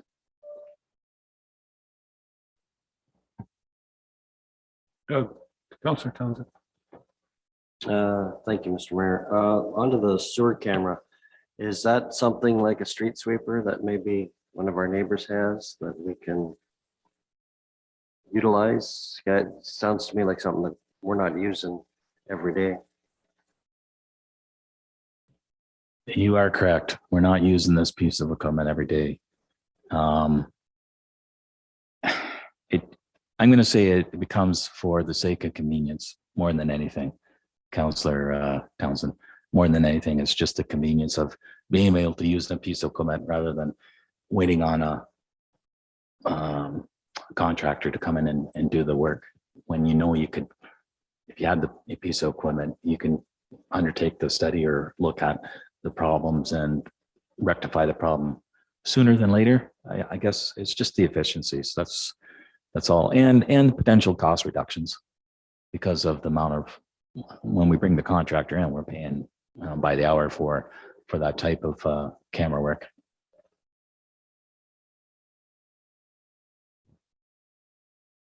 Okay, Joyce? Just adding to that, I don't know if you could customize it maybe based on that. Maybe a neighboring municipality doesn't have it, and if we're a quicker resource to help them with that camera, like whatever needs cameraed in their area, maybe we could work on a kind of a revenue base for the users on the system. Being, if it's not used all the time, maybe we could be available for someone else that needs it and do the work for them. Just a suggestion, just for revenue base. Thank you. Did you get that down, Jeff? Looking for more partners. Go on that. Good. Absolutely.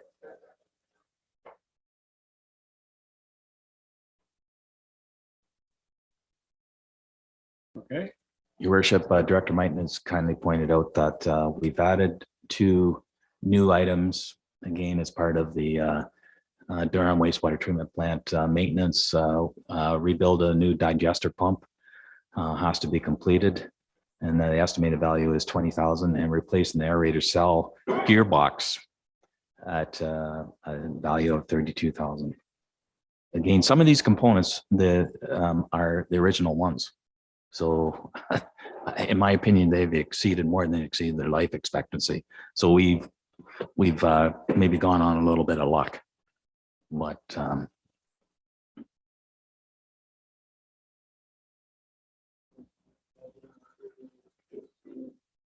$52,000 to the user account.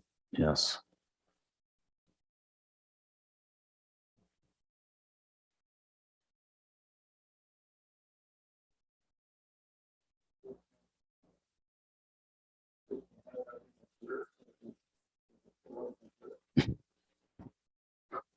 Between if they have any carryover reserve or their annual capital and financing charges.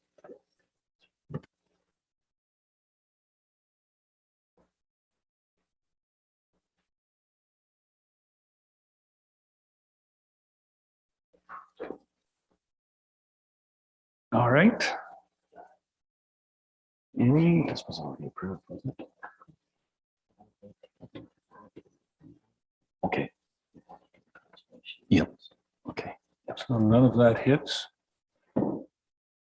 What next you want to go to? That's it for water and sewer. Your worship, I'd like to go into environmental services. Okay. Hazardous waste unit. I'd like to hold that off for the when we do the landfill budget. Oh, okay. If you would mind, please. Yep. So is this on their screen? Yes. Okay, so this year's big project is the Newstead Mew Creek, and I believe Jennifer Stevens from SVCA will speak to that tonight. Most other things. Yes, yes.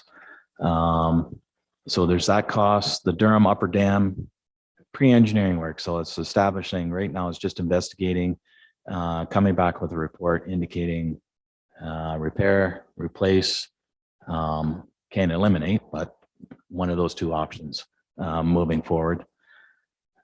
The Durham pre-engineering for Durham Creek, that was previously passed by council because we received funding from WECI?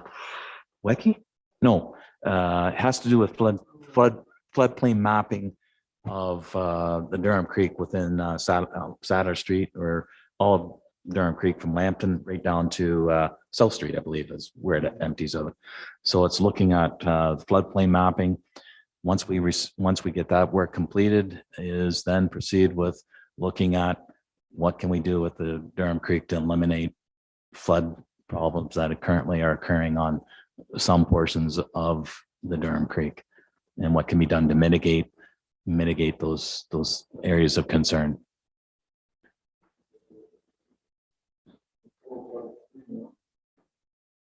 Being a cold water stream, what can you do?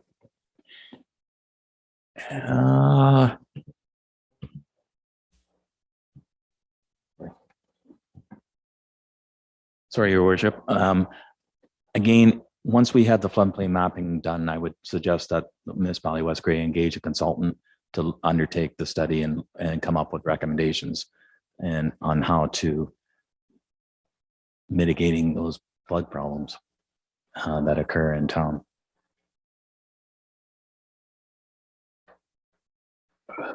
Being that we have a great partnership with the Saugeen Valley Conservation Authority and their understanding of flood watch and flood controls, would that not be in their bailiwick to give us, instead of hiring an engineer to do it?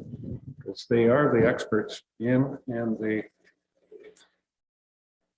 I would like to think that I like your thinking, but I'm led to believe that it's otherwise, that we are responsible for our own waterworks within our community, responsible for managing, not managing, paying. Maybe it's paying for the infrastructure or the improvements of our own systems. Well, I guess I'll throw this one out here. If I'm in a rural area, any branch of the Saugeen River runs through my property and starts eroding, do I come to the municipality to have the municipality fix the erosion on my private property? Or do I go to the Conservation Authority and say, you look after the river, you look after the erosion? But I live in an urban area, so now it becomes the municipality's issue. And as a taxpayer, my taxes go to them. I guess that's where I struggle with this one. Yeah. And the Mew Creek one as well, too. How does it become the taxpayers of all of West Gray? Because you chose to live on the river. If I live in the rural area, it erodes. Conservation says, it's your problem, you look after it. If I live in an urban area and the creek or river starts to erode, then it becomes the municipality's problem and you pay the Conservation Authority. You being West Gray Corporation.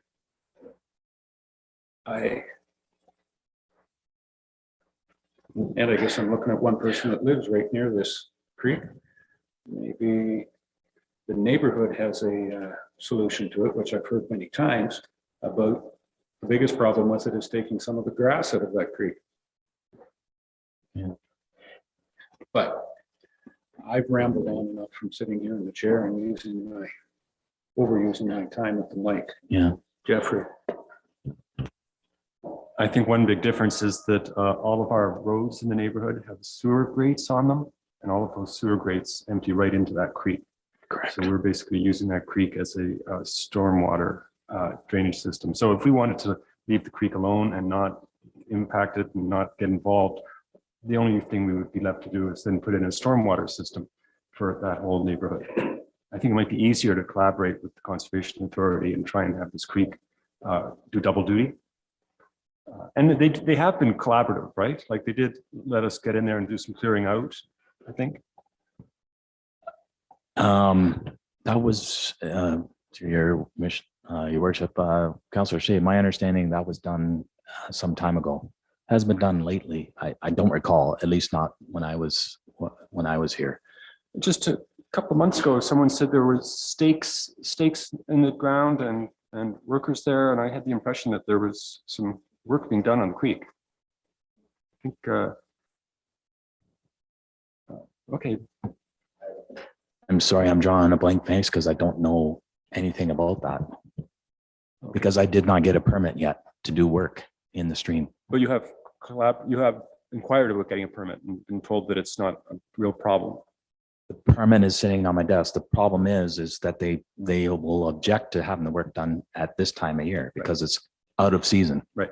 And that's where I'm running it. That's where I'm going to run into a wall unless I declare that it's an emergency situation, and there'll be collaboration back and forth. So I've got the permit. It's sitting on my desk, filled out, ready to submit. for them to submit. And then we could look at a cleanout this year to help with that small section that has been defined as the bottleneck in the stream. Okay, thank you. Yeah. I apologize. I don't know anything about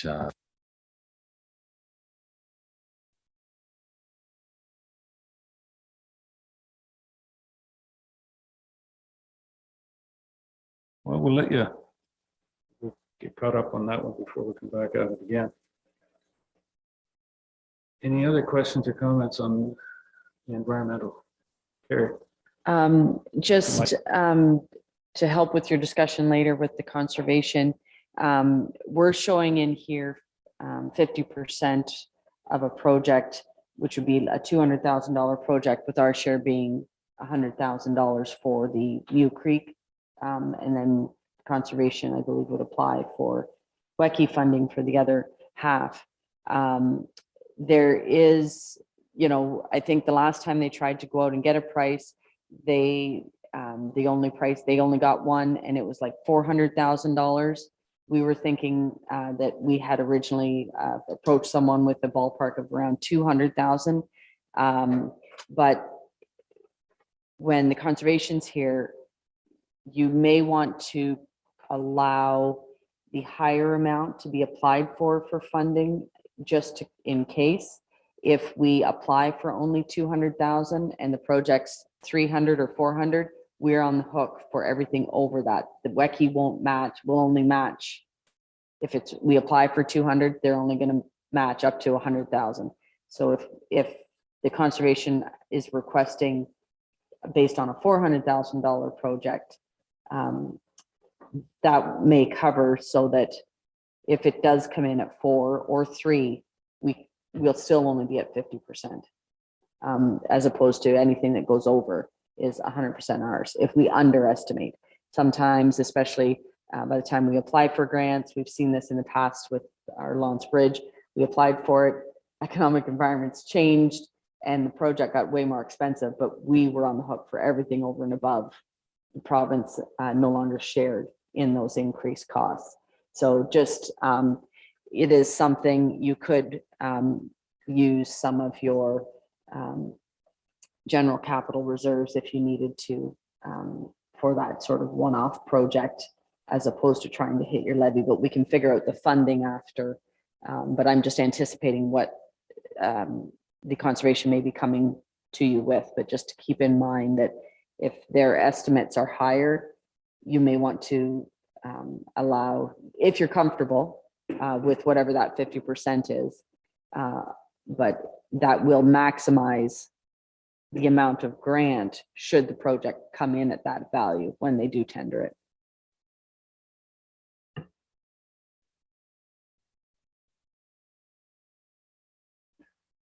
Yep, they're 50-cent dollars until their 50 cents are spent. Then it's 100% our dollars. Exactly. Okay. Any other questions on this?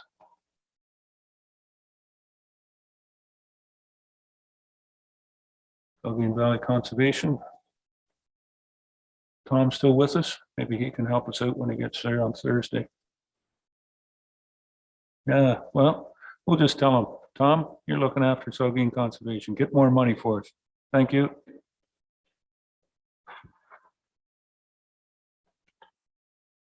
All right. Two other ones there then. The Durham Walking Trail and Dam Reserve. Yes, Your Worship. We've never had seed money set aside for the Durham Walking Trail.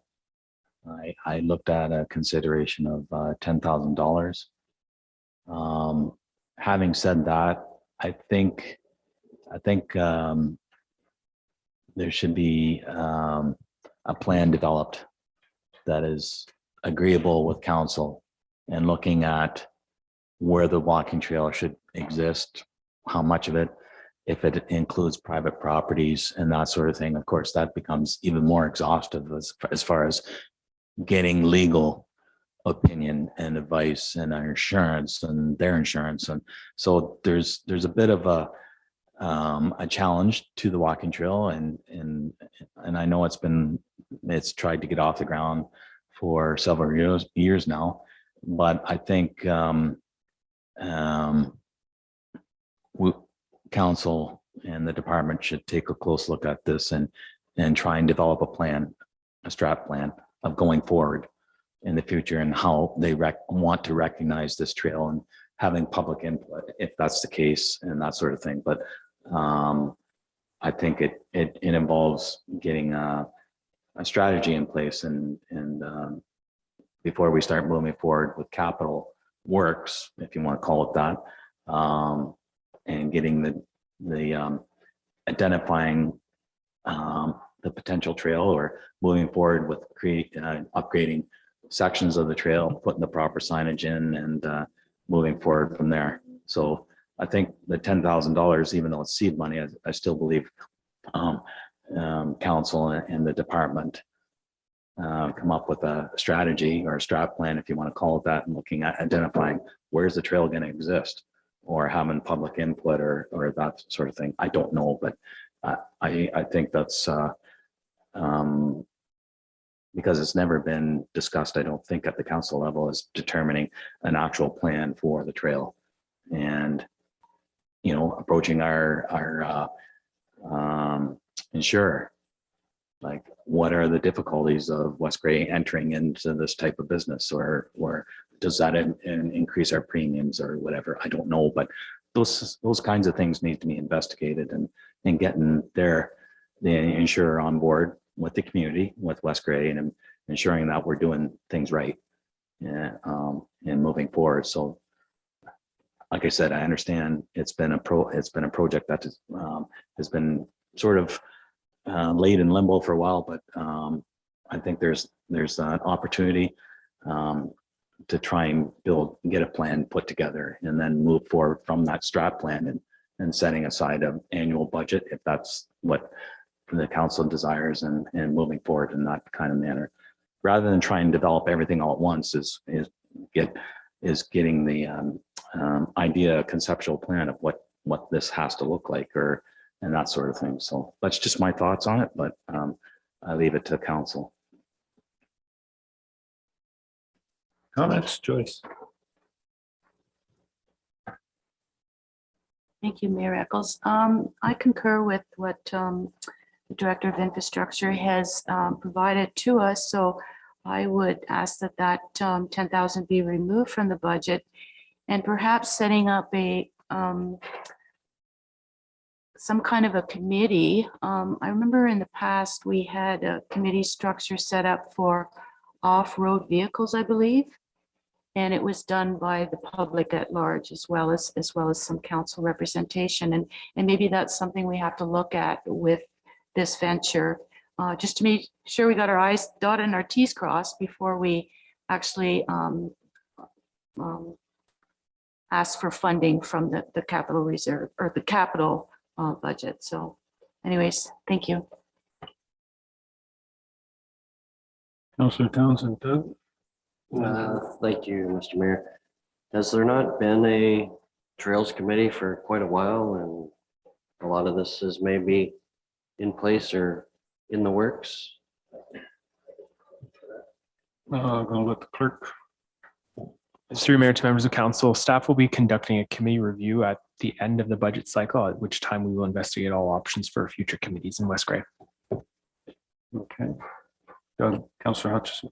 So yeah, I can give you a little history if you want on this whole trail thing. This is going on my 9th year on West Gray, and I've been harping about trails since I got on council, right back to the days that Mr. Eccles was on council, when I was on with him. So anyways, we do have trails, regardless of what people say about trails. We do have trails, and people do use our trails. The problem is we don't recognize that we have trails. I think if it came down to an issue with liability, we're still on hook. Regardless if we say we don't have trails, but we do have trails, people walk on trails. We've actually had a committee this last term that was put in place by the previous council. I actually had some money that we spent on trails. We put in 3 gates between the lower dam and Park Street to control traffic, because sometimes there are vehicles that drive in those sections, and we really try to discourage that because there are a lot of people walk and we have people on motorized scooters that use that section, because there is development on Park Street, and some of those people use that trail to access the downtown sort of thing. So there is a trail there. We actually also had one of our local construction people, we had $1,000, I think it was $3,000, I think, for gates. So we bought three gates, put them in. We had $1,000 allotted for stone dust to put on the trail.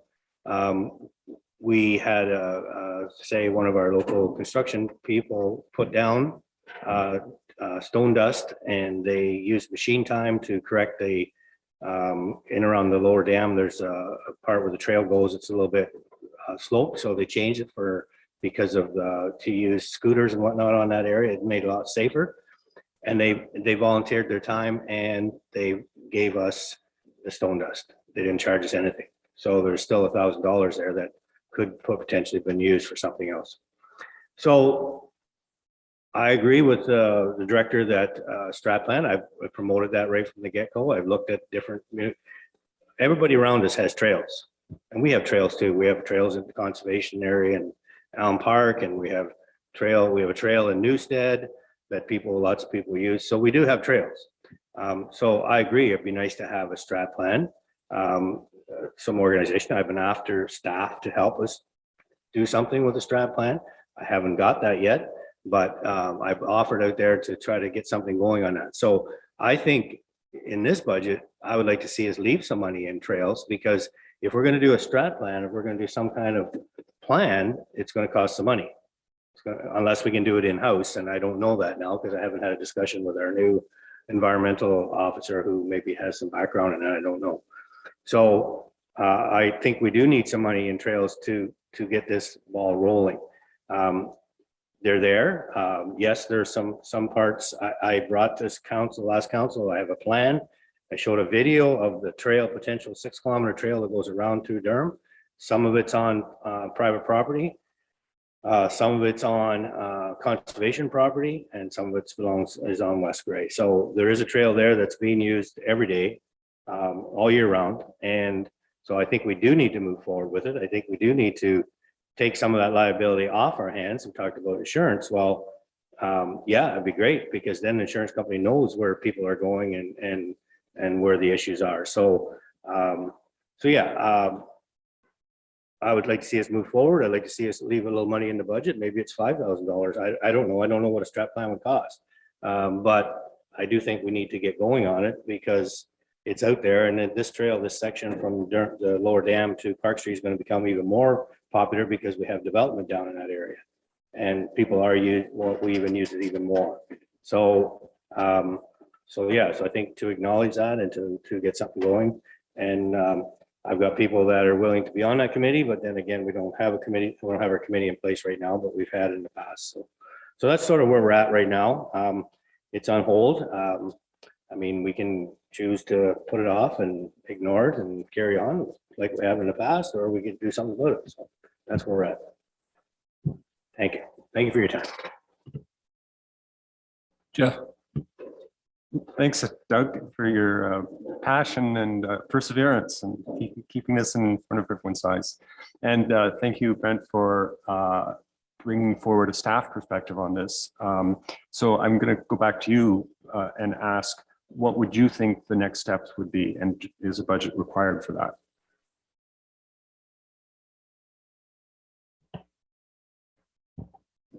If I may offer through your worship, I haven't had the opportunity to really see the overall. I have an idea of where the trail network should go, but it involves a lot more work. And what I struggle with, or what I worry, is some of the trail portions go across private property, and I think when the owners of the private property find out, especially the insurers find out that they're allowing people to cross their property, their rates are going to go up.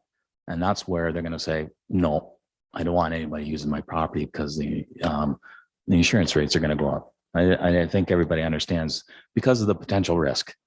You remove that risk by not allowing anybody to use your property. But as soon as you do, somebody trips and falls and hits their head or anything like that, you're liable, regardless of what kind of insurance West Gray has. That resident is going to be drawn into it as well.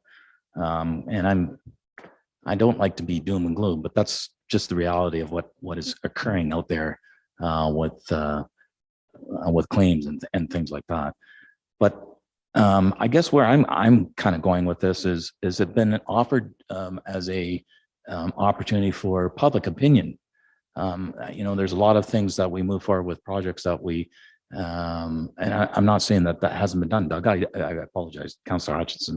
I don't know if that has been completed yet, but providing coming up with a strat plan and then getting public opinion, put it on our website saying this is what we're looking at, and get public feedback and looking at the one thing that really comes to mind is the road allowance that goes through the pit.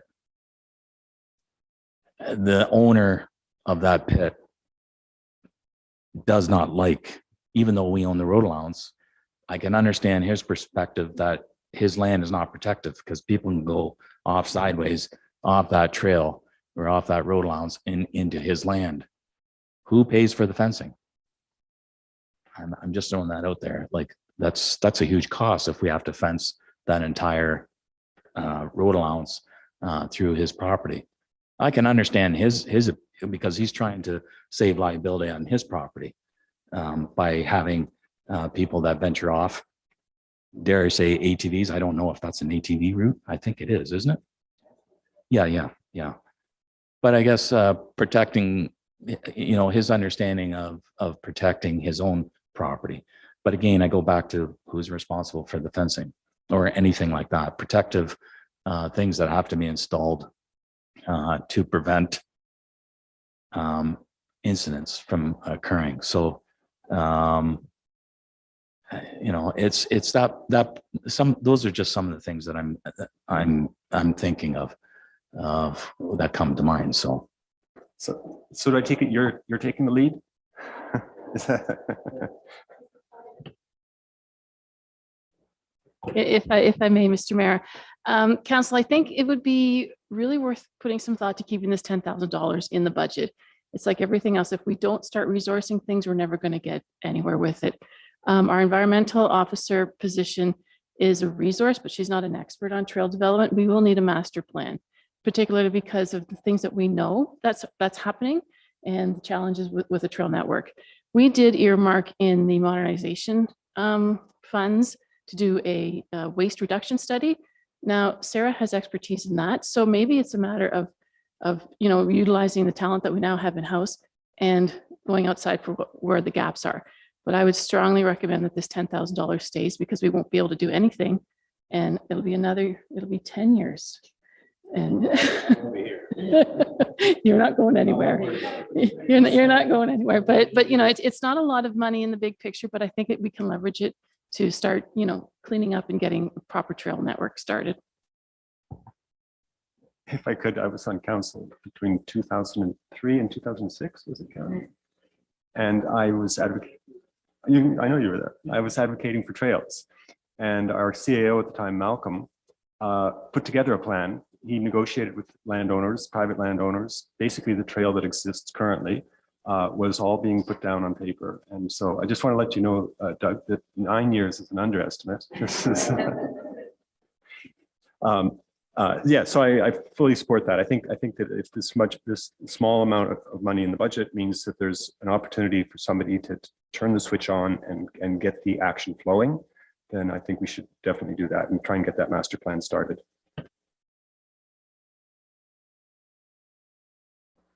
Have we reached out to our neighbor in Hanover, because I know their trail network runs on some private property also, and how they deal with it now? I know part of their trail is closed now because of the development of that land. But from what I understand, the trail will be, once that land gets developed again, will be part of the trail network in Hanover. So again, on private land. So how does the town of Hanover deal with it? And I'm sure they probably have agreements with the property owners, and that's always the thing, okay? And it'll lay out who's responsible for what, who's going to do the maintenance on it, who's, because that's the other half of this is our operational capacity to how often does our insurer, if we're gonna promote trails, how often do we need to inspect them and get out there? And that would be laid out in these agreements so that it transfers the liability away from the individual property owner onto the municipality. But there'll be some sort of agreement. The ATV group, the snowmobile group, they have agreements, I'm sure, with the property owners right now. We don't have agreements with property owners. We haven't gone that far because we don't have formal agreements. We don't have staff dedicated to it. We don't have, so there's a lot of steps to getting it mapped out and planned out. And what is the impact on our operational budget if we go into this on a formal basis? Right now, we have ice roads that people use to walk on, but they're ice roads that go along the river. If we want to market them as a trail, then what is our capacity and commitment on an operational level? Because there'll be dollars that'll need to go attached to that because we probably don't have the staff and the equipment to actually do the regular inspections on these if we're going to go into the trail and outside of not just Durham, but Ayton, Newstead, wherever these little pockets are, what does it look like? So it's a big picture, but yeah, I'm sure Hanover and all these other groups have got to the point where they have formal agreements with any property owner that they're going to go across. Yeah, and they do. I've talked to Saugeen, Port Elgin has a huge trail system. They have private agreements. They said they're willing to share. Hanover has them. Hanover has, just like everything, they have a trails master plan. They have their policies and procedures and how that all looks. So yeah, it's all there. I mean, we have to beg and borrow and work with other communities to make it, just that we've never done that. We've never got to that point. And it's always been a struggle to try to do something without a budget. That's why last term, at least we got a budget to do some work, but again, we don't have the overall plan. And I agree, it'd be nice to have that plan and put things in place and then go forward. I know, as the director said, the trail through the pit is a road allowance, so we do have permission. Right now it's part of the ski trail or snowmobile trail and the ATV trail. And people do use it for walking, but it's not official. The private section from Douglas Street to the highway, I've already talked to the owner and he's in favor of us using for his for the trail. It's being used now as, again, part of this other trails. So it's just a matter of getting that agreement and so on. So yeah, it's all there. It's just a matter of putting it down on paper and getting it organized and so on. So I agree. It'd be nice to have the money in there. 10,000 would be great if we can keep it in there, but at least it's something to start. So, yeah, thank you. Hearing that seems like leaving it in there would be a good idea. From a personal perspective, I'd like to see, what are we going to do? Is it putting more stone dust down and signage towards the trails that are already there? We're working towards a master plan. Or just leave the 10,000 in there and we'll work out throughout the year. But I'm going to throw it back to, my suggestion is we go back to staff right at this present moment. $10,000 is in here. What is proposed to do with it? Is there staffing capacity? Is it to identify the trail that we have and expand it? Or do we have staff capacity to do a trails master plan? Or are we looking for $7,500 of the 10,000 to do a strategic trails plan for West Gray? We're spending a lot of time on $10,000 and there's a lot of things that have been talked about here, but I'm still not certain for 2023 what the $10,000 is going to do. I've got $200,000 in places that we've talked about. Yep, we're going to hard surface this road, I've got $10,000 here. It's for trails, but I'm not sure what it is on the trails. Carrie, you want to say something? I would suggest, CAO has mentioned that if we repurpose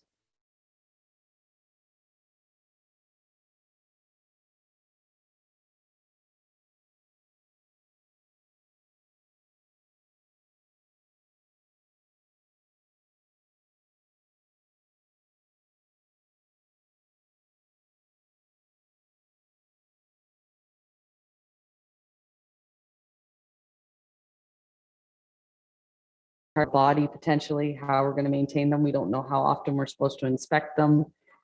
So I think that becomes part of the master plan that will indicate. So I think it's a planning year, and we use up to that $10,000. I have no idea what it is costs for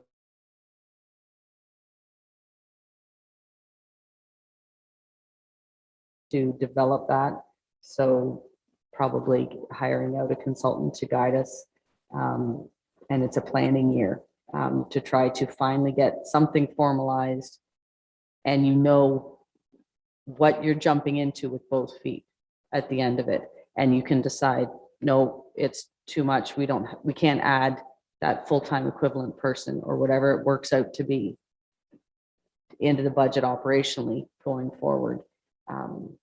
But I think we just, that way you'll at least know what it is, whatever it works out to be, and have a plan to work towards, that it's not just focused on Durham, that it's focused on Newstead, Trail of Dreams. Or is that what it's called? Trail of Dreams, isn't it? Yeah. No, but isn't that what it's called? Yeah, that's what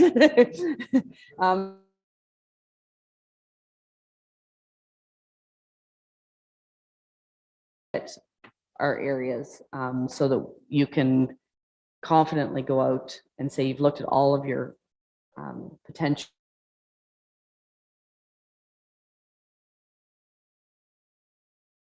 authority, which is a good half of the whole trail that's theirs, not ours. So I think that would be my suggestion, is that we focus on hiring someone to develop and guide us through this, so that you have a report at the end of it, and you can make a decision going forward where you want to spend your actual dollars to invest or not to invest in a trail system. I'm going to backtrack a little bit, and I'm not sure if Clerk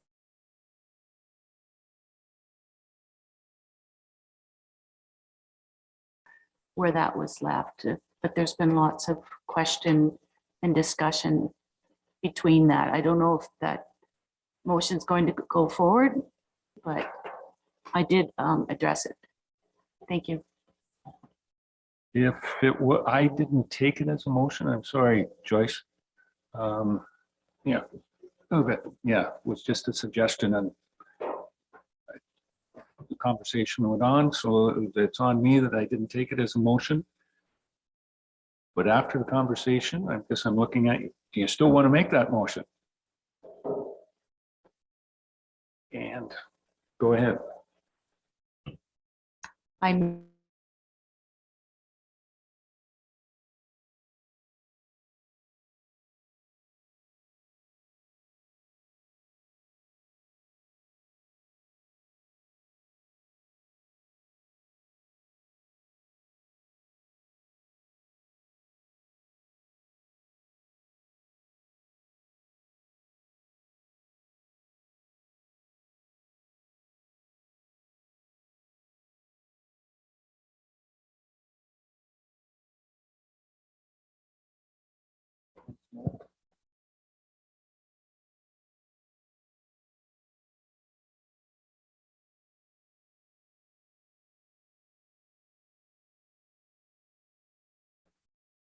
So with no seconder, we'll move on from that. $10,000 we'll leave in there. But by January 31st, have a more clear aspect of what we're doing. I think Director of Finance give us an idea.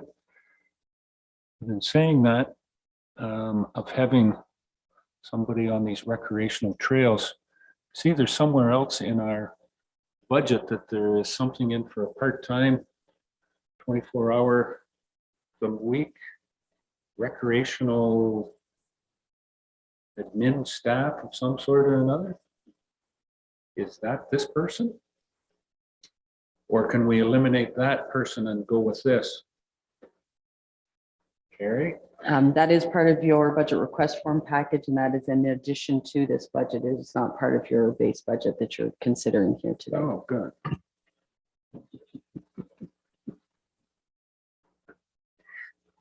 We'll have to take that one.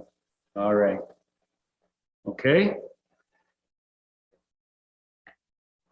Well, we haven't moved for so long. Now I've timed it. I've got to sign back in. Find out where we are going.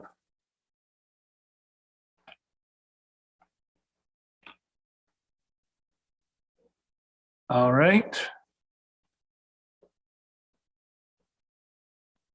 10,000 on the walking trail. Dam reserve. You knew I was going to say it, so might as well give it out there. We want to put $20,000 into the reserve for dams. I imagine this is on the 3 dams in Durham to work with conservation on how to operate them or how we sell them. Is that what we're looking for? Yeah.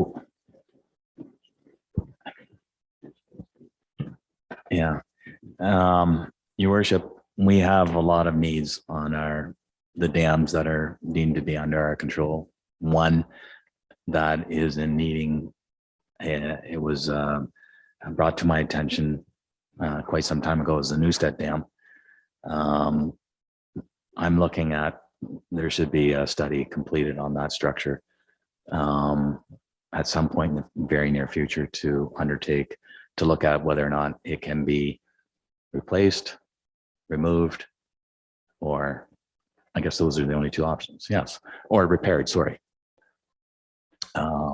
So again, I'm not saying that it be directed to that, but I know that these things are going to come across our desk quite often moving forward. So again, I was just trying to seed money into a reserve that would be used to help us along with our needs, guiding us through where we need to spend money. So we're spending money on trying to find out where we spend money. In going with that, we have the New Creek Bridge. Saugeen Conservation Authority has removed how many bridges on the Saugeen River in the last 8 to 10 years? I think there's got to be at least 4 that I can think of. Not in, sorry, dams. Sorry, I said bridges, I meant dams. Not necessarily just in West Grey, because I don't think we've removed. There's certainly the one in Walkerton, one up at Paisley. Mildmay as well too, was removed. Right, Scott? Why are we looking, it's going to be on the river. Conservation is coming here today. Do we turn it back to them and say, what are we doing with these dams? Every time we turn around, the Conservation Authority is telling us what we can and can't do with them. And I'm almost putting it back onto them and saying, what are you going to do with it? Because ultimately end up going back to them anyways and saying, what can we do? Why don't we start with them? Instead of putting the 20,000 in here, go to them and say, look, here's the dams. A, B, Tom's not here. Last week, last Friday, I was at a one-day seminar education on clean energy future in Walkerton.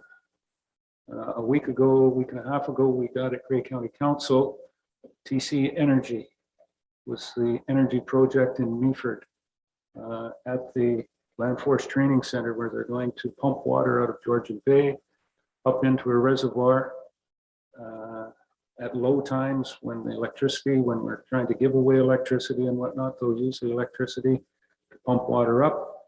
High demand times, They run it back down through and generate. So basically it's to level out the grid. There seems to be great capacity for that.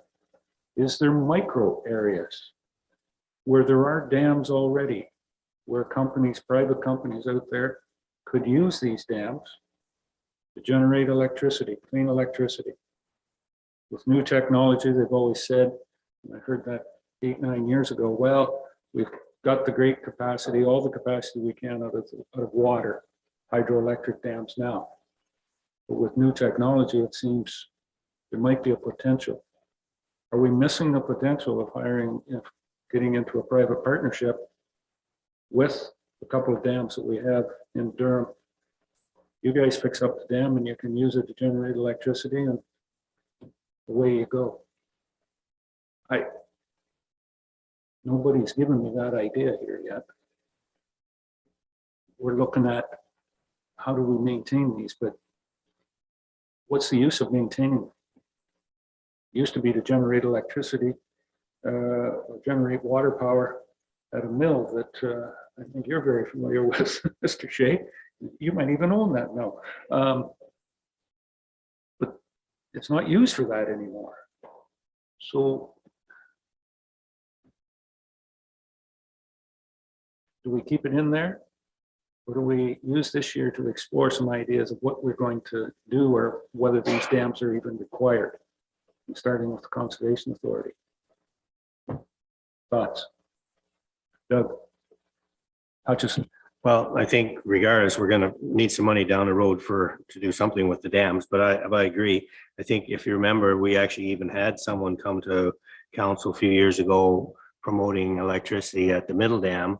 And at that time, we turned it down just because of the various reasons, but I do think there's a lot of potential for private public partnership in using some of our dams, especially when we have to look at, repairing them down the road and get the upkeep and so on. So yeah, I think there's lots of potential out there for that. So whether we put that in there or not, be interesting to hear what the Conservation Authority has to say regarding your question tonight. And so maybe we defer that until we find out, but I think we're still gonna need some money in there regardless, because our dams need some work for sure all the way around. But maybe if you can take them out, great, but not all dams will come out, that's for sure.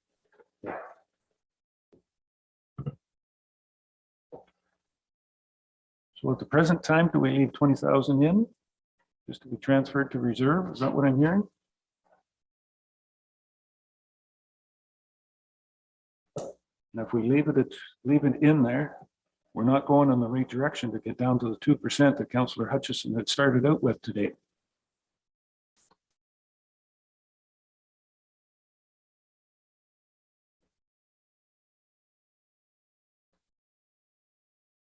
I'll make a motion that we take it out.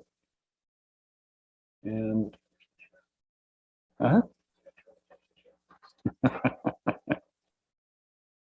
you could make motions from the chair. No, you're not going to let me do that, are you?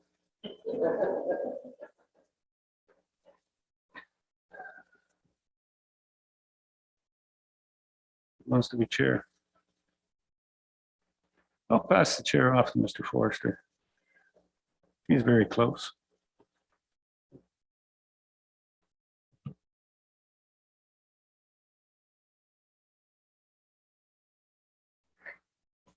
All right, go ahead with your motion. Thank you. I'll make the motion that we take the $20,000 out and do more work on options. Of trying to work with our partners on finding options with these dams that we have in the municipality. We'll need a seconder. Jeffrey, I'll second it. any questions or comments? Doug? Can I ask our Director of Finance, do we have any money in dam reserves right now? Dam reserve. $20,000. Okay, thank you.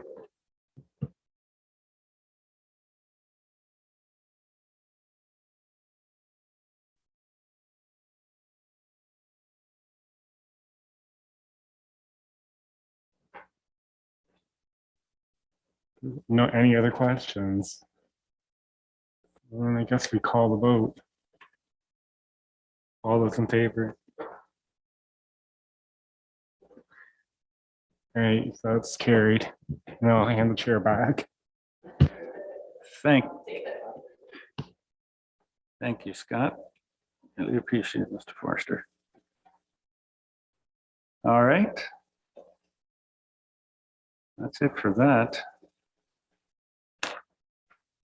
Is that all we can beat you up with today, Brent? Oh, sorry, Jeff, go ahead. I was just going to say, if we're finished with the Public Works part of the budget, perhaps we should consider recessing or adjourning.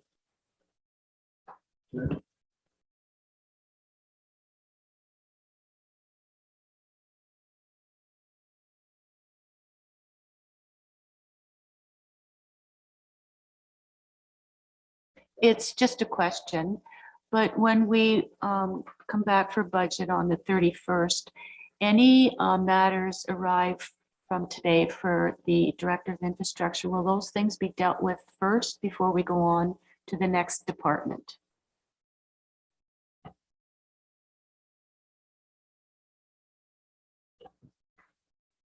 I think that what we'll see, assuming Carrie, you can give us an update of where those changes have been made, just as a quick overview before we head into any of the other. Yeah. Okay, knowing that we'll probably need $800,000 from everybody else.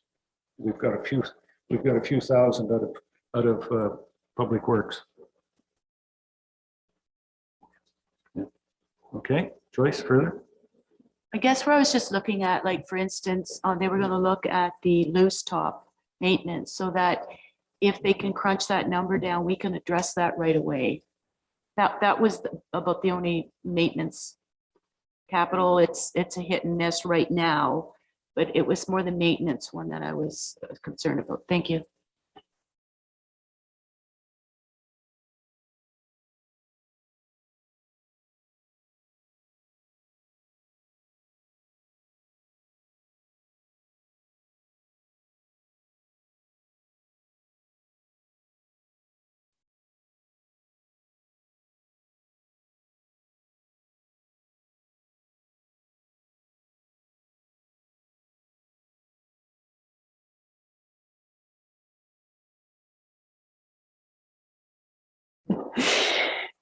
Give us a positive yeah. news, Carrie. So we started with 17.9%. We've deferred the sweeper and transferred part of that to reserve, resulting in $130,000 decrease. We have deferred the Park Street pre-engineering. That was $20,000. We've removed the sidewalks and reallocated that CCBF funding towards the Durham Road East project. That was $50,000. And we've removed the dam reserve and looking at other options for partnerships. That was $20,000. So we have reduced the budget by $220,000 and it is now at a 16% increase, 1.912 million over 2022. Just